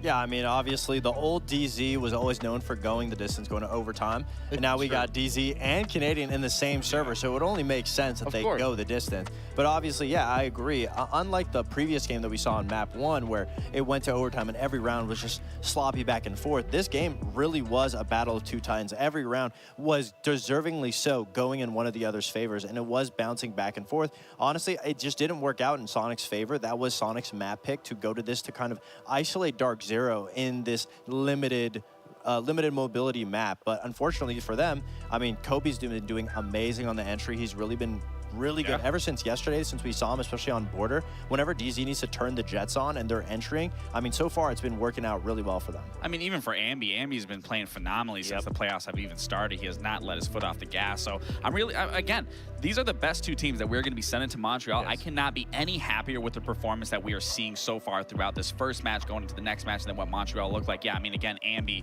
a pop-off performance, 17-8. I mean, wow. And then you look at Kobe-Lax, and this is what I said about Kobe-Lax in the beginning. You know, I want to see consistency from him. I didn't want him to just see one good game and then he tapers off throughout the rest of the league, where we may have seen some players that come into the league. Kobe has just been performing every single game, and I think that highly has to do with DZ changing their style of play and changing the dynamic of what they look like as a roster. Both these teams have just been so exciting to watch throughout this first match. Yeah, and Kobe wasn't necessarily entering. I mean, he had 0 opening kills. He was more or less being the player to be an X factor. And I mean, we heard Rexon talk about it in the early interview. All the young players come in, they are X factors, and that's exactly what Kobe was. You never really knew where he was coming from, but he was always being a presence, taking space. And on the other side, I mean, the other rookie on the other team, Ambi, you're right. I mean, unfortunate for him to be the biggest slayer in the server and unfortunately lose it down. I mean, going that distance and losing is never good for the mental. So going into map 2, shaking that off is obviously the best step at a new team of Sonics to be able to see how can, you know, the IGL and the coaching system be able to shake it off for the players, just focus on the next map and right the wrongs they did in this map, which there wasn't too many. I mean, it really was a good back and forth. And when you look at going into Chalet, when you think about the maps and both these teams, when they did match up and play Chalet, DZ played the SSG. That's where we first saw their new form and first saw that first aggressive play style. They ended up beating SSG, where we thought SSG was going to walk away with that. And then Sonics, when they played SSG, they were on top. I believe, it was 6-2, and then they ended up losing that game due to SSG just pushing through. 6-3, so I am a little more worried for Sonics because they did let their foot off the gas in that game. And then coming off of this just recent loss of going to the limit, where DZ on the other end, they looked really strong on Chalet. They looked strong throughout this. Both teams look strong. It just looks like DZ just has a little more gas in that tank. You know, I don't want to focus too much on the negatives here, obviously, but I did want to hone in on one thing, which is DarkZero went into this being the #1 rated defense, right, in all of the NAL.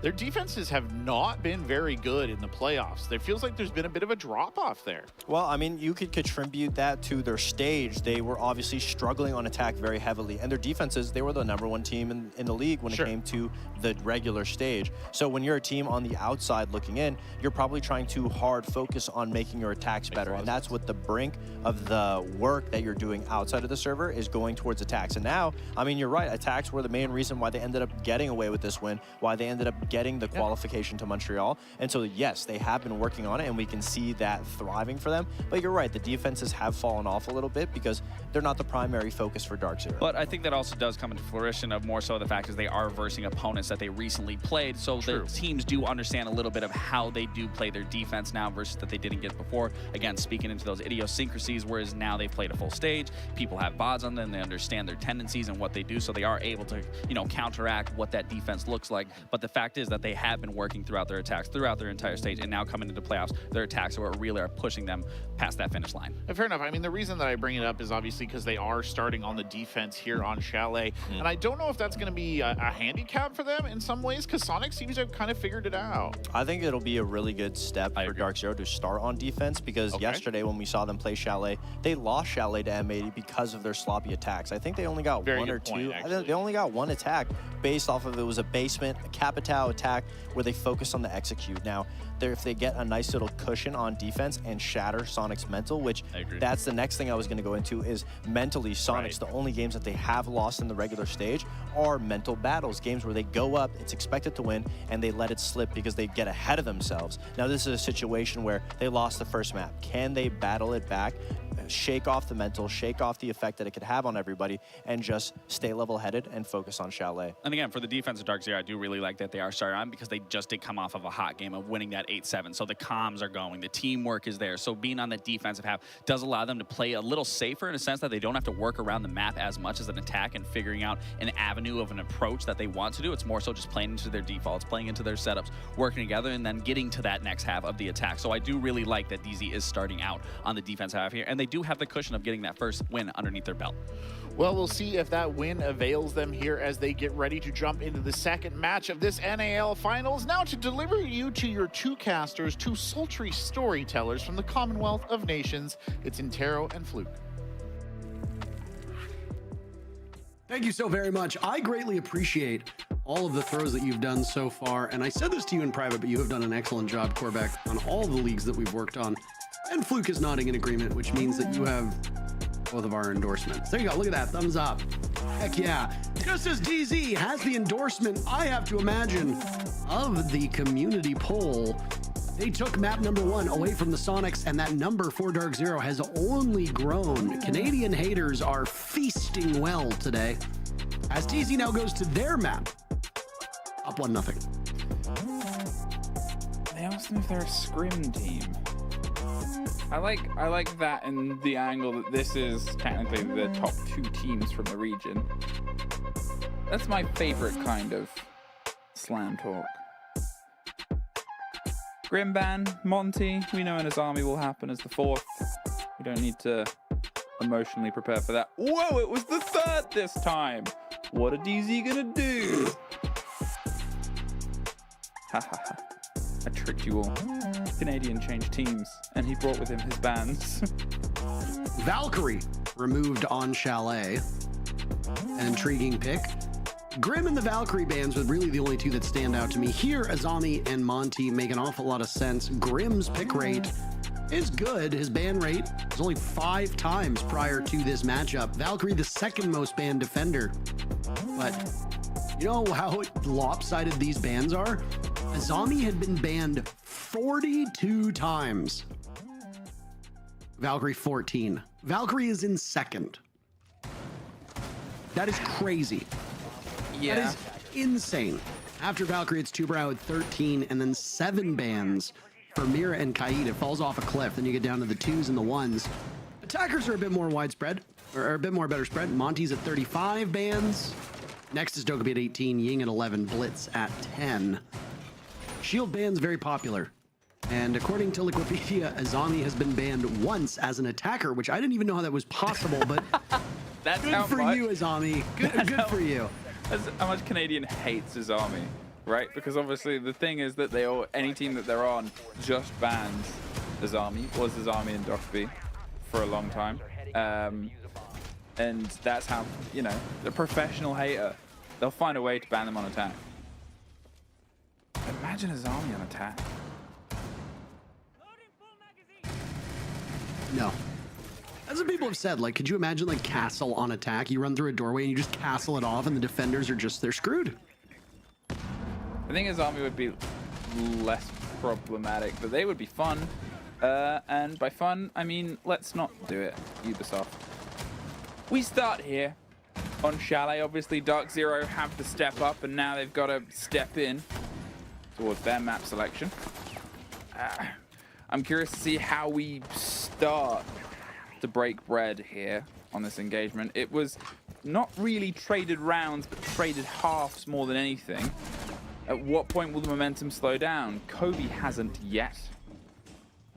They were a star performer for DarkZero on the last map. They're here, able to get the first against Rexon, who was a star entry player in the second half when they were on attack. So Sonics, they're off to a slightly shakier foot than they were before, but it's only one kill, and they've still got a lot of utility. You lose a Nook, and you're sort of like, okay, that's a risky run. It's also Rexon as well. If Rexon and Ambi are not able to show up in this map, I don't know if Canadian can muster a better performance than what we saw in the very first map, which leaves even more for Surf and Grixer. Surf has been pretty sensational, though, based on the numbers that the desk talked about. He'll be playing one of those high-value utility operators that Canadian was rocking on Cafe in the Capitale. First point right now for Sonics. Take care of Library. Slow and steady, just making sure that when they go for the entrance, there you go. When you go for the entrance, they'll be able to have some of the cover from above. They just make sure that there isn't anything to pop as potential step in, but nobody, no lesion, no goo mines, no pressure. Where is the blitz gonna go? Valhalla, apparently. Canadian immediately cut in half as soon as they showed a side and a sliver towards the player behind the bar, and you're sort of wondering what the plan was there. There wasn't a second player going for an engagement at the same time. Surf does pick up a freebie from the mudroom, but with 30 seconds, an isolated kit in the middle of nowhere, you're kind of a bit curious as to why they decided to go for that death dive. Pambazoo trades out Surf after Surf had got that pick on Kobe, and now Ambi's last man standing. They know he's in mudroom as he breaks through the barricade. DZ 6 rounds away from first overall, and Nafe is trying his best to give him a bit of a wee pep talk. A wee pep talk? Yes. I'm not going to try to do a British accent, but you're welcome to, because you always do one. Yeah, well, so I could be wrong about this, but I'm not going to dox where they're from. But me and Nafe, I think, are from opposite ends of London, originally where we grew up. So they're on the other end, so they talk a bit more like this. And I talk a bit more like this. I didn't notice a difference. Yeah, well, you wouldn't. I mean, yeah, I don't know what the comparison is, but we're both, I think, Londoners originally. And look at us now. Kind of both in NA. I'm not stood in a dark room at 3 in the morning. You are. I'm in a very well lit room. Are you stood? Actually, with some mood lighting. I'm in my office right now. Oh. Air conditioner going, because despite the fact that it is 16 degrees in Toronto, this computer of mine tends to kick up a lot of heat, as do the lighting that I have over top of it. Mm-hmm. I think it's quite warm. And in order to be presentable, I figured I'd throw on some nicer clothing, which themselves is quite warm. Do you stand up when you cast from home? I used to. However... Age got to you. Not quite. The reason why I don't stand is because when I moved, I had to move my PC to a different part of my desk / the room than where it was set up when I was living in the last place I was at.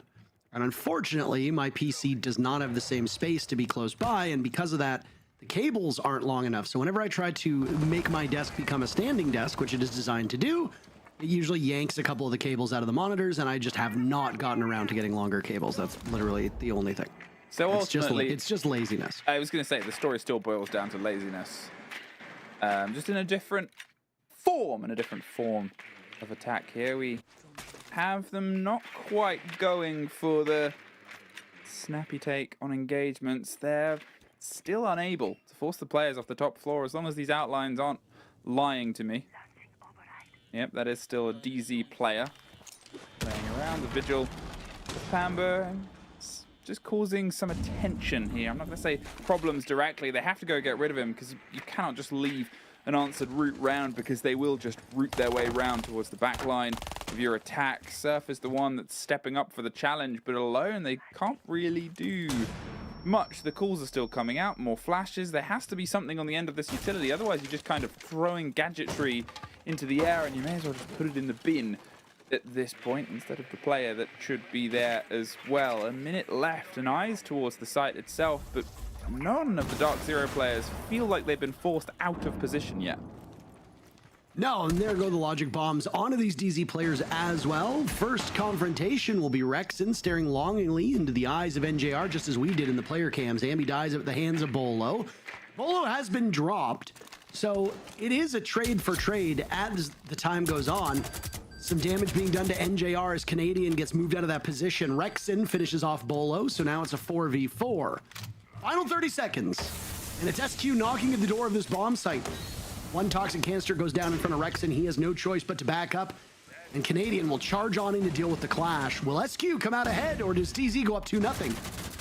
I mean, at this point, I'm waiting for the close down against the back end of the players. They're looking to try and get the plant tucked in on the opposite side there. Surf is watching for that rotate, but it's a double down on the site and the kid itself. The bricks are being found. Surf has to take the drop on the hatch. They're going for the clash play, but the shotgun of Nafe is the actual end result of that.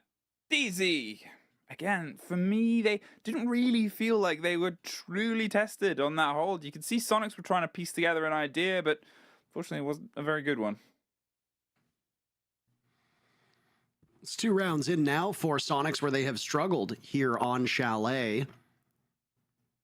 Chalet's got a decent play rate here in North America. 62 rounds have been played through stage 2, and it is decidedly defender favored, 57% to 43%, and that number will actually get better now that DarkZero has won 2 of their defender sides. DZ will ride this out. I mean, a 3-3 half for Sonics is a win at this point. They haven't gotten a single round yet. DarkZero are marching their way towards their own expectations. Here's the problem.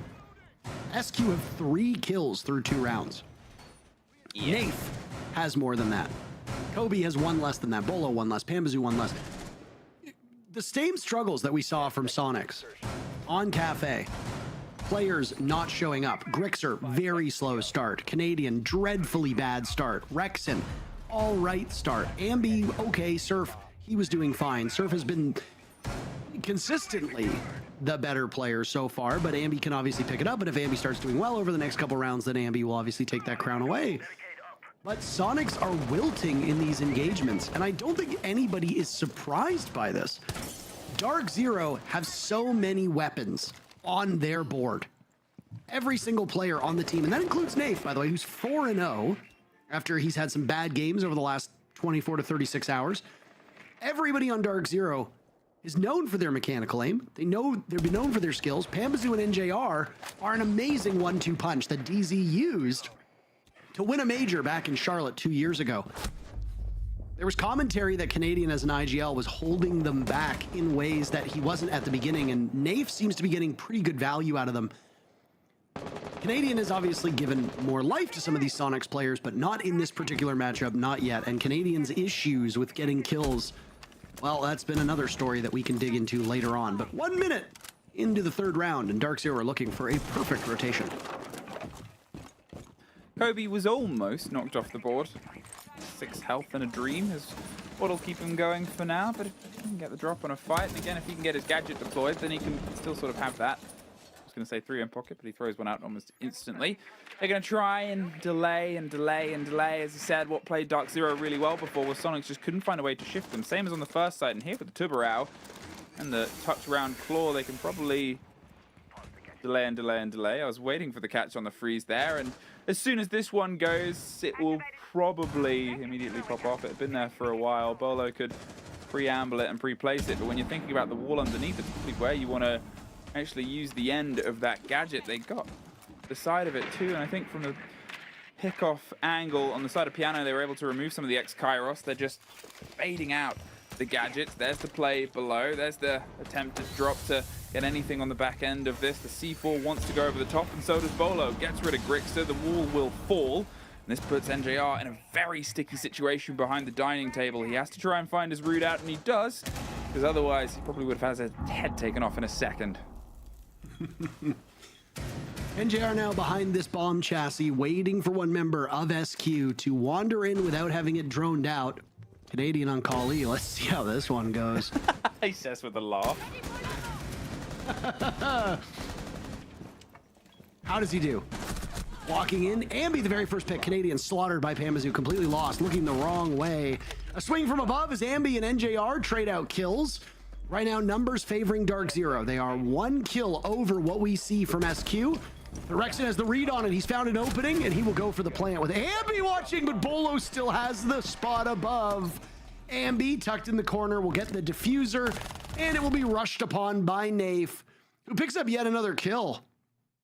Obviously, I don't want to rag on Canadian here, but that was really not a great play from the Kali, and Sonics are in a bit of a rough spot at the moment. DZ fully in control of this matchup, and it would appear that Sonics, after losing 3 rounds to start this map, will call their timeout.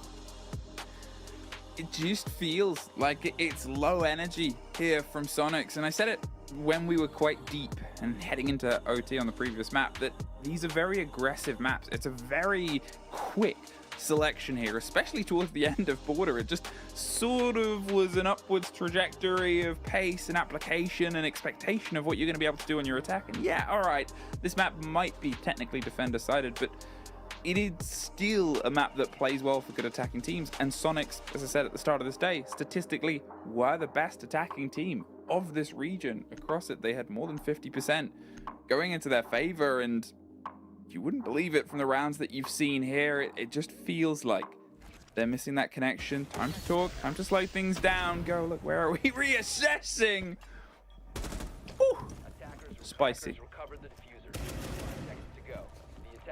I mean, I think it was really Bolo above. That was the big issue, and that's what drew out the question mark, by the way, from Panvazoo. Is I really do appreciate that we're starting to see some typing in the chat. It's obviously that DarkZero is feeling really good. SQ got their fingers a-flying on Cafe, and if you can get under the skin of your opponents, then boy, oh boy, why not?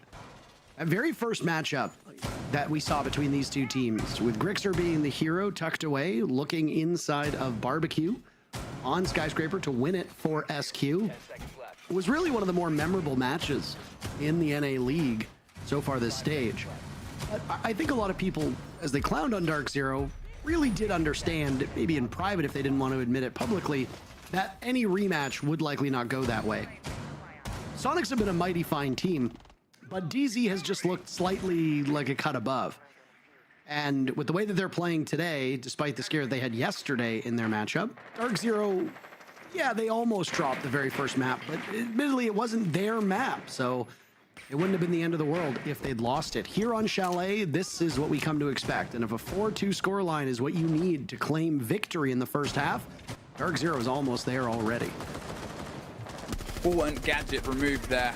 The mirror window, that was always plan A. That they could get that is huge, and it puts a lot of pressure onto the Rafters player. Now it can be closed down here from the swing of the jungle window, and pressure on towards the top of blue stairs as well. You're just isolating that player, surrounding them, and this is kind of the energy I wanted to see from the side of Sonics, that directed drive towards it. Last time I had questions when the Blitz just sort of hopped in the window with the kit and didn't go for the plant, instead kept going and going and going, even with the vertical, didn't juggle around utility. Here I'm hoping that we get a lot more of that vertical control early on. It seems like the whole team is focused on this goal, focused on Bolo, on potentially Kobe as well on the swing of the stair set. This though, they haven't been forced as of yet. There's still a lot of time to work with. The preparation on the gadgets, 3, 2, 1 and ready to go. But they're caught by the Wamai discs, playing against the window as best they can. Pamba's able to stop Grixer. Gets the first on the approach, and Bolo could go for the hop if he wants as Canadian. Hits the backside of the site itself, or the attempted hold even. Gets the drop on towards the bedroom. Now, with the second follow-up body of Bolo caught out on his rotate, it's a 4 versus 3, and they slow down. Again, they go to reassess. I say as Canadian starts to eye up the stairs themselves. I'm hoping he doesn't just throw himself in again. Nafe, though. On the roam, on the lurk. Are they able to strike in time? It's the real question, isn't it? This round has moved on quite quickly with Pamazu and Bolo gone. DarkZero now trails, and they've lost very important parts of this team. NGR with a single kill, Kobe with 2 kills. Nave yet to die through all 3 of these rounds. He's going to gamble it against Ambi and take an awful lot of damage, but still get the pick, and it will equalize. Nafe, as leaders do, leading by example, and now Rexon will have to deal with him. Very limited HP, 2 quick kills leave NJR as a man alone on an island. Right now, sitting inside a back bar, there's a bulletproof camera watching Canadian as he asserts himself inside of games. They know he's in back bar, and it'll be a joint effort between Canadian and Surf, with Surf getting the final kill. DZ. Drop 1 round. Sonic's finally on the board. And, I mean, no argument, obviously, both statistically, but just how they applied themselves on that was so much better. They had their timeout, they had their conversation, they made great use of it, and they show a team that was attacking with a unity. They were all operating on the same goals. They were clearing the positions, clearing the players, and then moving on. Obviously, Nafe was a bit of a surprise around the back, but how they reacted to it was, okay, well, we still have a bit of our flank watch. We still have a single player up there, and we have a blitz. We know that we have the man advantage currently on the side, or at least it's an even fight. Let's keep going. Let's keep rolling, and then just have that as the watch. And that's the joy that you get when you've been able to pull these single double player positions out already. DarkZero, shaken, not stirred really, being able to get themselves 3 if they can still obviously get the 4-2 defensive split. They'll be happy with that. I still think Sonics need to keep stepping in here. The Clash is ready to try and be a problem against Canadian on the Blitz. Is Canadian on the Blitz a new thing? I've seen it a lot today, more than I think I've seen it in years of casting him. He really liked Monty when he was on DarkZero an awful lot, and that's when Monty was played so reliably. But now with Monty being basically a permaban, you see all of these players now having to use the shields. And I'm not sure if you've kept up with any of the Twitter dialogue. I got linked it, which is the reason why I see it. I really do not use Twitter much these days at all, but I still think it's a valuable resource to see how pros talk about the meta and the state of the game. Yeah.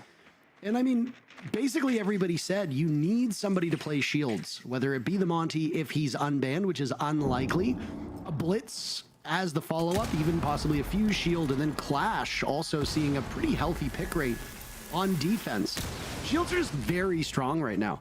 That's just really what it boils down to. And I mean, if you can be a good shield player, you're going to provide a tremendous amount of value for your team.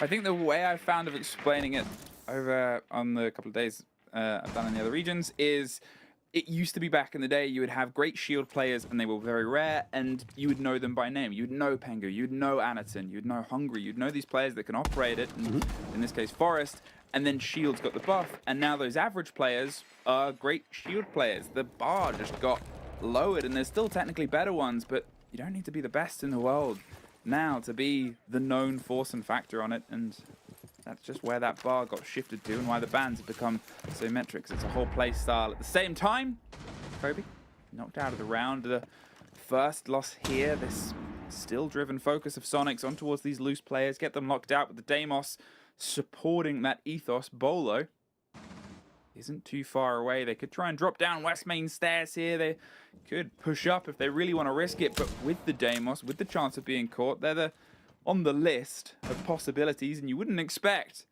the 1-speed Roma to be them, but look at Canadian breaking it down. Yeah, not taking chances here. Not at all. It's a hard gun to control for Bolo, but a desperate attempt to do some serious damage. Pamazu got Surf. Pamazu has been down for his trouble. As Bolo still holds from above, Pamazu will crawl to safety, and the feet of the Blitz are spotted by Nafe, who now needs to retreat. He softened up Canadian, but not enough damage to really make an impact. Ambi with 2 very fast kills, and Canadian rushes in, pulverizing Nafe. NJR is the last one standing, and Grixer will eliminate him. And just like that, the 2 rounds that Sonics needed have been found. Good use of the Blitz. Good use of the driving through. Again, I love that they're just more direct on their approaches. They're not trying to go for these sort of more spread out takes. They're not trusting that they can win those sneaky engagements, those plays with the sort of nook on the sneaking up the stairs, the plays with the Dockerby on the sort of attempt to close down in these 1 versus 1 engagements. No, let's stop mussing, let's stop fussing, get some drones in, get 4 bodies against 2, 5 against 3, maybe even just all of us hunting down a single player. Okay, cool, we've done that within a minute. We can now do this. And those goals are so much more attainable than trying to rush things in, and it's changed the face of this game. It's got them from what was a pretty abysmal 0 to 3 to pretty much a confirmed even half at this point. If they can keep this going, we go down towards the bar, the games room, for a quick sneaky look at pool/snooker. Is it pool? Is it snooker? I don't know. I mean, it's in France. Snooker is British, right? I mean, does it extend much beyond Britain? I think anyone, it's like American football. Anyone can play it, but it doesn't mean everybody enjoys it or does it. The only time I have ever seen snooker tables in all my life in Canada is at the Royal Canadian Legion, which obviously has ties to Britain, of course, right? Yeah. And I mean, those legions are also like from World War II time, so those snooker tables have been in there for, 80 years. Oh. I'm not that old. Oh, I thought you were in World War II. You're actually older than me, which is funny because everybody always makes jokes about how old I am, and I guess you just look so youthful that you escape it, but you are actually older than me. People don't know my age. Isn't it on Wikipedia? It is. I've used Wikipedia to find out how old I am before. People don't know. There's a lot to unpack with that one.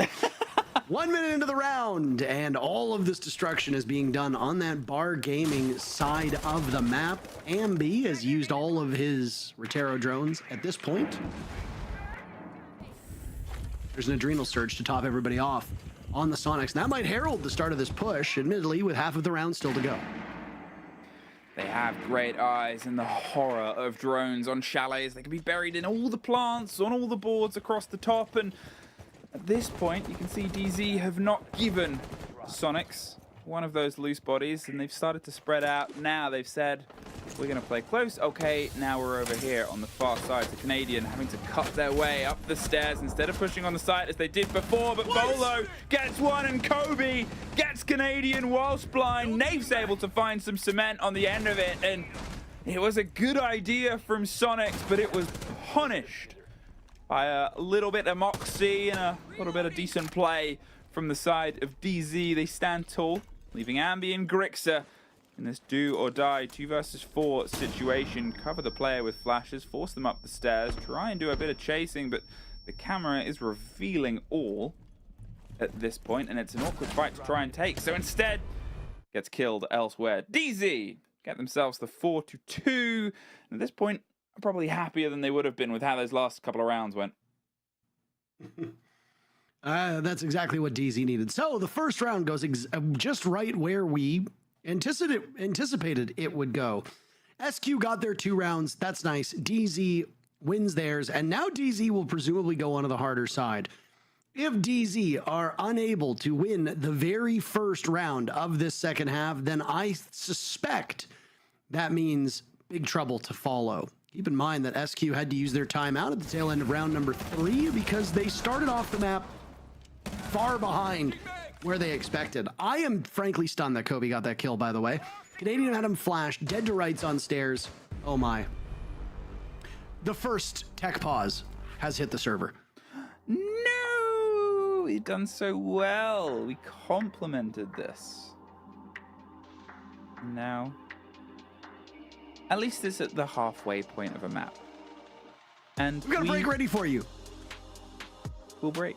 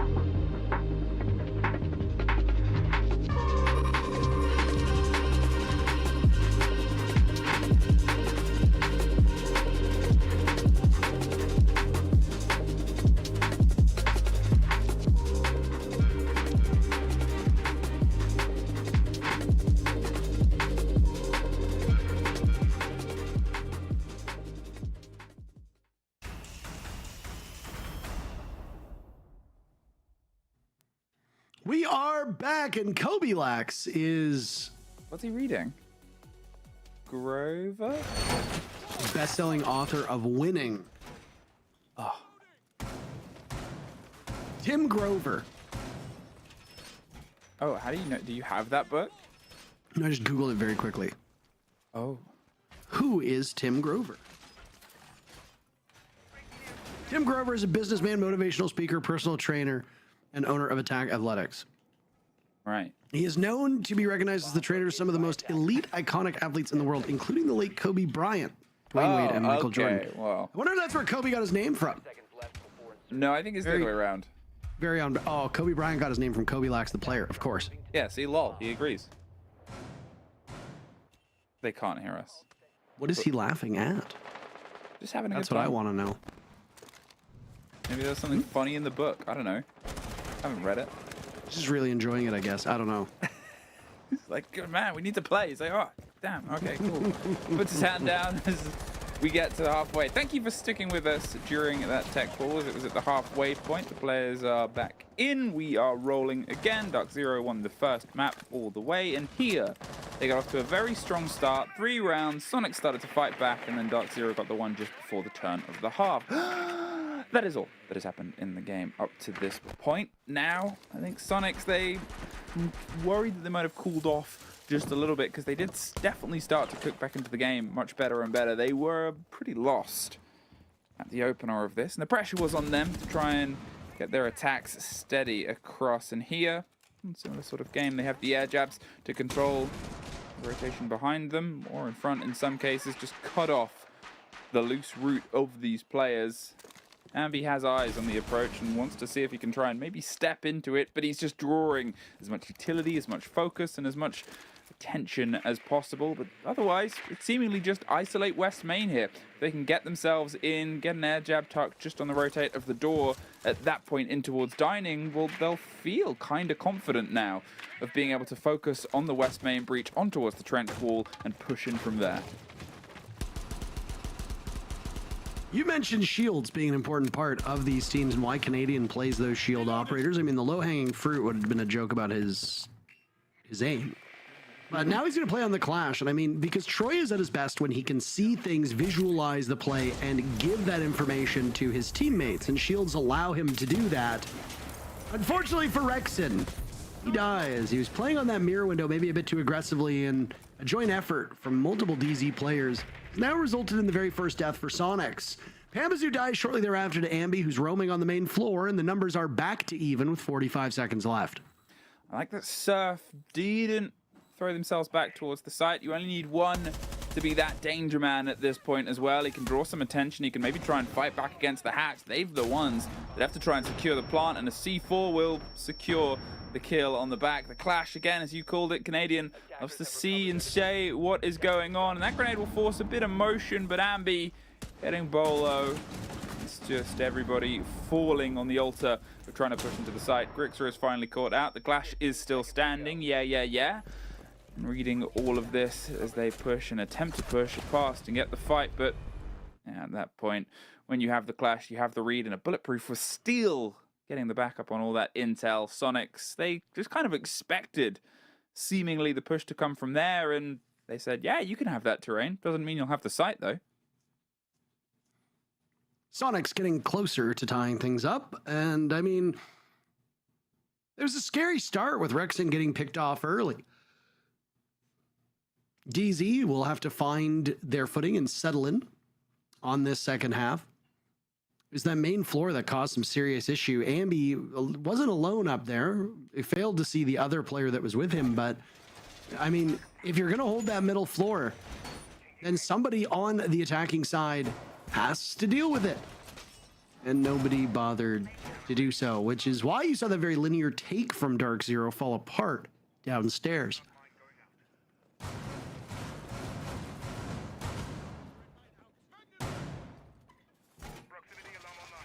One round separates these two teams, and the first map wasn't traded rounds, it was traded halves. I'm wondering if we're going to get the same thing here and get ourselves into another OT. I think my neighbors are probably wondering the same thing. I'm kind of glad that we had the big, more screamy, shouty match as the first match. And this, yeah, there's stakes, but I think the stakes of get to the major or not are probably more of a value to these teams than the bragging rights, the SI points, and the purse difference.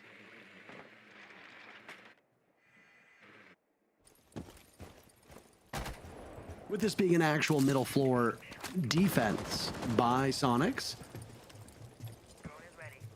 we'll have to tackle both the top floor and the bottom floor. As you saw how aggressively Sonics like to roam in the previous round, this bomb site will be no different.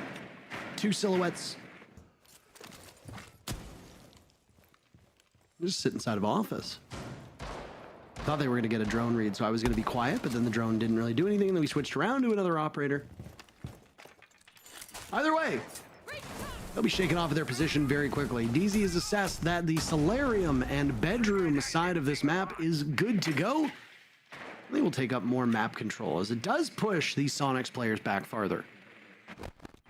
Sonics aren't, again, you know, stepping in to contest these areas, whether it's part of the plan of saying, you can have it, Ambi's in this strike position here, tucked. It's, you know, not the most common, but also not the most rare. It's going to be something that they'll probably expect, and if it works, it'll only work once. There's Surf put out in the meantime. Bolo gets the opener. There's Ambi striking back and then slips instantly out of it. As I said, we'll probably get the one usage. I would be surprised if it gets two.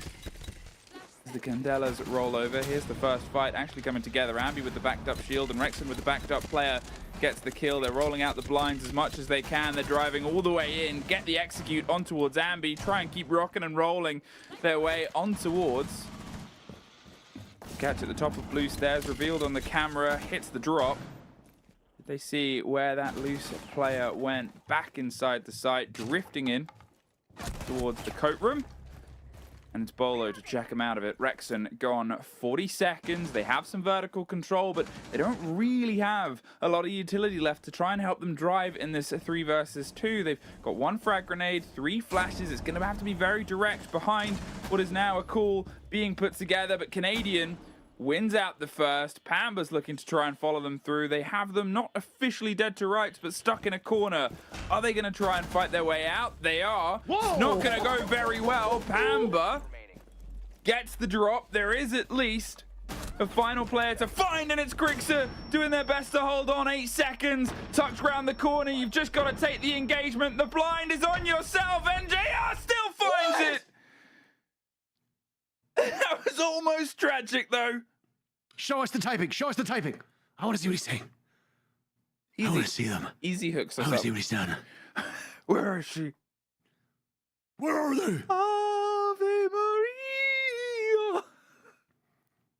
It's you and me in that scene at the end of Batman.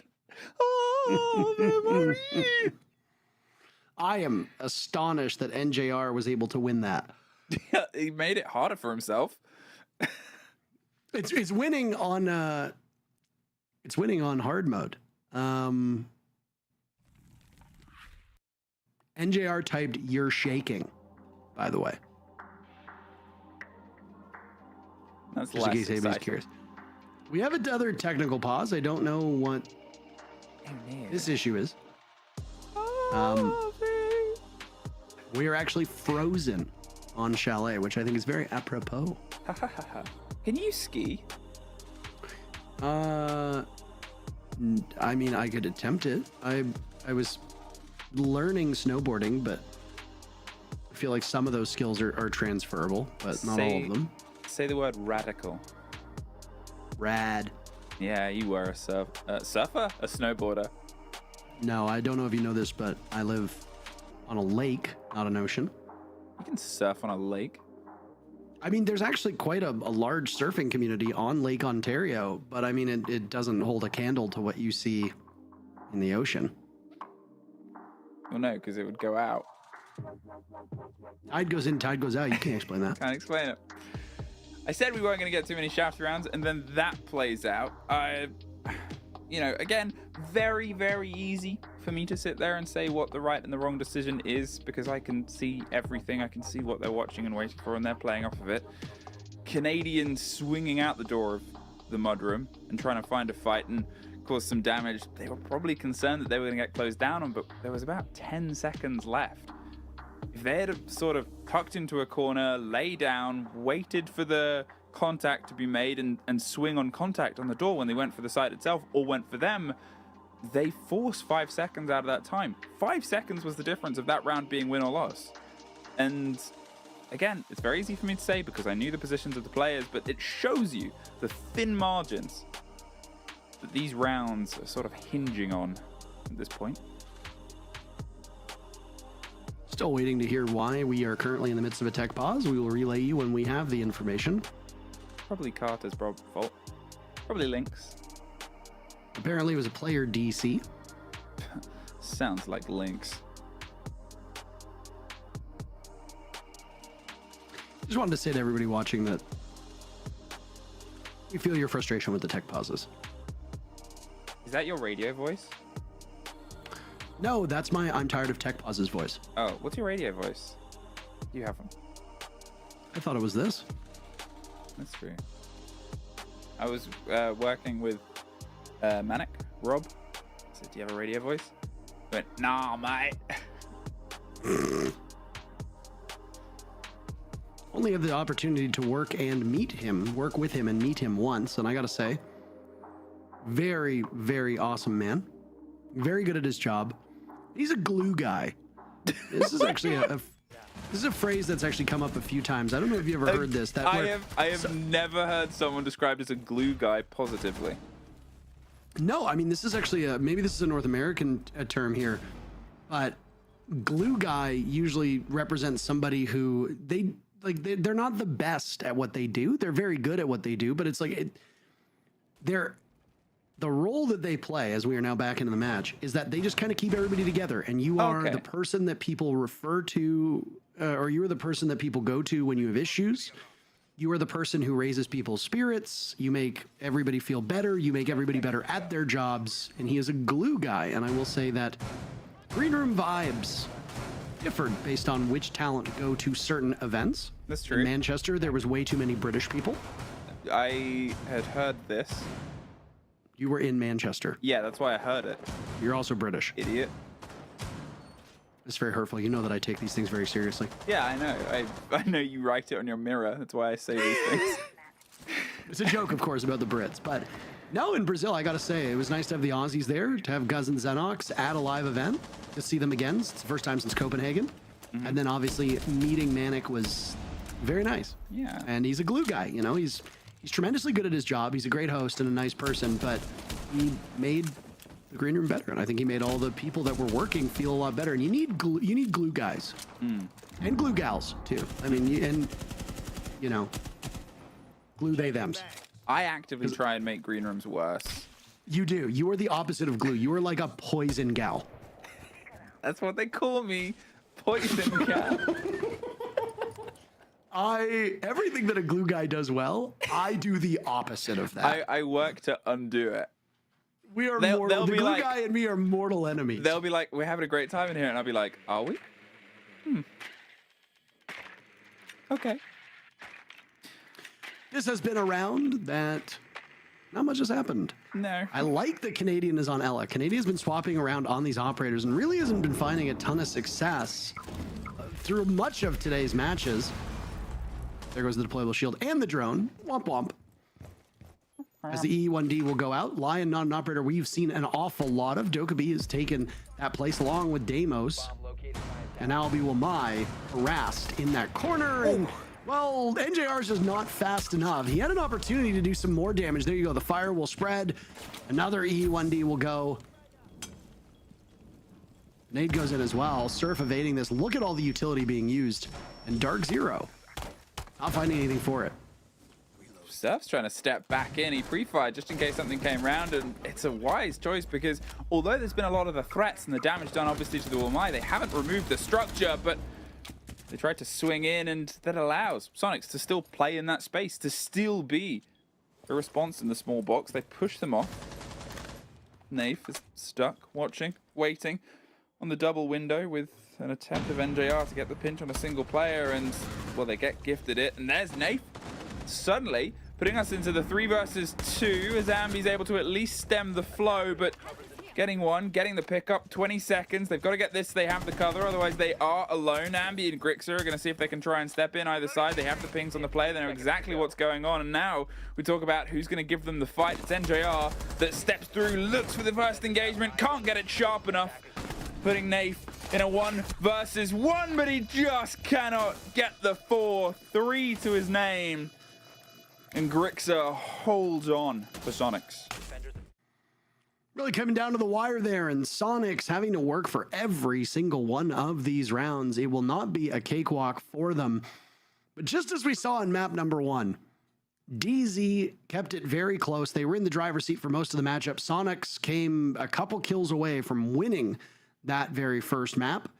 It was their map, of course, so you expect them to win. They didn't get it done. They failed on those expectations. Now here it's DarkZero, who looked like they were going to walk away with this one very quickly. A 3-0 start on Chalet before dropping a couple rounds and then it tightening up as we expected.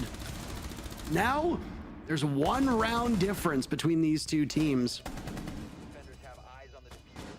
Sonic standing tall, standing strong, and here you go. Nave had a huge round. Nave in particular has been having a very good Chalet. It's something where, and I don't know if this is just me sort of attributing British players together, but it's always been a good map from players out of the region. You know, sort of go back all the way to the days where you had Nafe playing alongside Doki, playing alongside Citizen, and those sort of players etched a mark on this map. The roam play that they would do in metas gone by, and the energy that they would bring to it. Nafe was always one of those sort of creative minds behind it as well. And I know there's something about this map that plays really, really well with their specific European style of siege. Ambi gets bowler. Gets the opener. Puts a bit of a very early pick, by the way. Yeah, very, very early. And onto the ace as well. If you're looking at the sort of site selection, out of any of them, this is probably the worst. Still have the Thermite, they have the Kali. They shouldn't have the biggest problem, but now you're looking at the limitations on, say, the hatches. You don't have the pocket breaches. You've got to play with only 2 of these openers, and if you need to get the plant, usually it's going to be Snowmobile, and usually it's going to be Trench on the opposite side, which leaves a lot more cost and a little bit more protection in that swing connection on the hatch itself. But Kobe hasn't quite been able to get his teeth in towards the killing game since the rehost, and anywhere near as much as he was on the first map is waiting for this fight with the Clash, who's Canadian, not quite showing their face yet. You know, there's a Kali on the board. They can hear it. NJR's now found an opportunity to open up that wine wall and forces Rexon off of that position. Rexon will survive in the same spot that he died previously when he was on that Mira. Very different setup this time. Instead of tempting the attackers with a soft wall, you fully reinforced it and made this DZ team commit to proper utility work. This Kali's still got 2 of those lances left. They need to figure out where that last Electroclaw has gone. Did they find it? Yes, they did. And Canadian will have his back turned as there goes the exothermic charge. He hears it and will moonwalk away. Final minute, and there goes the deployable shield as well. Nave being so effective right now on this Kali, and the plant is going down. Gas not doing any damage whatsoever. There's an air jab to knock over Grixer. Sonics wanted this comeback to happen. They've now lost 1 player. The smoke, not the most devastating of margins. The coverage from DZ will need to be even better, as Ambi, missing out on the opportunity, originally catches NJR looking in the wrong way. Rexon on the diffuser, and the last 2 players from DZ will storm down in the same direction. Rexon, though, will get the diffuser as they waste time, and Sonics tie things up. Couple of woos there from Canadian. You can see the energy coming together. They've tied things up. They're obviously a map down at this point, but they've got themselves round after round back into this game. And we have a timeout. Oh, I almost thought it was a tech pause and I was literally going to lose my mind. Glad it's a timeout. DZ have fallen behind, and Sonics just as competitive in this matchup as we anticipated. The first map needed all 15 rounds to settle it. I am starting to get the feeling that we are going to go into overtime yet again. With it being a 5-5 scoreline, Emmy, no matter what happens, we will need all 12 rounds. So this will not be a quick affair. Due to the pacing of these rounds and numerous tech issues, despite the fact that we started our first map in our first match almost 5 hours ago, we have only completed 3 maps at this point, one of which was a 7-2. It was a relatively quick one. Obviously, there were some issues with tech pauses, and it kind of dragged it out a bit, but we are, as far as I'm aware, we're just a tiny bit behind schedule, even though that first series went to 2 maps instead of the 3. And it could end up being a very long night, or for you, morning, depending on what happens over these next 2 rounds. DarkZero do obviously have an opportunity to close this out in 2 maps. And if they do, first place overall in NA will be theirs. They will lock it in, and with it get the SI points that they need. Sonics, because of their results through the first half of the year, are desperate to win this matchup. For them to get those SI points and still be in competition for the biggest event of the year, which will be taking place, presumably, but I guess February of next year, as it typically always is. Very critical round for both of these teams. A bar and gaming defense for Sonics. The Frost will likely be set up top as you see Rexon prepping. He's actually looking for a spawn peak with the ACOG, and well, he misses it. All of his Frost mats have been placed, and I don't know about you, but it didn't look like all of them went upstairs in library. I guess those are the surprises that we get to work out along the way. And also, there's one. Surprise ruined. Game's done. Anime cat girl skin. Obviously. Yuck! Are you an anime enjoyer? No. God bless. You and I are probably not the target audience.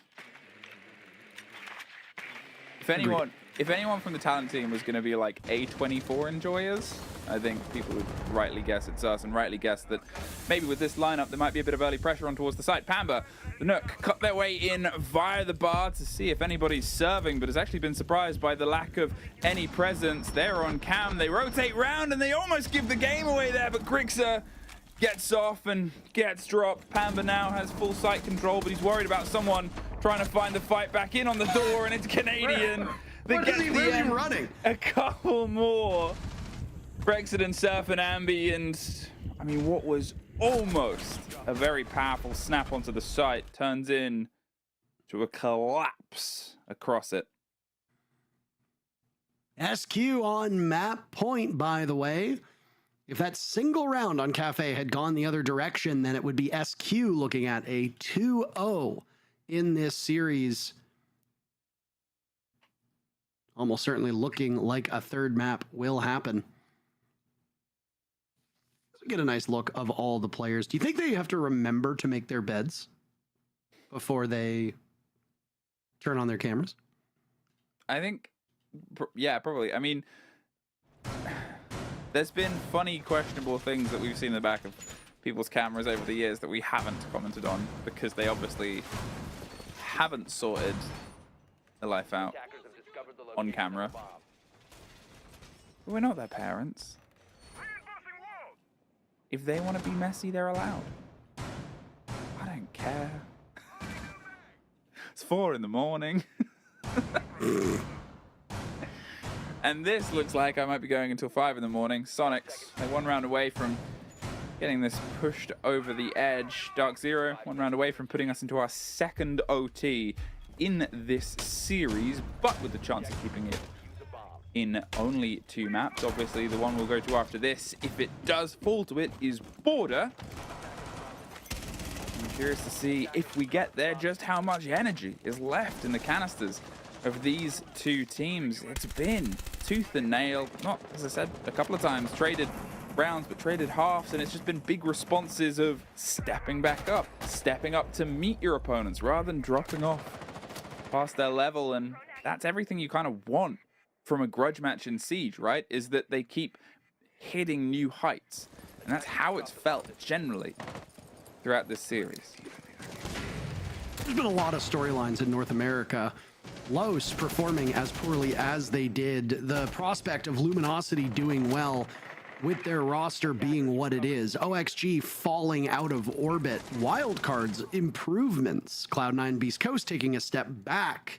Obviously, Sonics and DZ are in their own little loop.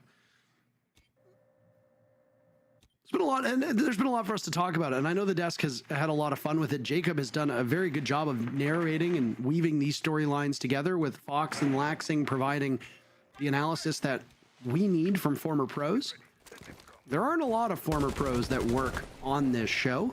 And NA obviously lost one with Pengu departing to go and cast with Dev Marta over in EU and various APAC regions. So having two people be able to contextualize the story has been great. And a lot of these matches have also been quite exciting. Let's just focus on that as well. A lot of bright spots to look at in this stage. The big one right now is this budding rivalry between DarkZero and Sonics. There goes Nafe. Rexon traded out immediately. DZ keeping this very close. 1 minute. 1 minute in this round. Sonics, if they can find these 4 kills, we go over to Border to decide this series and decide who finishes first in NA. Ambi's gone down in the meantime. They found themselves only firing back with 3 in servers in maybe the most dangerous position of all. But do they know? Yes, is the clear-cut answer there as Kobe starts the roll through. They're going to go for the plant. They're finally able to get the player up on the back end of it, but it leaves Grixer fighting alone for his life. He's on the echo, and he does stop the plant. He's looking for the second. They're pre-firing the wrong thing, so he'll get a free second deny here. You're kind of waiting for them to activate onto it, but they'll just cement the third one. There's the reveal from the Deimos where the player is, and the fight on the door itself as Bolo gets Ambi from below a little bit too late to stop the plant, and that leaves Canadian here. DarkZero look like they've sent us, and they have, into our second OT of the series. What's he typing? Release the tapes. Release the tapes. What's he typing? Release the tapes. The players are not typing anything. Please do not look. There is no war in Ba Sing Se. We have a man on the inside. His name is Stefan. And he loves the drama. Mm-hmm. Stefan loves the gossip.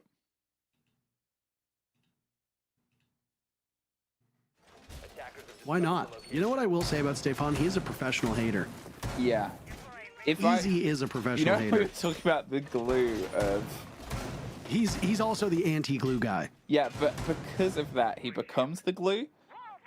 Because you're like, on a hard day, you're like, how could it, you know, I could have it worse when you talk to Easy. You're like, maybe I don't have it so bad. I'm just saying this all because I know Stefan hears every single word. The observers do hear us, which is quite nice. Yeah, I like 2 that. OTs in a row, though, by the way. Emmy, this has been as close as we expect between these teams.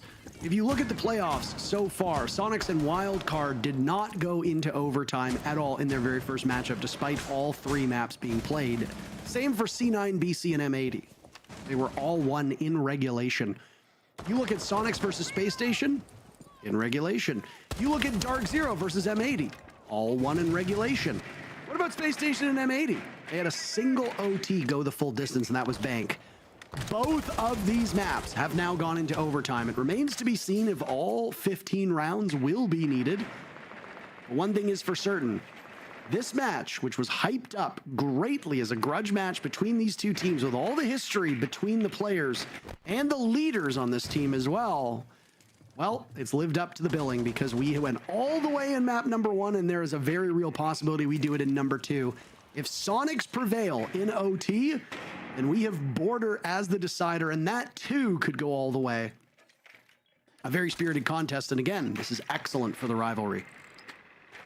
Sets up the story, sets up the scene, and they're setting up their attack, which has always been the weaker part of both these teams on this map, struggling to get the full sort of breakaway. Sonics were able to pull a take onto Bar Gaming before, It was the first round they got in the entirety of the map, but such a long time ago, especially with the tech pause that we unfortunately had in the middle and the midst. Nafe, he's prepped up and executed instantly. Ambi steps and knocks the map, but Pamba gets a quick response inside the line of prep. There's Ambi driving and diving for that player behind the shield itself. They're able to absolutely uproot. That's again just another shocking run in that's unanswered past the bar, but Pamba vertically is causing some dramas. Now they don't have the kit. They're not going to go for the plant. They're not going to go for the operation at this point because, well, as proven by Pamba, they do not have the control above. Pamba gets his third, gets Rexon, gets the team still fighting 11-4 since the rehost and 12-4 Ambi. The pressure's on. He needs to be the answer right now. You see where that kid is directly underneath Pamba. With 30 seconds, they have to make the choice. Do we try and push up? Do we try and take the fight? Do we trust that we can grab it and move on? There's an altercation on those stairs that they don't seem fully aware of. And there's the grab of the kit. There's the slow roll, the caution paid. There's a couple of positions that are safe. That is not one of them. So the ping goes out just in on the door. They can watch this from some of the locations. There's 8 seconds. You can see the Legions going for the hunt. They find it perfectly. And with that locked out, DarkZero, but mainly Pamba, keeps that round in their favor. One round separates DarkZero from first place. The head tilt from Ambi told the whole story there when with 3 seconds left, it was him against 3 players from DZ. Understanding that the round was effectively over, and it might be a sign of the times for Sonics, who now through 2 maps have kept things awfully close, but you have to be able to close out these games. I struggle. I can tell. I struggle because this has always been an issue for Troy's teams. Think back to those old EG squads. How they struggled to close out matches, how they would come out of nowhere, they would be great, and then they would have some issues maintaining that level of mental resiliency. The same thing, in turn, happened on Space Station for a while. But it seems like they got the proverbial monkey off of their proverbial backs when they won the US Nationals, and then 2 months later ended up winning SI in 2020. This was a team that was formidable for a number of reasons. They had a great supporting cast. That was also when Rampy and Fultz were capable of killing every single thing that crossed their path. With DZ, it took a while for the system to gel with Troy at the reins, and even they had some serious struggles about looking really good but disappearing in the tough matches. But then all hope was there, and all worry was gone when they won the Charlotte Major. There is no denying Troy's ability to lead these teams. There is no denying that he is capable of willing the unwilling into a winning position. But he is still very new on this Sonics team. They have outperformed expectations, and this has been one of the best starts to a new team for Canadian that we have seen. But there will always be setbacks. Even if Sonics fail to win this match, not all hope is lost. They're still going to be in Montreal, and that will be the best opportunity for them to get game day reps against international competition. The bigger issue is that they lose out on those SI points, and right now, Sonics making SI is far from certain. DarkZero making an attack stick is also just as uncertain as Ambi. Gets the head of Nafe as the opener, and Bolo, I was going to say, misses out on the engagement. Ambi wanted to double dip, but when they suffered the first bit of damage, and as Pamba gets the last bit, they realized maybe they overexerted themselves. They still wasted some time, wasted a Dockerby as well. Nafe is gone. If your IGL's in that position of just watching cams, it's not the end of the world, but also there's still this fight for control over West Main. Think about how many times we've seen it boil down on these Sonics defenses to just holding the site itself. It's a different story, and so far, Pamba, apparently if you put him on a floor above people, he'll just keep getting killed. Fair enough. Maybe this extended hold that Sonics have tried this time round has not netted results. They pull back towards the site. Mira did not die that far away. Grixer has the watch, but as Canadian steps in, it's a 4 versus 3. They've obviously lost the Dockerby, but they still have the chance of doing the hard breach. There's a minute plenty of time to get this work done on the site as they start to tear it up. But is the clash going to become a boon or a detriment as this gets closer to the wire? I mean, shields are always better when you've got a strong team around you, and Grixer and Rexen, two of the OGs from Sonics, are great, but the numbers favor DarkZero, which means that Canadian's application with that shield will be slightly weakened as they are outnumbered quite so heavily. Down goes Bolos. The numbers will equalize. The shield will be spotted by NJR as it's up to him, Pambazoo, and Kobilax. Pambazoo has 14 kills, by the way, since coming back from our last rehost. Rexen slaughtering NJR from that gaping maw that is none other than the opening breach. Last one alive is Pambazoo. Hold on a second. 4 kills to his name. He's got 5 seconds to find Grixer and get the diffuser down. Grixer tucked away over in wine. Pambazoo just won't get there in time. And based on the clock, Sonics win it for the second map in a row. We have all 15 rounds. I mean, could not have been closer for Pambazoo there as well. Obviously, getting the drop on towards the air jab clash, great. Then throwing the flash and leaning into it to get the kill in blue, amazing. But just 5 steps away from that final kill, that final fight. Sonics, they took a bit of a risk there. They extended more over the map. They thought if they shook things up, it would work. It didn't, but ultimately did, I guess is the way of putting it. They're on the back foot, and if it wasn't for the heroics of holding it down, the pressure of time was that story there. Again, that is where that sort of hold nets your reward, is in time. And now as we go down, the DarkZero's hold here on towards Kitchen. We've only seen this once so far in this showdown. That was a DarkZero win. Will it be the same here to send us to bed, in my case?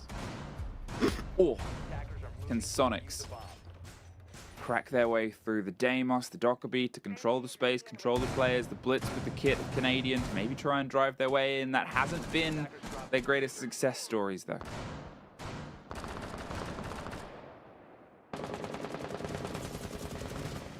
Kobilax having quite an uneventful second half of this map. It is rare for one player to consistently dominate time in, time out, but I mean, that is what tends to separate the best players in a region from the rest. If you can show up and put up positive numbers every single map, and well, your value shoots through the roof. Pambazoo tends to be that player for DarkZero. Be very curious to see his lifetime averages, because he's been exceptionally good. It's a nice shrewd play, by the way, from the Kaid of NJR. He was trying to bait out the Brava drone. The Kludge appears, and right as it starts to hack the Electric Claw, he picks it right back up. Still another Kludge in pocket for Grixer. So we can get it again, but as long as NJR is not sitting over top of it like a mother hen.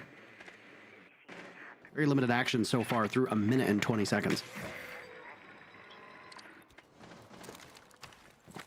Every single player still alive. The early body takes that happened once or twice throughout this round, throughout this map, have just drifted by the wayside in OT. DarkZero aren't handing these engagements, I say, as Ambi just takes one, hoists the player, and Bolo in the meantime is trying to keep things going for the team, but he's slowly being surrounded and closed down on here. The verticality, he was the big problem when they tried to get this territory and terrain before the Blitz. Pokes their head round the corner, he's doing his best, but remember how this ended. It was with a question mark and a lull as they tried to just plant without the vertical. This time, they aren't making the same mistakes. Sonics 3 versus 2. They still have the Blitz standing. It's Bolo and NJR to try and get the final piece of this, and Canadian knows exactly where NJR is. They aren't going straight in, they wait. With Grixer getting that, it leaves just Bolo, a 1 versus 3 situation. Looking for the planter. Can't quite get the angle, they're tucked. They're dead. This is map 3. Nicely done by Sonics in that final round, isolating those players off site. And Troy sure is fired up. Sonics winning DZ's map. We needed 30 rounds so far through these two maps, and we are far from done. Border awaits us, as that will be the decider. A single map, one best of one, to determine whether Sonics comes out on top or DarkZero can get it done. These two teams, juggernauts so far.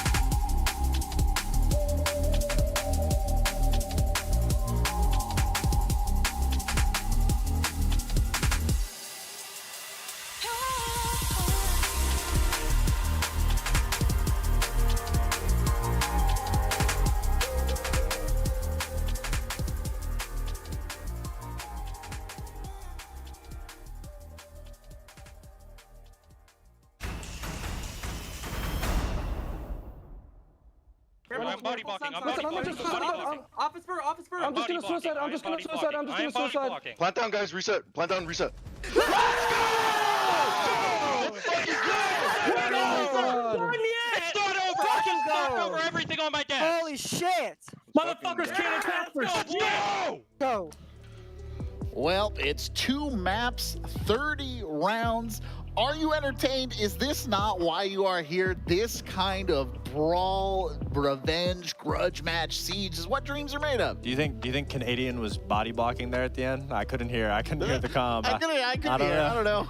I think he was. I mean, it really was an intense matchup, and I mean, oh my God, DZ kind of let that one slip away from them. Unfortunately, it was just not in their favor. I mean, really good play from Sonics, and like, I mean, I really, you're right. We're spoiled for a game. It was round 10. Pampa snuck through with knock and got into the bar, got the kill, and I was like, oh, this is over at this point.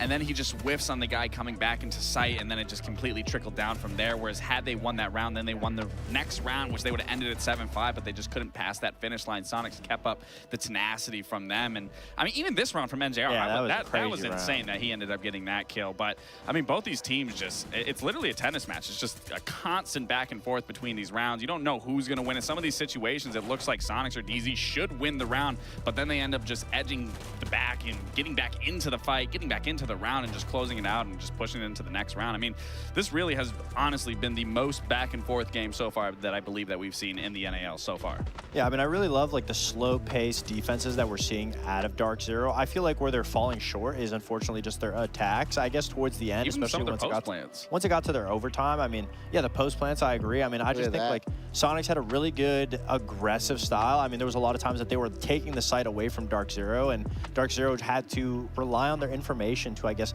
get back in this game. But it really feels like Sonics has woken up. Yes, they lost last map only by 1 round, and they won this map by another round. So it's one of those situations where neither team are really doing anything wrong. It's a battle of constant adaptations from both sides.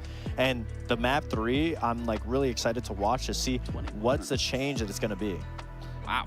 It's crazy to me that they're tied in kills and tied in EPS. I mean, it's just like this is the game that everyone wanted this to be for the first stage match. So the fact that we get it at the end of the day, end of the stage, end of the playoffs. I mean, again, these are the 2 best teams that we're sending to Montreal, and I couldn't be any more excited. I'm really hoping going into map 3 we can play another 15 rounds, make a total of 45, and just really show each other's teams and how well they've been playing. Yeah, I mean, you could even see, I mean, the attacks is really where it started to slip through, and Sonic's defenses was really well prepped, and then once they managed to flip sides or bring it all the way to overtime, I think that's where Sonics was just able to get that final little edge over, which is finalize that the blitz, bringing that blitz in overtime to get those opening picks, shut down the roam from DarkZero, and I mean, you know, really well played from Sonics. Yeah, and you know, obviously the casters brought it up. We brought it up before in the playoffs, but I feel like I would be remiss if I didn't say mental fortitude. I mean, you see the player cams, they look gassed. They look absolutely gassed at the end of this, and this is going the distance. Everybody was very tired in the cameras. You could see, you know, Wrexham was rubbing his eyes, but at the end of that game, we saw everybody explode on Sonic's side. So you can't even say to this, oh, maybe this game doesn't necessarily matters. It matters to everybody in the server immensely. They all want to be the best. They all want to win, and obviously a little bit of a rivalry is also adding to that fuel. One team has to be the de facto winner, and obviously Border being the next map up that goes between it. I mean, Sonics so far, their attacks is an attack-sided map. Sonics, their attacks have been better. We're seeing that early stages of DarkZero on attacks. They're fumbling around, stalling out. The big individual rat plays weren't able to, you know, make anything happen on Chalet. Border is a map that you also really can't get too ratty on. It's really about individual 1v1s all over the map. And as a team, Sonics is just playing a little bit better so far. But we talked about those adaptations, and this is going to be a map that we're going to be seeing that pretty heavy. And we've seen a lot of quick takes coming out of Sonics and DarkZero. We're kind of just beating their way through with the shield and making openings. I mean, same with Sonic. So I'm expecting a lot of shield play to try to be negated from both ends of, you know, maybe bringing a Legion, maybe just bringing something to thwart off those shield attacks and getting into those power positions. But again, this is going to be coming down to quick adaptations and moving the pieces around the puzzle and getting players in position, out of position, and taking position from the power positions. So again, it is a lot of positions going into this map, and I mean, it's going to be very heavily gunfight oriented, and like you were saying, it's going to be coming down to single-handedly 1v1 engagements that are going to be ending up giving up that power position or gaining that. So again, if I don't know, with my prediction right now, it's I kind of want to switch it, to be completely honest, even with Sonics coming off of that win. You can't. You're locked in now. No, I am glad this ends on Border, though. This will be, I mean, if I'm going to be completely honest, I do expect this to be using every single round that is provided going into this match. I mean, we might as well. 8-7, 8-7. We might as well. We're already another here. 8-7 map 3. We're here. We're waiting for it. I mean, You know, I do wonder at times how much of this is becoming like a chess match between Nath and Canadian, where they're just using their players as pieces. I mean, no, it feels that way. Realistically, that's what it is. That's what it is. From a position of being an IGL, when you play against a team, always whenever we'd play against DarkZero, which was Canadian and that roster, now they're playing against each other, it always is that mental battle, because every single round that you win, you know they're changing, they're adapting, they're changing up their play style to counter what you're going to bring. So each round is a back and forth due to the leading styles of the leading capabilities of both these guys that you see on the screen. I mean, every single round that's won, the other person is trying to fix it. And now on a map like Border, that's where IGLing kind of gets a little bit more complicated, because it's very hectic and it's all about speed and pacing. So DarkZero has been known to do a lot of preset planned rushes, and Border's a map that you can do minimal defaults and find a lot of success on. So it really will be which team has the better attacks, and so far we haven't seen that much good out of DarkZero's attacks, at least on Chalet. So I mean, you know, I predicted them to be able to win this out completely, but you know, I'd agree with you. I would also, in this factor, want to switch it if I could, but I can't. I mean, how do you think, as we, you know, are looking at Border? I know you do. You can't trick me. I mean, how do you think DarkZero maybe tightens up on some of the errors that they've been making? Because I feel like they have been making some definite errors. We brought that up, Pambazoo maybe getting out of position round 11, or you look at that plant on round 10 that was really kind of just like ham-fisted. How do you tighten that up when you've been going so deep into this match now, and you really do have the feeling that Canadian knows almost what you're going to do before you do it? Well, I mean, it's kind of the same thing that Nath was saying, that, you know, Troy took a little bit of their strat, so he's easy to counter that, have that counter play. But the nice thing about Border, especially on the attacks, is sure, it does come down to those 1v1 engagements, but it does force a lot more team play and a lot more people to be buddying up with one another as you push through that map and end towards that end game. Well, viewers at home, you couldn't have asked for more. It's a finale with all the fireworks as we get ready to go to Border for the last time here in the NAL 2024. It is my very great honor to turn you over to two wonderful casters. It is Intero and Fluke. Thank you very much, Corbeck, and thank you very much to the desk for rightfully hyping up this match for the grudge match it has been. And if you were expecting a quick one that would go the way of the night, you were completely wrong. Admittedly, about a minute, 30 seconds in map 1 and 30 seconds in map 2 could have completely changed the tide of this matchup and made for a 2-0, but that is not to be the case. And with it, the social prediction has tightened an incredible amount. At one point, there was a huge gap between DZ and Sonics at the start of map number 2. It is now gone. Mental fortitude was something that was discussed by the desk, and I mean, DZ looks quite motivated and very much in there. For the younger players, these long matches, these long best of threes, while they do take their toll. Ambi's played in a couple of them, so has Surf. Kobe Lax is getting his first taste at a tier 1 level of the NAL stage, so I mean, it's a rough go of it. Operator bans are coming in. Sonics have taken out the Glass, by the way, an operator who's seen quite a lot of picks on this map, but also has been a favorite of DarkZero. Mirror will round out the bans, and Monty and Azami are pretty normal as we go to war for map number 3. Let's bring it. Let's see a war. Let's give us what we came here for.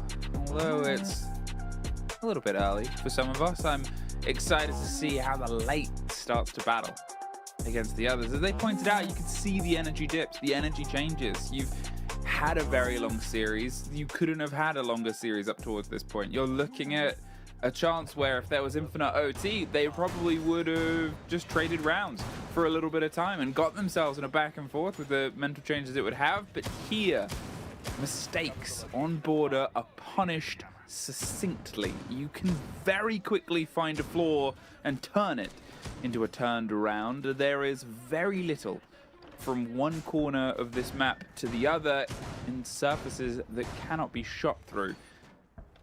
And that is where you're going to introduce these problems. The Glad's gone from the side of Sonics. It limits some of these plays, some of these approaches. Most notably, if there's one that's driven, it's onto this side when you go for the Archives plant just tucked inside the door. Those smoke plays will not be confirmed, but what I'm curious to see is the combination of the Deimos and how this map likes to play with its soft floors. In the right hand, one of those powerful entry ops in the game at the minute. Can it be the same for Ambi, who has been probably the most powerful, consistent player in this series at the minute? Surf too, don't forget. Surf has been very steady. But yeah, I mean, Ambi showed up huge. It was Pambazoo in the previous matchup, who was the star for DarkZero after Kobe had an incredible first map on Cafe.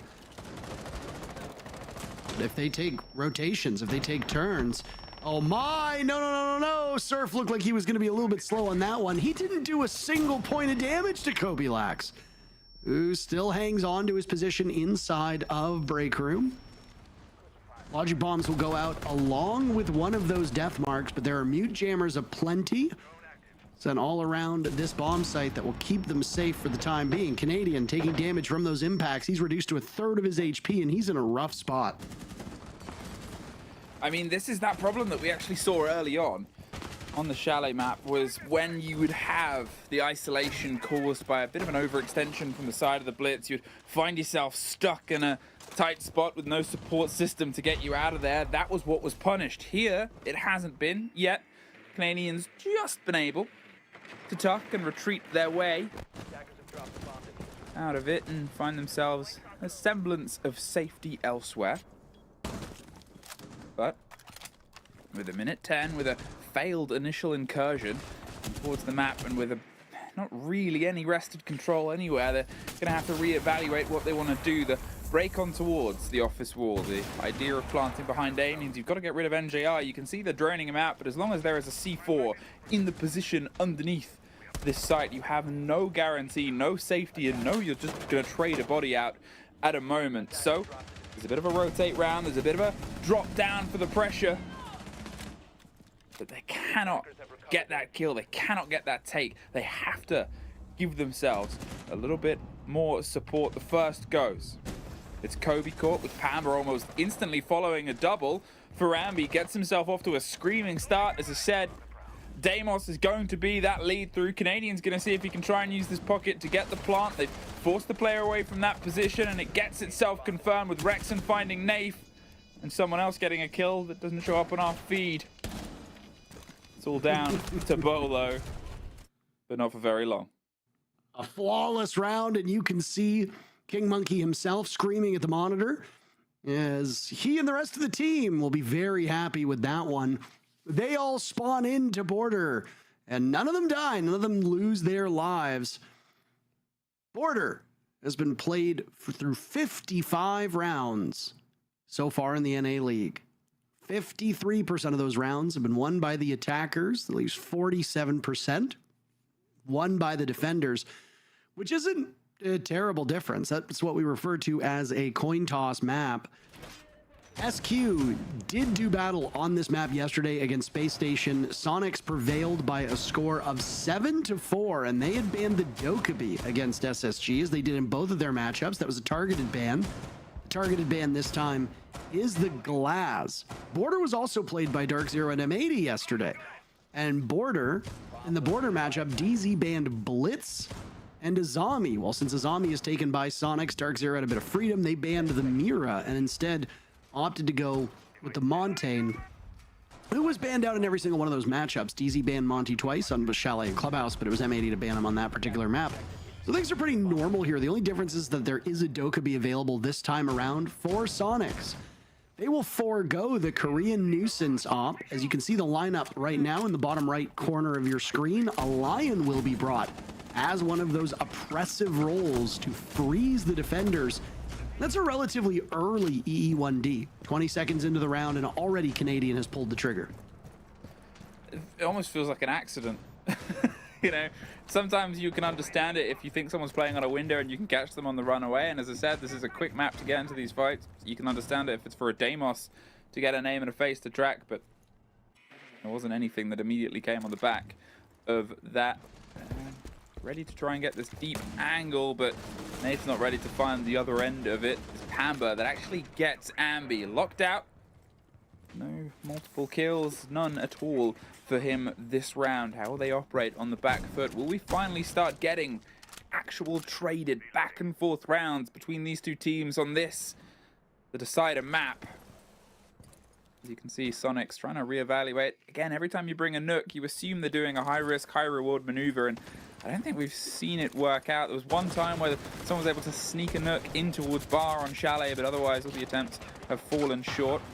And here, short attention is paid just in towards the site. They're going for the hop, the pressure in towards detention and jail as it's open. Rexon gets NJR. The concern is that they'll have angles above, and you need to have a player on the window putting pressure so they don't just do exactly this. Bolo, he has this angle. He has this important role to get them as soon as they try and enter. We've seen him dominate from this kind of position before, and I'm curious how they're going to try and overcome it. It seems like they're still looking for scrappy engagements. They have loads of time at this point, and there is a rotate that goes. Surf gets Kobe in the meantime, and Canadian misses out as Nafe does find Grixer. Things are sort of traded back and forth, sort of flowed, but that main territory, that main verticality has not been removed yet. Bambazoo now taking up this position over towards jail and almost missing out on that kill onto Rexon. Out goes one of those goo canisters. Nafe taking down Surf. Sonic struggling through this one. They've gone from a flawless round to just Canadian left standing. He doesn't have a ton of time to deal with. They'll rotate around with the goo doing damage in his foot. He has no utility.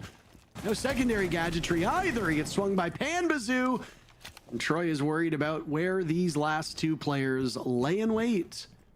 Nafe over by the server rack. Bolo at the moment unaccounted for. He's up top now over by Metal. Canadian will go for the plan by the double door. Bolo will be the closest in striking distance, and he will get the job done wandering down Metal stairs. 1-1. Traded rounds.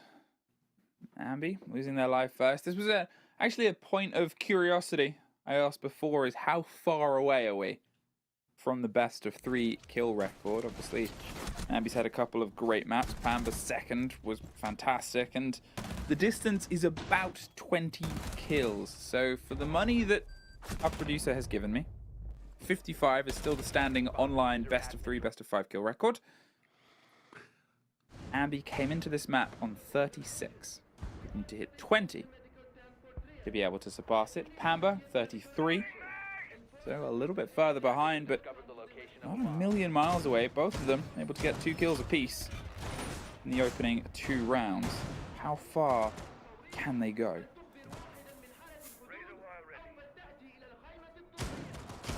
We do have a lot of different kill records that we need to keep an eye on and focus on. We've got the LAN kill record, we've got the minor kill record, we've got the major kill record, we've got the best of 1 kill record, best of 5 kill record as well. So many records. Yes. I've cast 1. I think I cast 2 of the records that are currently standing. I know I think you might have done the OGA Pit one. No, the OGA Pit was Hap and Sternap. I did the Onigiri with Hap. I think I did the Citizen game, but time is a blur, and it was in 2021. Oh! And Kobe is sent into the past as well. Sleeping, says Rexon. I mean, it's unfortunate because, you know, you look at that first map and they were brilliant, Kobe. They've just, unfortunately, lost a bit of steam, and that's maybe one of those tells of new X Factor players, right? Is in these kind of games, this is when they're going to be the most tested. This is when they're going to be the most stressed. You can have dynamite performances, you're coming in, but marathon shows.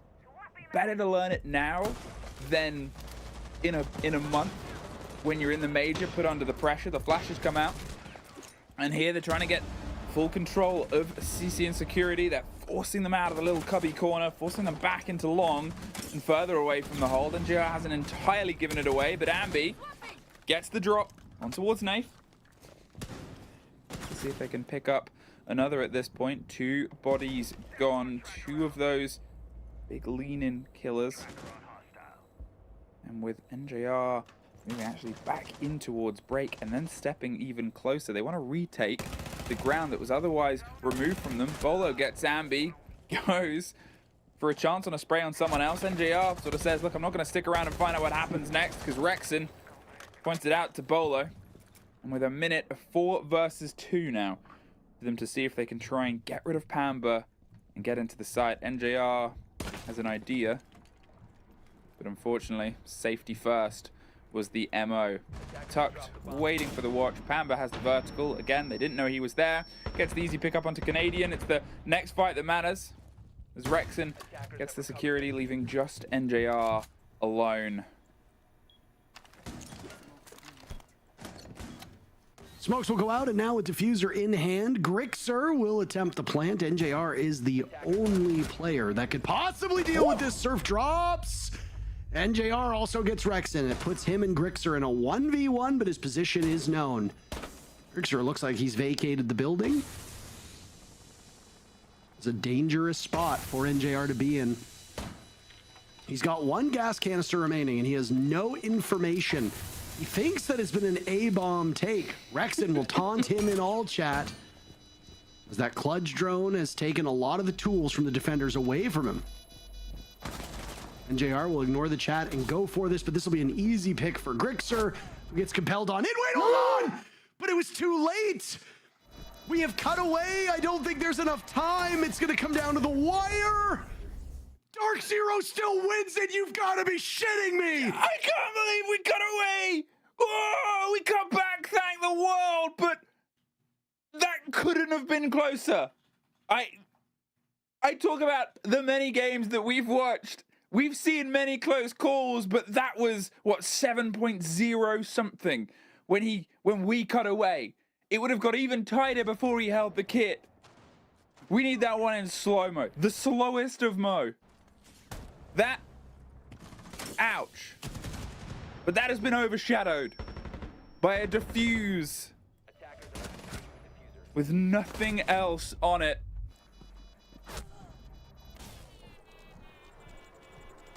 I'm stunned. It was literally 0.02 seconds. 0.02 seconds at what might be the closest that we have ever seen. That's the difference of a slightly worse keyboard. And that's insane. Oh, mate. This game has it all. 2-1. Sorry, neighbors, it's 5 a.m., but this deserves screaming. DarkZero somehow pull that one out. A 3 versus 1 post-plant clutch. Huge.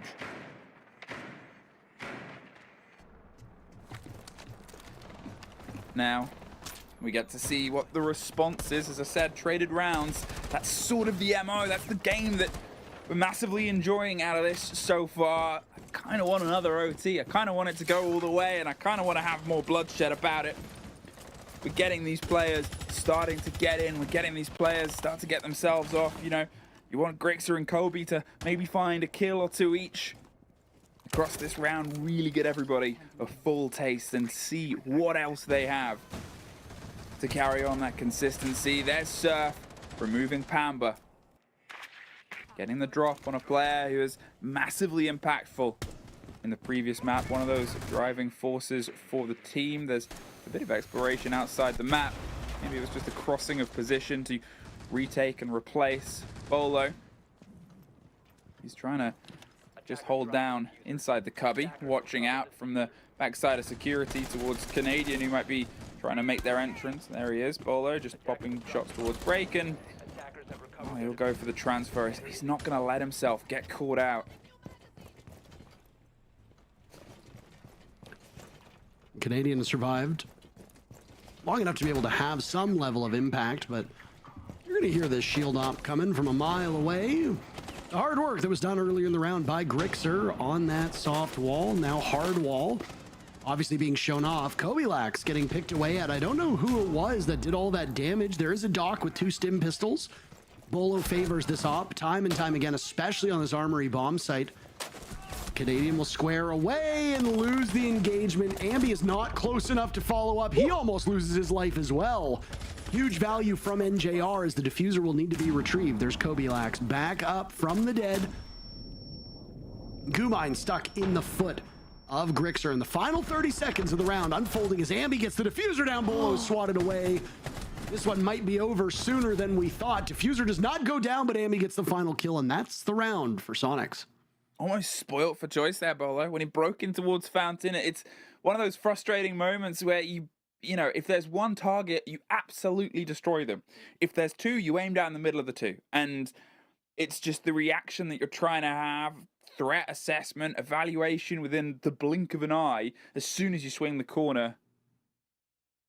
It's that sort of trade out moment. There's one.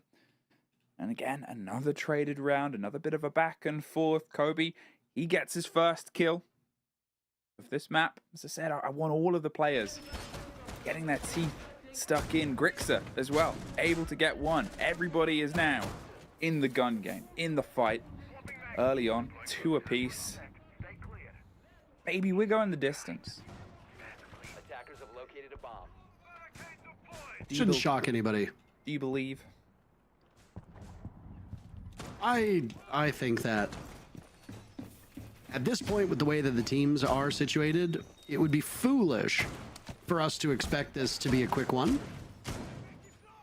Again, if we go back to those border numbers that I cited earlier on, 53 to 47%, slight favor for the attackers, but still a relatively small sample size here in NA. I think it's like the 3rd or 4th least played map. Yeah, I mean, right now with the way things are looking, fatigue will definitely set into these teams, depending on where they're located, whether they're in Central or West Coast. We are fast approaching midnight for those on the East Coast. I know for a fact that Canadian is on the East Coast because he lives just a short drive from me. Because he's a New Yorker. No. Oh. I don't know where everybody else in DZ is. They were originally at their compound in Vegas. I wonder if they're still in Vegas. If not, DZ might have migrated back to Texas. I'd heard whispers in the wind that they were looking at a move to Texas, but I don't know if there's any truth to that, and I have no idea their genuine whereabouts.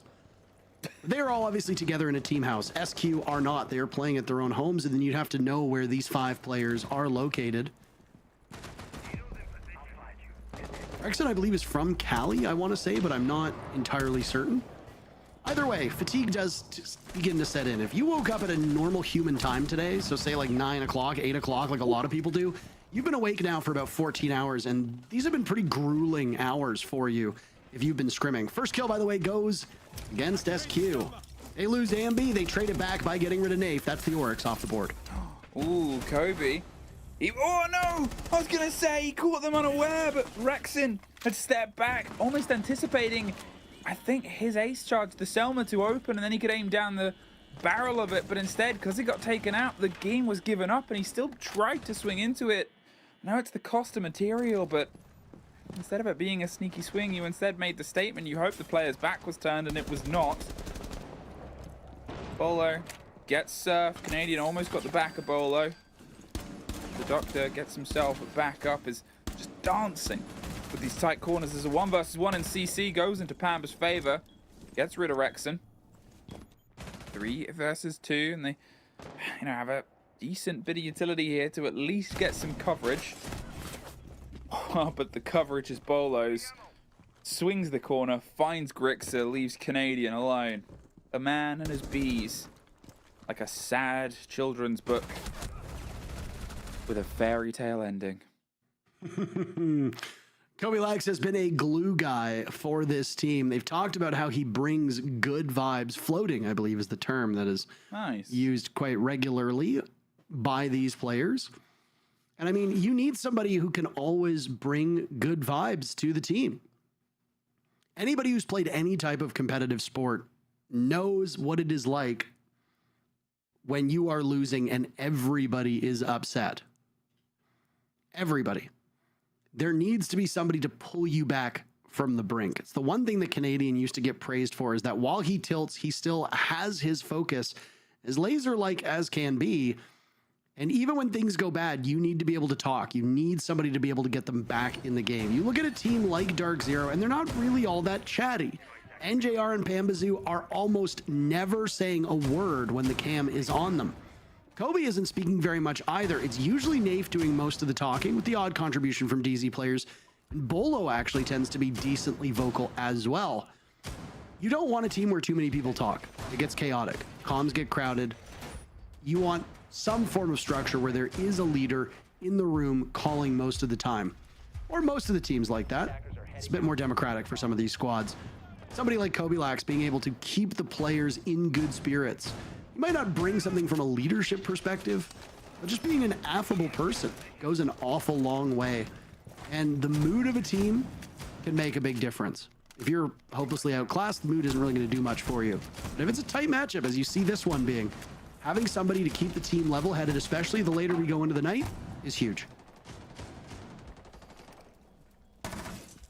The defense around jail is quickly being smashed open now. It was Bolo above that caused problems, and when they had that problem on Chalet, they had the great answer of going up and focusing on it, and that's kind of what you want Sonics to do here. Fight for the even half, fight for the traded rounds, keep things back and forth. Now that wall being electrified isn't the actual end of the world. There was a trick where you could sort of get anything on that soft, which is why it gets destroyed. So instead, they still have to have another sort of flag waving, go upstairs, go upstairs. Look towards the pressure on CC and security. At this point, just still getting some of the ideas that, well, it's a bit bare, it's a bit barren, you know, the hole that they want to do, and someone's exploring outside somewhere at least. There's an entrance happening on the back of the site, there's some motion inside, there's the warden getting a reveal, there's them being forced off by the Capital bolt, and they're using this to plant slightly off around the corner. They're trying to close back in. Pamba gets one. Rexon is gone. They're spraying through the wall, and they've been able to successfully get it together here. The shotgun trying to get the lockdown on the soft wall. They've slowly backed out of their Canadian, but they're not out of the woods yet. Grixer gets the lockdown, swinging further and further with the pistol, but what do you do at this point? You never technically lost the verticality, but you did lose that one to Ambi. Swings round with Surf getting another, and Sonics from a single Capital bolt cleared the space and made the most of it. Well, would you believe it's a 3-3 first half? Yes, I would. Oh. Because I wanted it. I willed it. I put it on my mood board. These two teams really do not care for one another, and you can see it in the way that they interact in the server. This is obviously a high-stakes match. This is not an unimportant match, and anybody who says that or whatever really needs to get their head checked at this point. The SI points on the line for Sonics, very, very critical, but more than that, it's a statement game. It's a statement game for the Sonics. A statement game, frankly, for most of these teams that are playing in the playoffs, but especially these two. Troy wants to prove to DarkZero that they made a mistake by getting rid of him. DZ wants to make a point that they're better off without him. Neither of these teams are making a more credible argument at the moment. 8-7, DarkZero on map 1. That was Sonic's map. DZ wins it 8-7. On DZ's map, Sonics wins it 8-7. Now here we are on Border, a map that realistically is a 3-3 map. Based on just the fact that it's like 53% attackers, 47% for the defenders. And what do we have? We have a 3-3 first half. It never ends. We also had one of the most exciting clutch moments that has been seen in the North American League. I've seen with this that screenshot. pixel perfect diffuse. Oh, I saw it. Just really a tremendous moment, and one that I'm sure will be brought up consistently. Now DarkZero moves to attack, and Sonics on to defense. This game is the equivalent to a fist fight outside of an establishment at 3 in the morning. It would be... We call that Waffle House. It's that, because it would be just as intense if no one was watching, right? It would be a full send, full passion, get your hands in there and see what can come out. The C4 gets Bolo on the window. The Deimos is dancing back and forth, but Surf says, yeah, I'm here, mate. Square up. If you're feeling froggy, leap. And Nafe now alone in a 1 versus 4. Probably taking... There's still 1 minute and 40 seconds left. Yeah. And what is Nafe gonna do? He sits and holds this position over towards metal, waiting for somebody from Sonics to maybe give him a leg up. Sonics are not that kind of team. They're not moving at all. Nafe will instead patrol looking over towards east and now swing through office. Well, I wonder if the rest of the team is talking shop. I mean, Nafe is the leader on the team. If there's anybody to talk strategy, it should be him. But instead, they're just going to let it play out.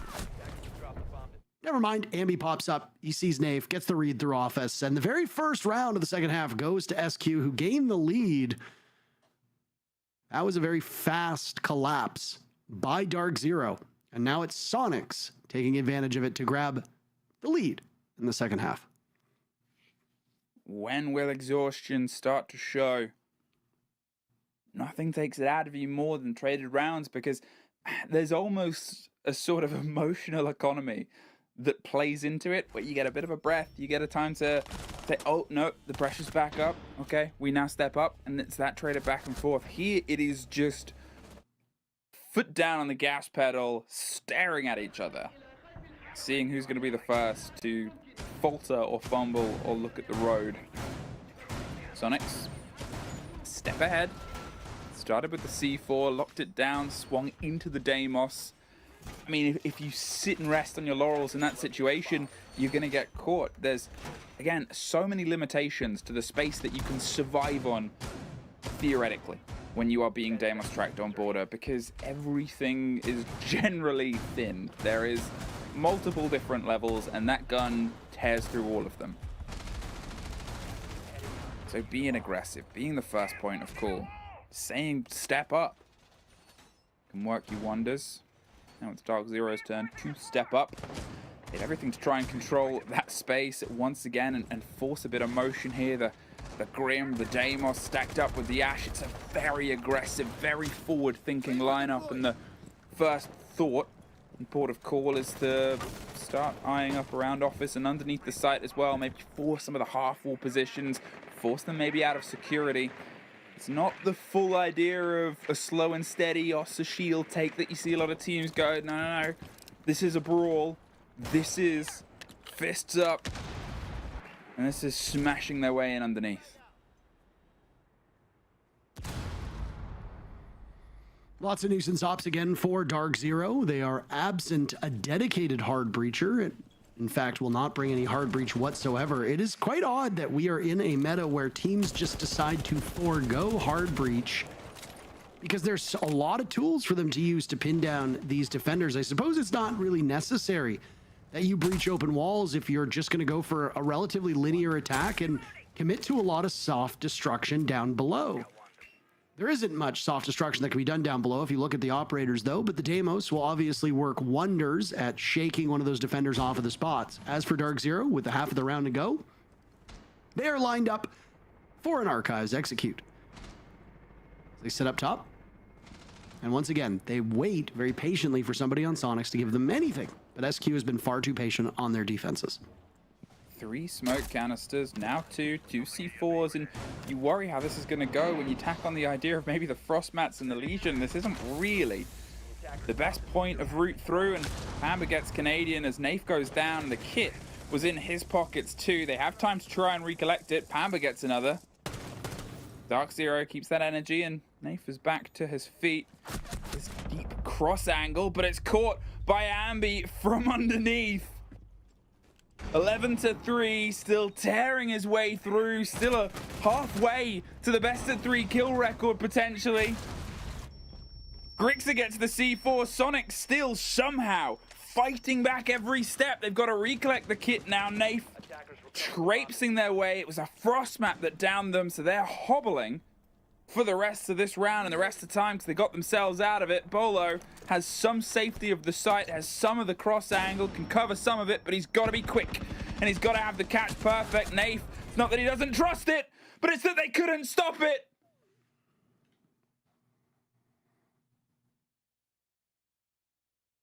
Big round for Grixer. Big round for everybody on Sonics as they take that round and stretch their lead. I suspect with neither of these teams having using their timeout that we will see DZ's pop up, and that looks exactly like what's going to happen as DZ, with this close matchup, have now kind of lost the plot on this second half, the back half of this map.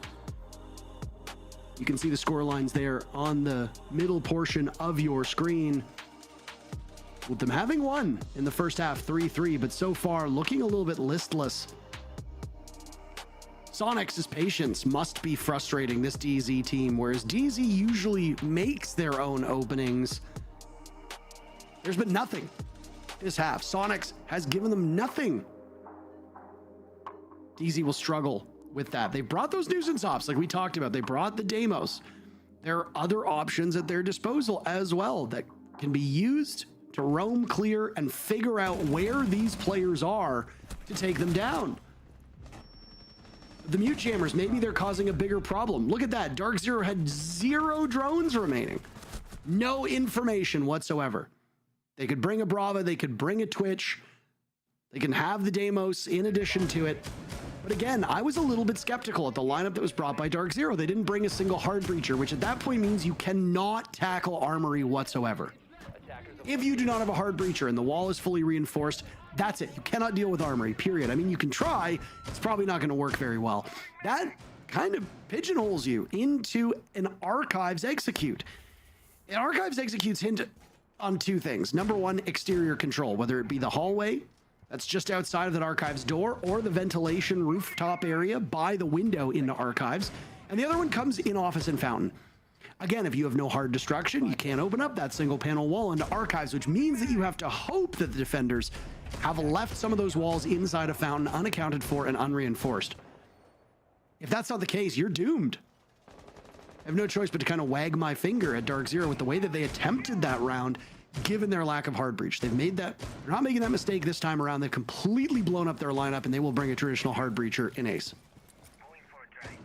For those keeping record on the score, Andy is theoretically 6 kills away from tying the best of 3 record, 7 from beating it. It's 55 kills. Now I'm getting our boffins in the studio to run those numbers and make sure what I'm saying is factual, and that's for them to count up. But for us is to just watch and see if he gets to that magical 20. The pressure onto Jail. Gets popped open. Won't get rid of the electricity and activate in time to allow it to stop the pop off. They're trying to just push and isolate this single player that is stuck on the custom side. They can maybe get one, maybe force out that defender of Sonics. It gives them that step up, that extra little bit of advantage here. Anything to keep themselves off of map and series point, to keep it within 1 round. This is the first time here we've really had a distance and a difference between the 2 teams, and Rexin inside Fountain yields that pressure. Coming around, Ambi on the stretch is some support, but on the hatch as well. They want to make sure that they don't get the first bite. DarkZero, they are ghosts floating around, just making enough of a presence to make them fear every direction, but not enough to give them the fight. It's Pamba, who has very consistently over the past couple of rounds been that one from DarkZero who's gotten a kill or 2. But they just haven't been able to trust the fight yet, as much as they are scaring with the Halloween energy. Sonics are the one that have got the kills at the end of the day. You can see some of the damage starting to done. The call to back it up, 50 seconds, and the first one is Ambi to strike. Drops NJR, and Pamba knocks Ambi out of the whole map itself. A 40-second 4 versus 4. Slowly turns away as Pamba gets another bolo. Massively hurt, but still standing. They try and creep their way down. Nafe finding Surf. Grixer finding Nafe. Right back and forth. The pressure's still on the plants. They have the man disadvantage, but it's going to turn into a 2 versus 2. Canadian spray in the window, putting the fear into them. Looks for the fight on the rafters, but Pamba had the game guessed, as I said. He's been the player, the force that keeps them fighting in it, and Grixer missed the moment. Kobe from the top ropes drops the player in the bathroom, keeps us within 1 round. Well, DZ take their time out and they immediately translate it towards a successful round, and they close the gap. If they win the next one, it goes to a 5-5 scoreline, and for the 3rd game in a row, every game of this series, we will be, for sure, getting every round of regulation At that point, I have to wonder if either of these teams have what it takes to close out in regulation, or if we go to overtime yet again. This is a matchup that will be remembered for quite some time. Oh, he threw the drone at the wall. I was very curious as to what was happening there. I was like, what are we what are we looking at? An oopsie. I like the changes that were immediately made from DarkZero, by the way. They were a little bit too linear on their previous execute. Very little imagination as to how they would take that site. Maybe a little bit of pressure below with the Ash. And what do? Well, they bring a whole bunch of different tools. They bring a Flores for added destructive capabilities. They bring the Dokkaebi to really get under the skin of these defenders. They bring a dedicated hard breacher. I don't care what map it is. You are almost always going to benefit from having Ace in your lineup. Maverick, probably not. Thermite, sometimes, mostly no. Very map specific. But an Ace and a Hibana are almost always good on border. I don't care what teams you are. I don't care what the site setup is for the defenders. I think it is a bit foolish to approach this map without any hard destruction whatsoever. And if you don't want to run an Ace, you at least need to bring a can opener. That secondary hard breach gadget. DarkZero did not do that. So the fact that DZ made changes and it immediately paid off. They were able to cut through the defenses of Sonics a lot easier while also having tools to clear out utility and deal with the stragglers across the map, forcing Sonics out of their positions, which has been the major hurdle. DZ obviously got a pretty stern talking to from either Mint or Nave said, hold on, what are we doing? Let's change some things. And it worked.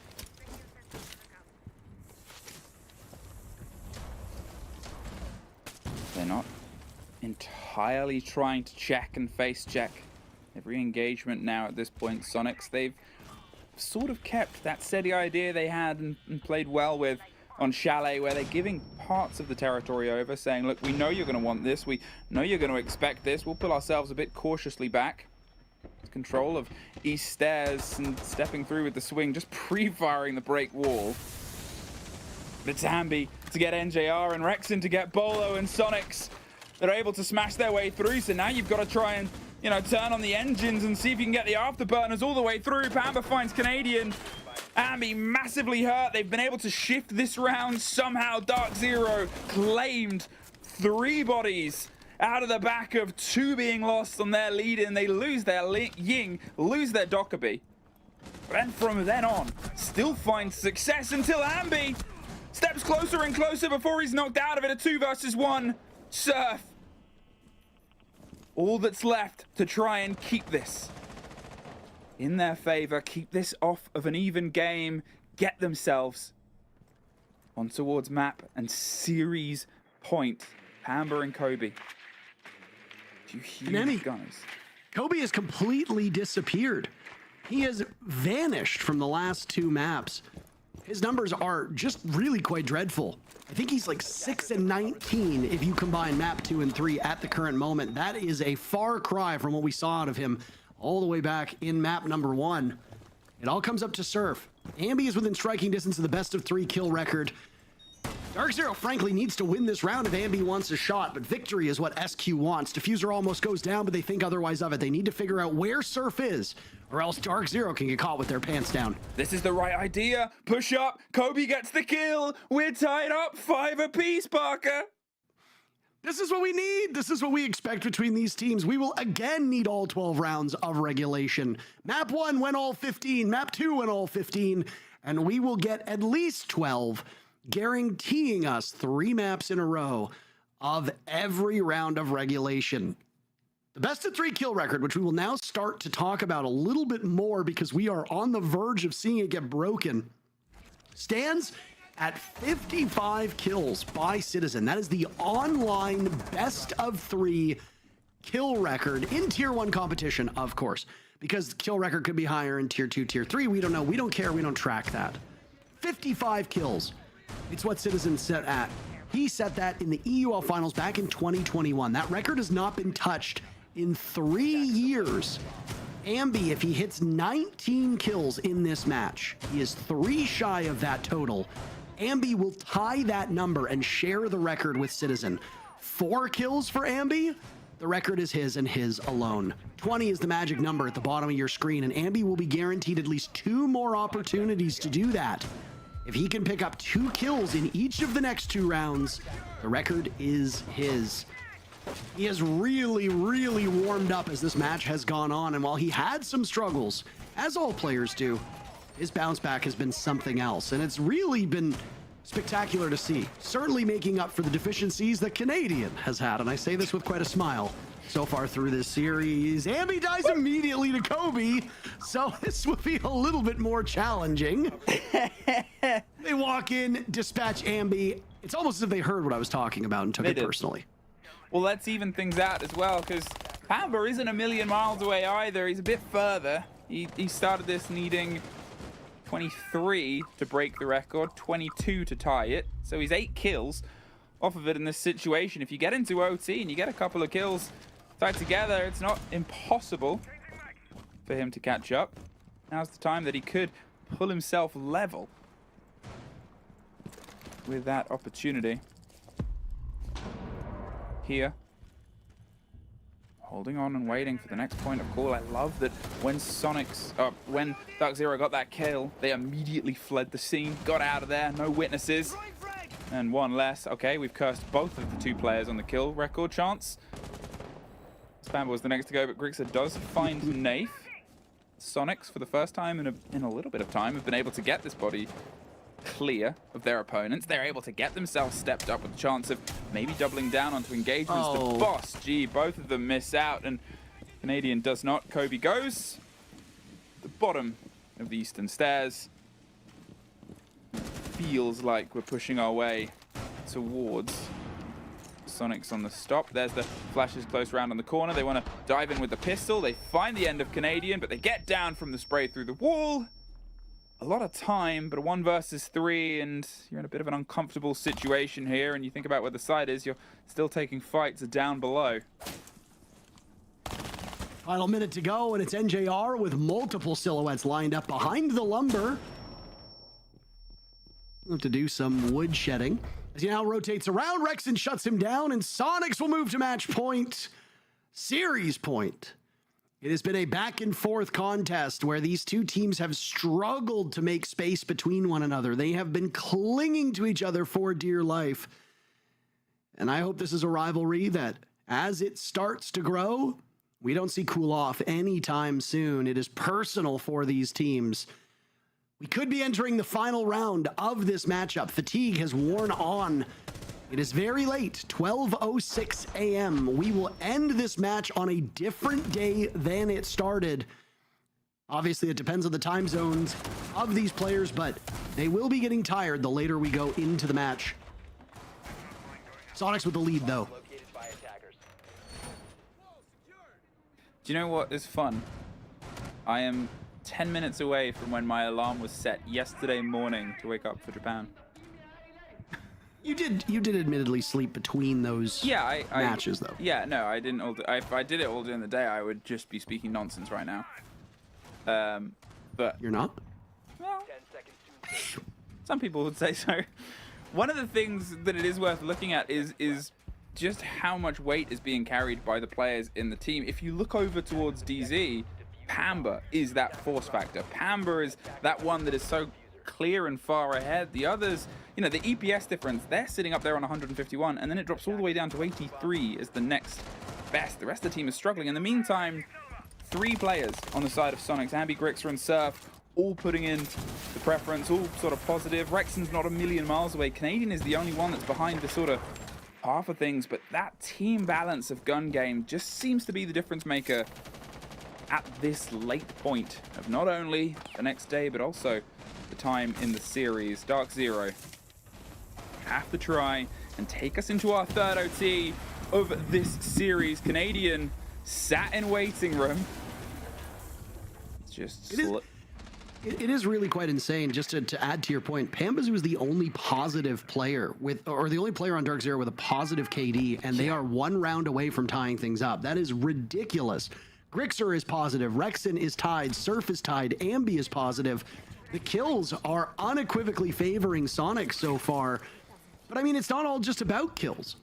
Who was it yesterday? Was it DZ where they only won 2 rounds or something like that on Clubhouse? And they did it with very minimal kills. They had like 4 or 3 kills in the span of 2 or 3 rounds. It was quite dreadful.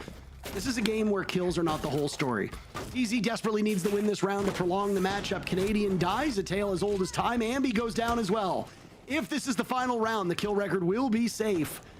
But that also relies on Sonic's final 3 players to kill the 5 remaining from DZ, none of whom have taken any damage at this point, which for attackers is really quite something.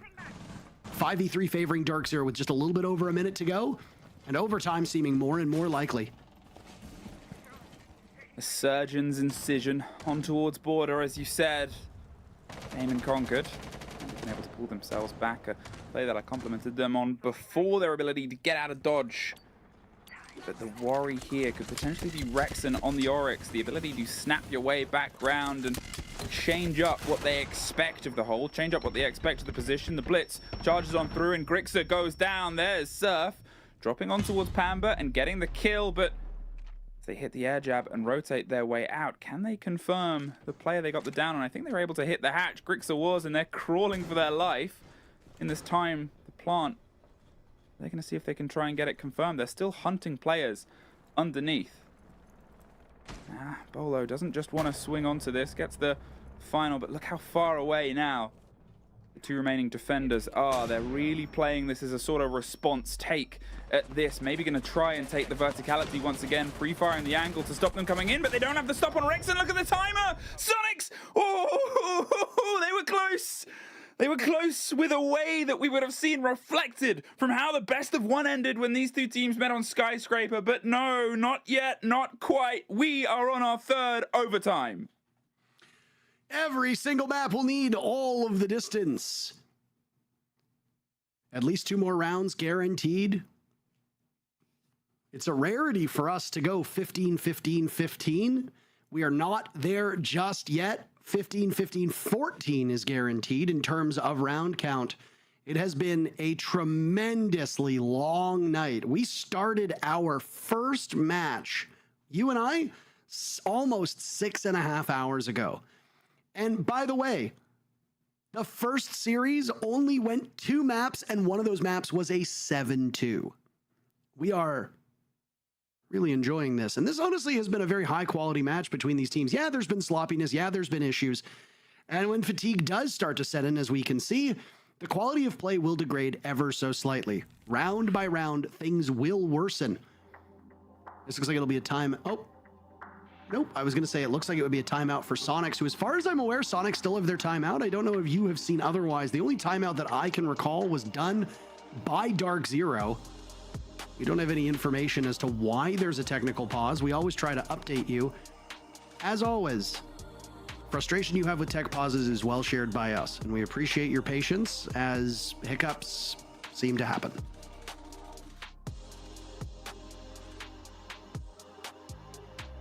Nafe, quick problem, but I mean, this game has just had everything. It's had everything that you want, and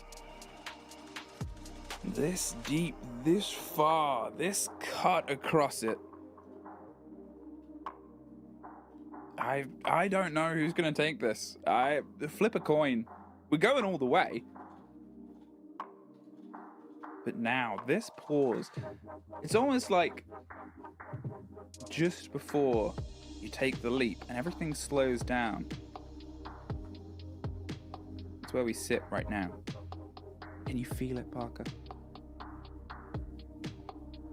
I'm sneezing at the moment because my allergies are quite bad.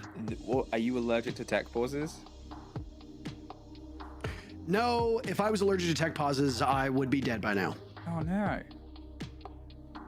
Well, it's talk about a momentum suck. The round ends and we go to OT and it's thrilling, and then there's a tech pause and it just sucks the wind out of the sails. I suspect that we're back in the action though, which is quite good. Hopefully audio problems have been addressed and everything is in working order. That was a shorter tech pause than we are used to, which is good. This prolongs the matchups and kind of, well, it sucks the air out of the room. That's it. I'm not sure what happened. I'm not sure what broke, but it has been very pronounced. Either way, guaranteed 2 more rounds. DarkZero pushing Sonics to the brink. Sonics were sitting on match point. DZ outmuscled them over those last 2 rounds, and now here we are in OT for the 3rd map in a row and the 4th map tonight. We've only played 5 maps. 3 of them went to all 15 rounds. Will this one join? Let's find out. Again, quick fun reminder, Ambi looking at that 20 kill number for kill record. Pambazoo looking at 23. And Pambaz is a little bit further out, but I mean, who knows at this point, really. As you can clearly see on the stats, they've been doing the heavy lifting on killing people on their team.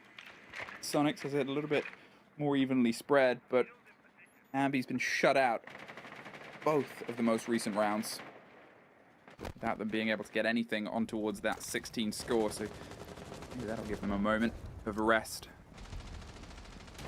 Kobe's been able to find a couple of bodies recently as they're eyeing up where this first point is. DarkZero, their most recent attacks have been quite sharp. They've made sure they pulled themselves back from the brink. They sort of smash in and take a body, and NJR, the frustration. You can see it there, he's caught by a C4. It's the first time we've had a proper NJR react camp. That does not bode well for DarkZero as they get collapsed upon. 1 kill for Ambi as he gets turned on over towards Fountain. He's still in this position, but a hard wall separates him and Pambazoo, both of them finding a kill in this round. Ambi finished off by Bolo as the numbers will now equalize. Canadian joins his teammates in the grave. Grix are down 2. It's all up to Surf to hold this together. Use whatever wave, simile, metaphor, euphemism, whatever you want. That round is ended by DarkZero. They sit on match point. They set a very quick pace on that round, and they are now 1 away from topping North America.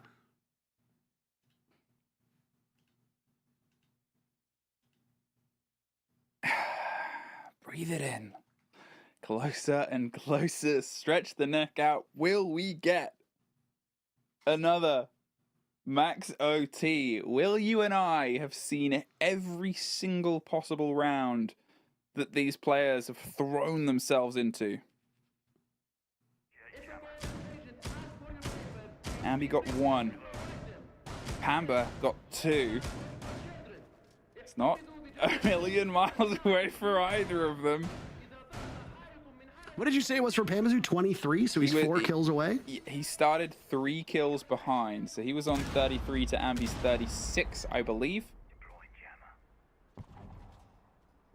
at the start of this. So whatever Ambi needed just as an FYI, the stat tracker that we use does not always work when there are numerous tech issues and players have to rehost the lobby. So it was actually Lynx, and shout out to Lynx for doing this. Lynx, who is just currently enjoying this, just as a viewer, decided to go back and manually add up every single one of Ambi's kills, and we are now approaching the time where maybe the same should be done for Pambazoo, but we are unfortunately going to run out. This is another downside to tech issues, is that we lose all of the kills, and we don't always have an accurate way of looking at who has what where.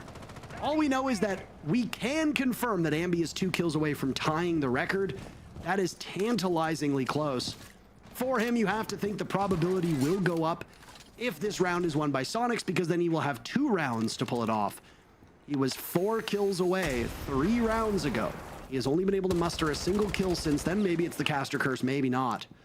But while we talk about that, and again, lots of storylines active, the big one is which of these 2 teams, who are so clearly evenly matched, will end up as the best of NA. This first engagement, so important, and it's almost a run out that gets it, but it's Rexon to get Bolo, punishing him for the play that he's made a couple of times. Surf finds Pamba, no more for him. This round puts us into the 5 versus 3. I said that first engagement would be important. The second was almost instantaneous as the double down on the punishment of failed death mark because they sit on a mute jammer. So they won't quite get the full track. Ambi desperately wants this engagement, but isn't going to entirely throw away the chances, knows how close this is. So Canadian rolls the drone on through the back. Nafe isn't going to sit around and suffer the fate that is otherwise being written out for him. They drift their way back. Get themselves the chance at an angle up towards the approach. It's a minute. They've still got to plant. They've still got to be able to waste the time here. And although border is a slim map in terms of going onto the plant, the angles as you go for the drop are what they're trying to surround themselves in here for. Surf finds Nafe. A 5-2. NJR suffers a bit of a scrap here on the Dora Customs with Gritzer getting the end. Kobe, all that is left to keep this off of Max OT, gets one. But gets dropped on by Ambi. We're going all the way, Parker. 54 kills for Ambi in this best of 3. 1 away from tying Citizen himself. Not at the time, though, but himself, a former Sonics player. I believe the credit in the EUL finals comes when he played on the G2 team. I would have to go back to the exact matchup that had occurred in. Sonics will take their time out because, well, why not? It's the very final round. We need all 15 of every single best of 3. My. I think Troy's cam is frozen, by the way. I don't think that he's meditating or sitting there with his eyes closed for that prolonged period of time. What I will say is that this is as close as many of us expected. There were times after that very first map where I think you could have reasonably thought DZ would take it in a 2-0. Winning Sonic's map, well, it does something to you. I cannot believe this. I genuinely cannot believe this. How long this series has been going for. We're at almost 4 hours in this series between these two teams, back and forth with one of the closest clutches we've ever seen. 2 players on the verge of breaking the kill record, and at stake is the first overall seed for the NA League as to which of these squads goes to Montreal in a favorable position. Big storyline here. Sonics lock in their lineup. DarkZero during the prep phase will now have the next 40-ish seconds, a little bit less, to determine which of these attackers do they actually want to bring. Right now, they seem quite content with their lineup, but times will change. Maybe I should come cast NA more often. All down to a single round. Now, if you don't know the full stakes, obviously, both these teams are confirmed for phase 2 of the major. There's a difference of 5 SI points for coming first and a prize pool of 30 grand. But we are not here for that. We are here for the stone cold fact that these teams are hate maxing. This is a brawl, this is beef, and this is being settled in the best possible way by having them show up and throw it down at the start of a grudge match I hope keeps going. It starts with this encircling. Again, Sonics, they're going to see if they can try and ensure they're not caught out on these early takes. DarkZero, they've been very good at stacking up, at finding a weakness and driving the spear through it. It's angles onto break. Angles onto east stairs. They have to pull on a player, and a Gumine would have slowed down the roll there, so lucky they spotted it before Pamba went for the execute, throwing it down into the corridor, moving right behind it. There's the pressure onto the Selma. They want to keep going, keep driving, and, well, Sonics don't want to find out what happens next. They have just left. I think it was Rexon who was the first line of defense, playing underneath 90, and he rightly read that it was time to go. You've held map control for about a minute. That's okay. You also committed to a defense that now required 2 Candelas and a bunch of hard destruction to be done. 1 Selma taken out of the pocket of Kobe. The recruit of Striker has not been a fixture for DarkZero, but will emerge very quickly. Grixer taking out Kobe Lax.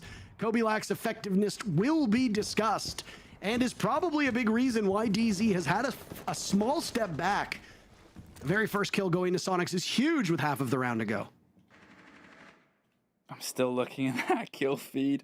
Ambi needs 1 at this point. Pamba needs 3. And with a minute to get it settled, both of these teams just need 1. Nafe takes a bit of damage. They're going for the drop. Pamba's got himself some Oh, very shaky control, but as Rexon gets Bolo, it's Pamba to get Rexon as an immediate response here. They're concerned about the fight that's starting to crash right against them. Pamba gets Canadian. He's only one away from getting it tied, I believe, at this point, but they still need to hold some of this territory. Nafe is looking for a drop from below, and it's Ambi that just slips on by, hits the bars, not the player. It's long-range firefights, forcing, shepherding, waiting for somebody to step 1 foot wrong and then be put to bed. They keep pushing all the way up to the wall. The plant is being confirmed. Nafe on the back line. There's no response until Surf hits it from deep. Surf gets 2! A single player, it's Pamba with no health, and Abby, he ties it up! I don't know if it's fully fact-checked. I don't know how he ended. We have Sonics confirmed as first place. I think we have another player tied up on the kill record. We might even have 2, Parker. What a way for it to go. We need confirmation, obviously, on Panbazoo's position, but of course, how poetic it is that it's Ambi to get the very final kill to vault Sonics to first seed in the NA League. They will be at the top when it comes to the Montreal Major. And I can only imagine what that man right there on your screen will say to DarkZero, but it is probably something that cannot be repeated on live TV. He is jazzed, he is amped, he is pumped up. DZ dropped Canadian after the World Cup in the summer. It was the biggest story coming out of North America, and he goes to Sonics and finds new life. And with him, by the hair of their chinny chin chins, 8-7, 8-7, 8-7, all 15 rounds, Sonics comes out ahead. We've got a break and then the desk to recap what just happened in that series.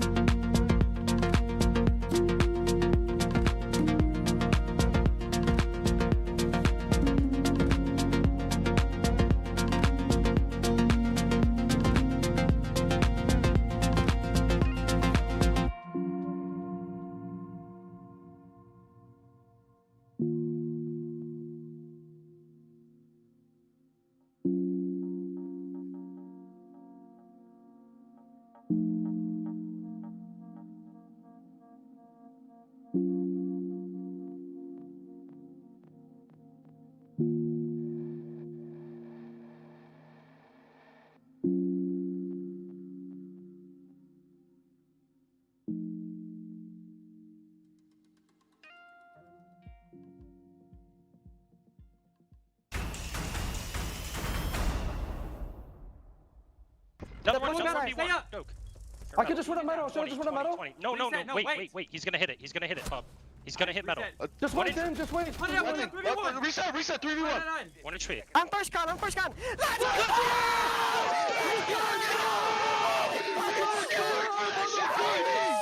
Guys, is that the closest 45 rounds? No.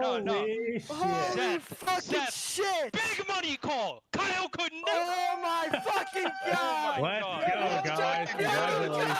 Beast mode call. Beast mode call. Well-deserved celebration. I mean, that was the kind of match that goes down here in Rainbow Six Siege Legend. 3 maps, 45 rounds. I think they said it was over 4 hours by the end. And every single clash is just driven by spite and pride and sheer bloody-mindedness. But at the end, NAL champions, Sonics. NAL champions, nothing to drive them but pure hate. D1 haters. They just wanted to beat them. I don't know if I heard it right, but at the end, I think they made a reference towards Call Out couldn't do that. No, it wasn't Call Out. It was Kyle. Oh, Mint. Kyle. Yeah, that's what I was confused. They made a call, and I think Troy said something like, "Oh, Kyle can never." And I'm assuming Super must have said something towards the team, and they're giving some shade towards DZ's coach, which is Kyle Mint, and so that made a lot of sense. But as for Sonics, I mean, congratulations to them. What a game. I mean, what a back and forth. I mean, they really fought in it. Credit to DZ. I think, you know, DZ has a lot to be proud of for the whole stage for sure. But, I mean, wow, Sonics definitely deserved it, and it was earned. I mean, definitely an earned first place. I mean, I think both these teams should be extremely happy. Sure, obviously, one team had to lose here. It unfortunately was DarkZero, but both teams, wonderful performance across the board, just constantly changing up the momentum and the pace of the game throughout each and every single round, each and every single matchup. I mean, this was one hell of a series between these two. And again, both these two teams and players should feel extremely accomplished going into Montreal, playing this well and showing sheer resilience and determination to try to win this game. But again, ultimately that does come down to Sonics winning it all. And I mean, Ambi on the board, I mean, I think he tied the kill record at 55, and Pamba was one underneath from tying that at 54. I mean, an insane performance from these two, to say the least. Yeah, it would have been cool if Ambi just, you know, was able to get over that hill. I mean, great shout out to Pamba in that map 3. That's another 21 kill game that he had. Yeah, everyone was looking at Ambi to break that record, and then Pamba was just shooting through it at the last rounds. And in that last round, he actually got 3 kills to be 1 off. I mean, he would have needed an ace. Really close, but I mean, obviously the MVP of the series would have to go to Ambi. I mean, that guy was just lights out the whole performance. I mean, 55 total kills. He was really living it up. And I mean, it's nice to see his transition from going to, well, I play mid this stage to I'm literally the best player in playoffs currently. So. No, Pamba and Ambi specifically. I'll put their names. God, imagine if you put them together, though. Oh. No, Ambi is an absolute animal. I mean, again, you know, for being such young and talented and just to constantly be improving. And then, like you were saying, you know, he said he was playing mid throughout this entire stage. To come into playoffs and to keep up this entire performance and tie the kill record, I mean, this kid can absolutely do it all. Yeah, and I mean, I think one of the biggest takeaways is this game really went 45 rounds down to the wire, and it really showcased both teams' leadership, both teams' IGLing, and both teams' coaching staff. And I think, if anything, that is just a huge confidence boost to both teams going towards the major, that they have the ability to adapt in best of threes on the fly when the moments matter the most. Obviously now, though, I mean, SQ has a little bit of bragging rights. So rightfully so. Yeah, rightfully so. Yeah. But obviously, great takeaways from both teams. Yeah, I don't think it's the kind of thing where obviously I know DarkZero is going to be unhappy about losing this. I know Sonics are going to be over the moon. But like you guys said, I don't think either of them should be ashamed by this at all. Like going into the major, playing a game like that as your last game of the stage, that's setting them up for success. I really feel like it's setting them up for success. If only for the grind, but just more generally knowing that you can do that. I mean, if I can see this performance from both of these teams that can quick to adapt, quick change the tempo and pace, I can see both these teams making a run for main stage. Well, we do have Ambi in for the interview. Who else could we have at this stage? So welcome, Ambi. Let's get him in here. I don't know if anybody's told you yet, Ambi. They might have told you, but I'm going to tell you. You have tied the all-time kill record for online best of threes. It's you and Citizen at 55 apiece.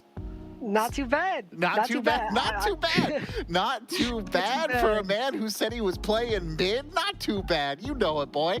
Anyway, big congratulations, obviously, NAL champ Sonics. We loved that match. Was insane. You guys played so well. I mean, you got to tell me, how was the team handling just those body blow back-to-back, lead exchange rounds? I mean, DZ's an amazing team, and we just had to fight for every single round. We know every single round, we won, lost. We said it was going to be a fight, and I mean, yeah, you just make it as hard as possible for the other team to win the round, and so we did, and we fought through every round. Ambi, again, congratulations, and congratulations on tying that kill record. You are playing phenomenal. I want to ask you, throughout your career so far, was this by far your hardest series that you've played in your pro career? Yeah, that will go down in, like, that's the best game I've ever played. Like, even if we lost that would have been an insane game. Like, I'll remember this game forever. Absolutely. I mean, you would have remembered a little bit better if you got that extra one and then broke the kill record. I mean, no, but one question I want to ask is just to give a little bit of credit towards DarkZero. I mean, when you were having an amazing performance, but in that last series, in the whole series, Pamba was also having an equally as good performance. And when you are playing up against a player who's got a hot hand shooting, is there anything different that you and the team talk about to specifically isolate him? Is it a factor towards you guys? Are you guys not even worried about it? What does that look like? We weren't worried about it at all. We don't really care. We didn't mention Pamba's name once through that whole series, put it that way. Like, if a player's doing good, we don't care. Like, it's a team game. Like, anybody can kill that player whenever. So, yeah. All right. Fair enough. Yeah, wild. I mean, obviously, really long game. I'm sure you're exhausted. I'm sure all you guys are exhausted. You want to go maybe celebrate a little bit. We do a best of 5. Oh, you want a best of 5? You want to get you guys back in there. That's what the people want. But no, yeah, I know you're good. He's outdoors. But I've just got one last question to ask you. You gonna win a major, Ambi? That's the goal. That's the goal. That's the goal. We'll be looking for you at Montreal, man. Congratulations. Proud of you, buddy. Thank you, man. Love him, love the energy, love Sonics and the culture that they built. I mean, we love DarkZero as well. Obviously, they played out of their minds, but I do really, every time we interview a Sonics player, they are genuinely so happy and so proud of that team. I think it's wonderful to see. Yeah, I think sometimes change is necessary. I mean, the old DarkZero roster obviously won a major. There was nothing really bad about the roster, but obviously now you've created something that both teams have been able to find success in. And obviously Sonics going from stage 1, where they had arguably a very stacked roster and just couldn't make things stick, to now, I mean, it's night and day difference. And obviously, if you're the Sonics organization, if you're Super, who's been a part of the roster for years at this point, it probably feels so rewarding to now feel this team fully come together, earn their spot. And as a North American fan, I really love the teams that we're sending towards the next major. No, I absolutely agree. I mean, I don't want to regurgitate everything you said, but I mean, to send these two teams specifically, and then also as a space station joining, I mean, I think we're really sending the absolute best possible teams. And the performance from both teams, from DarkZero and Sonics, just throughout the series really shows how strong these two teams are. I mean, they really went tooth and nail with every single game. And I really can't wait to see what these guys look like they can do in the international teams and see how they fare up against Brazil with how dominant that they've looked, or even against teams like BDS. Because, I mean, this was a lights out performance for both these guys. It's exciting stuff. I mean, it's exciting stuff. Here is our bracket. It's finally filled out. We have our 3 teams who are going to the major: Sonics, DarkZero, Space Station Gaming. The rest, they're going to have to try and compete here through the last chance qualifiers for that one last spot. I mean, what do you guys make of the playoffs as a whole? I mean, I think it was a very rewarding, very exciting stage and playoffs. I mean, everything was very competitive. All the teams that showed, I mean, NA definitely looked very good. And I think Cameraman said it best in the interview today. I mean, North America a year ago maybe had like 1 team, 2 teams that were maybe a threat. But now everybody can pop off on any given day. I mean, we saw teams that we didn't expect to do well, like Wildcard and M80. Do a lot better than we expected. I mean, not even just playoffs, throughout the entire stage. I mean, we talked about how competitive NA has been throughout this stage, and it really could have been shaken up towards the end. Sure, Wildcard snuck in there, but LG was a team that was looking like they were going to be a contender for it. They fell out short, but I mean, through the playoffs, it was a little bit of up and downs for some team, and then to completely finish strong for the others that are now making it. I mean, overall, it was a really good series and a really good overall playoffs. Well, unfortunately, the playoffs are over here, ladies and gentlemen. We hope you enjoyed all the action that we were able to bring you, all the best that the North American League had to offer here in Stage 2. So excited to look ahead to the Major. There is one more hurdle left here in NAL, and that is the aforementioned LCQs. We'll be back on October 14th, but this portion, the in-studio portion of NAL, is done. So I would like to thank everyone who has been talent here on the broadcast, all of our production crew, everyone behind the scenes who makes this happen, and most importantly, from all of us here in the Philadelphia studio, thank you so much for watching, and have a wonderful evening.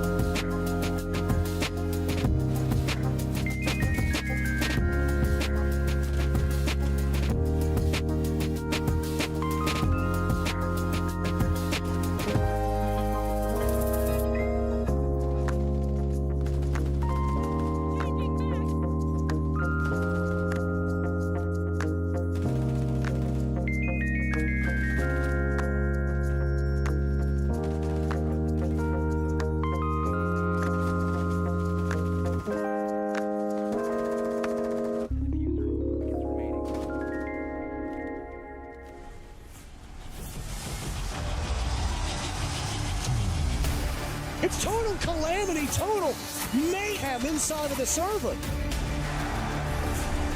Out of nowhere, they find their round back into their favor. Holding up for the blood, the wave!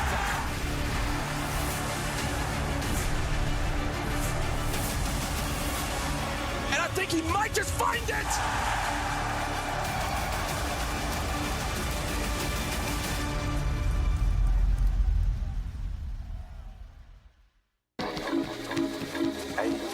Got you tulips in it. Hand up boss like communist. No, I can never ever get back all the things I miss. But I'm that man, I think you got the gist. Got you tulips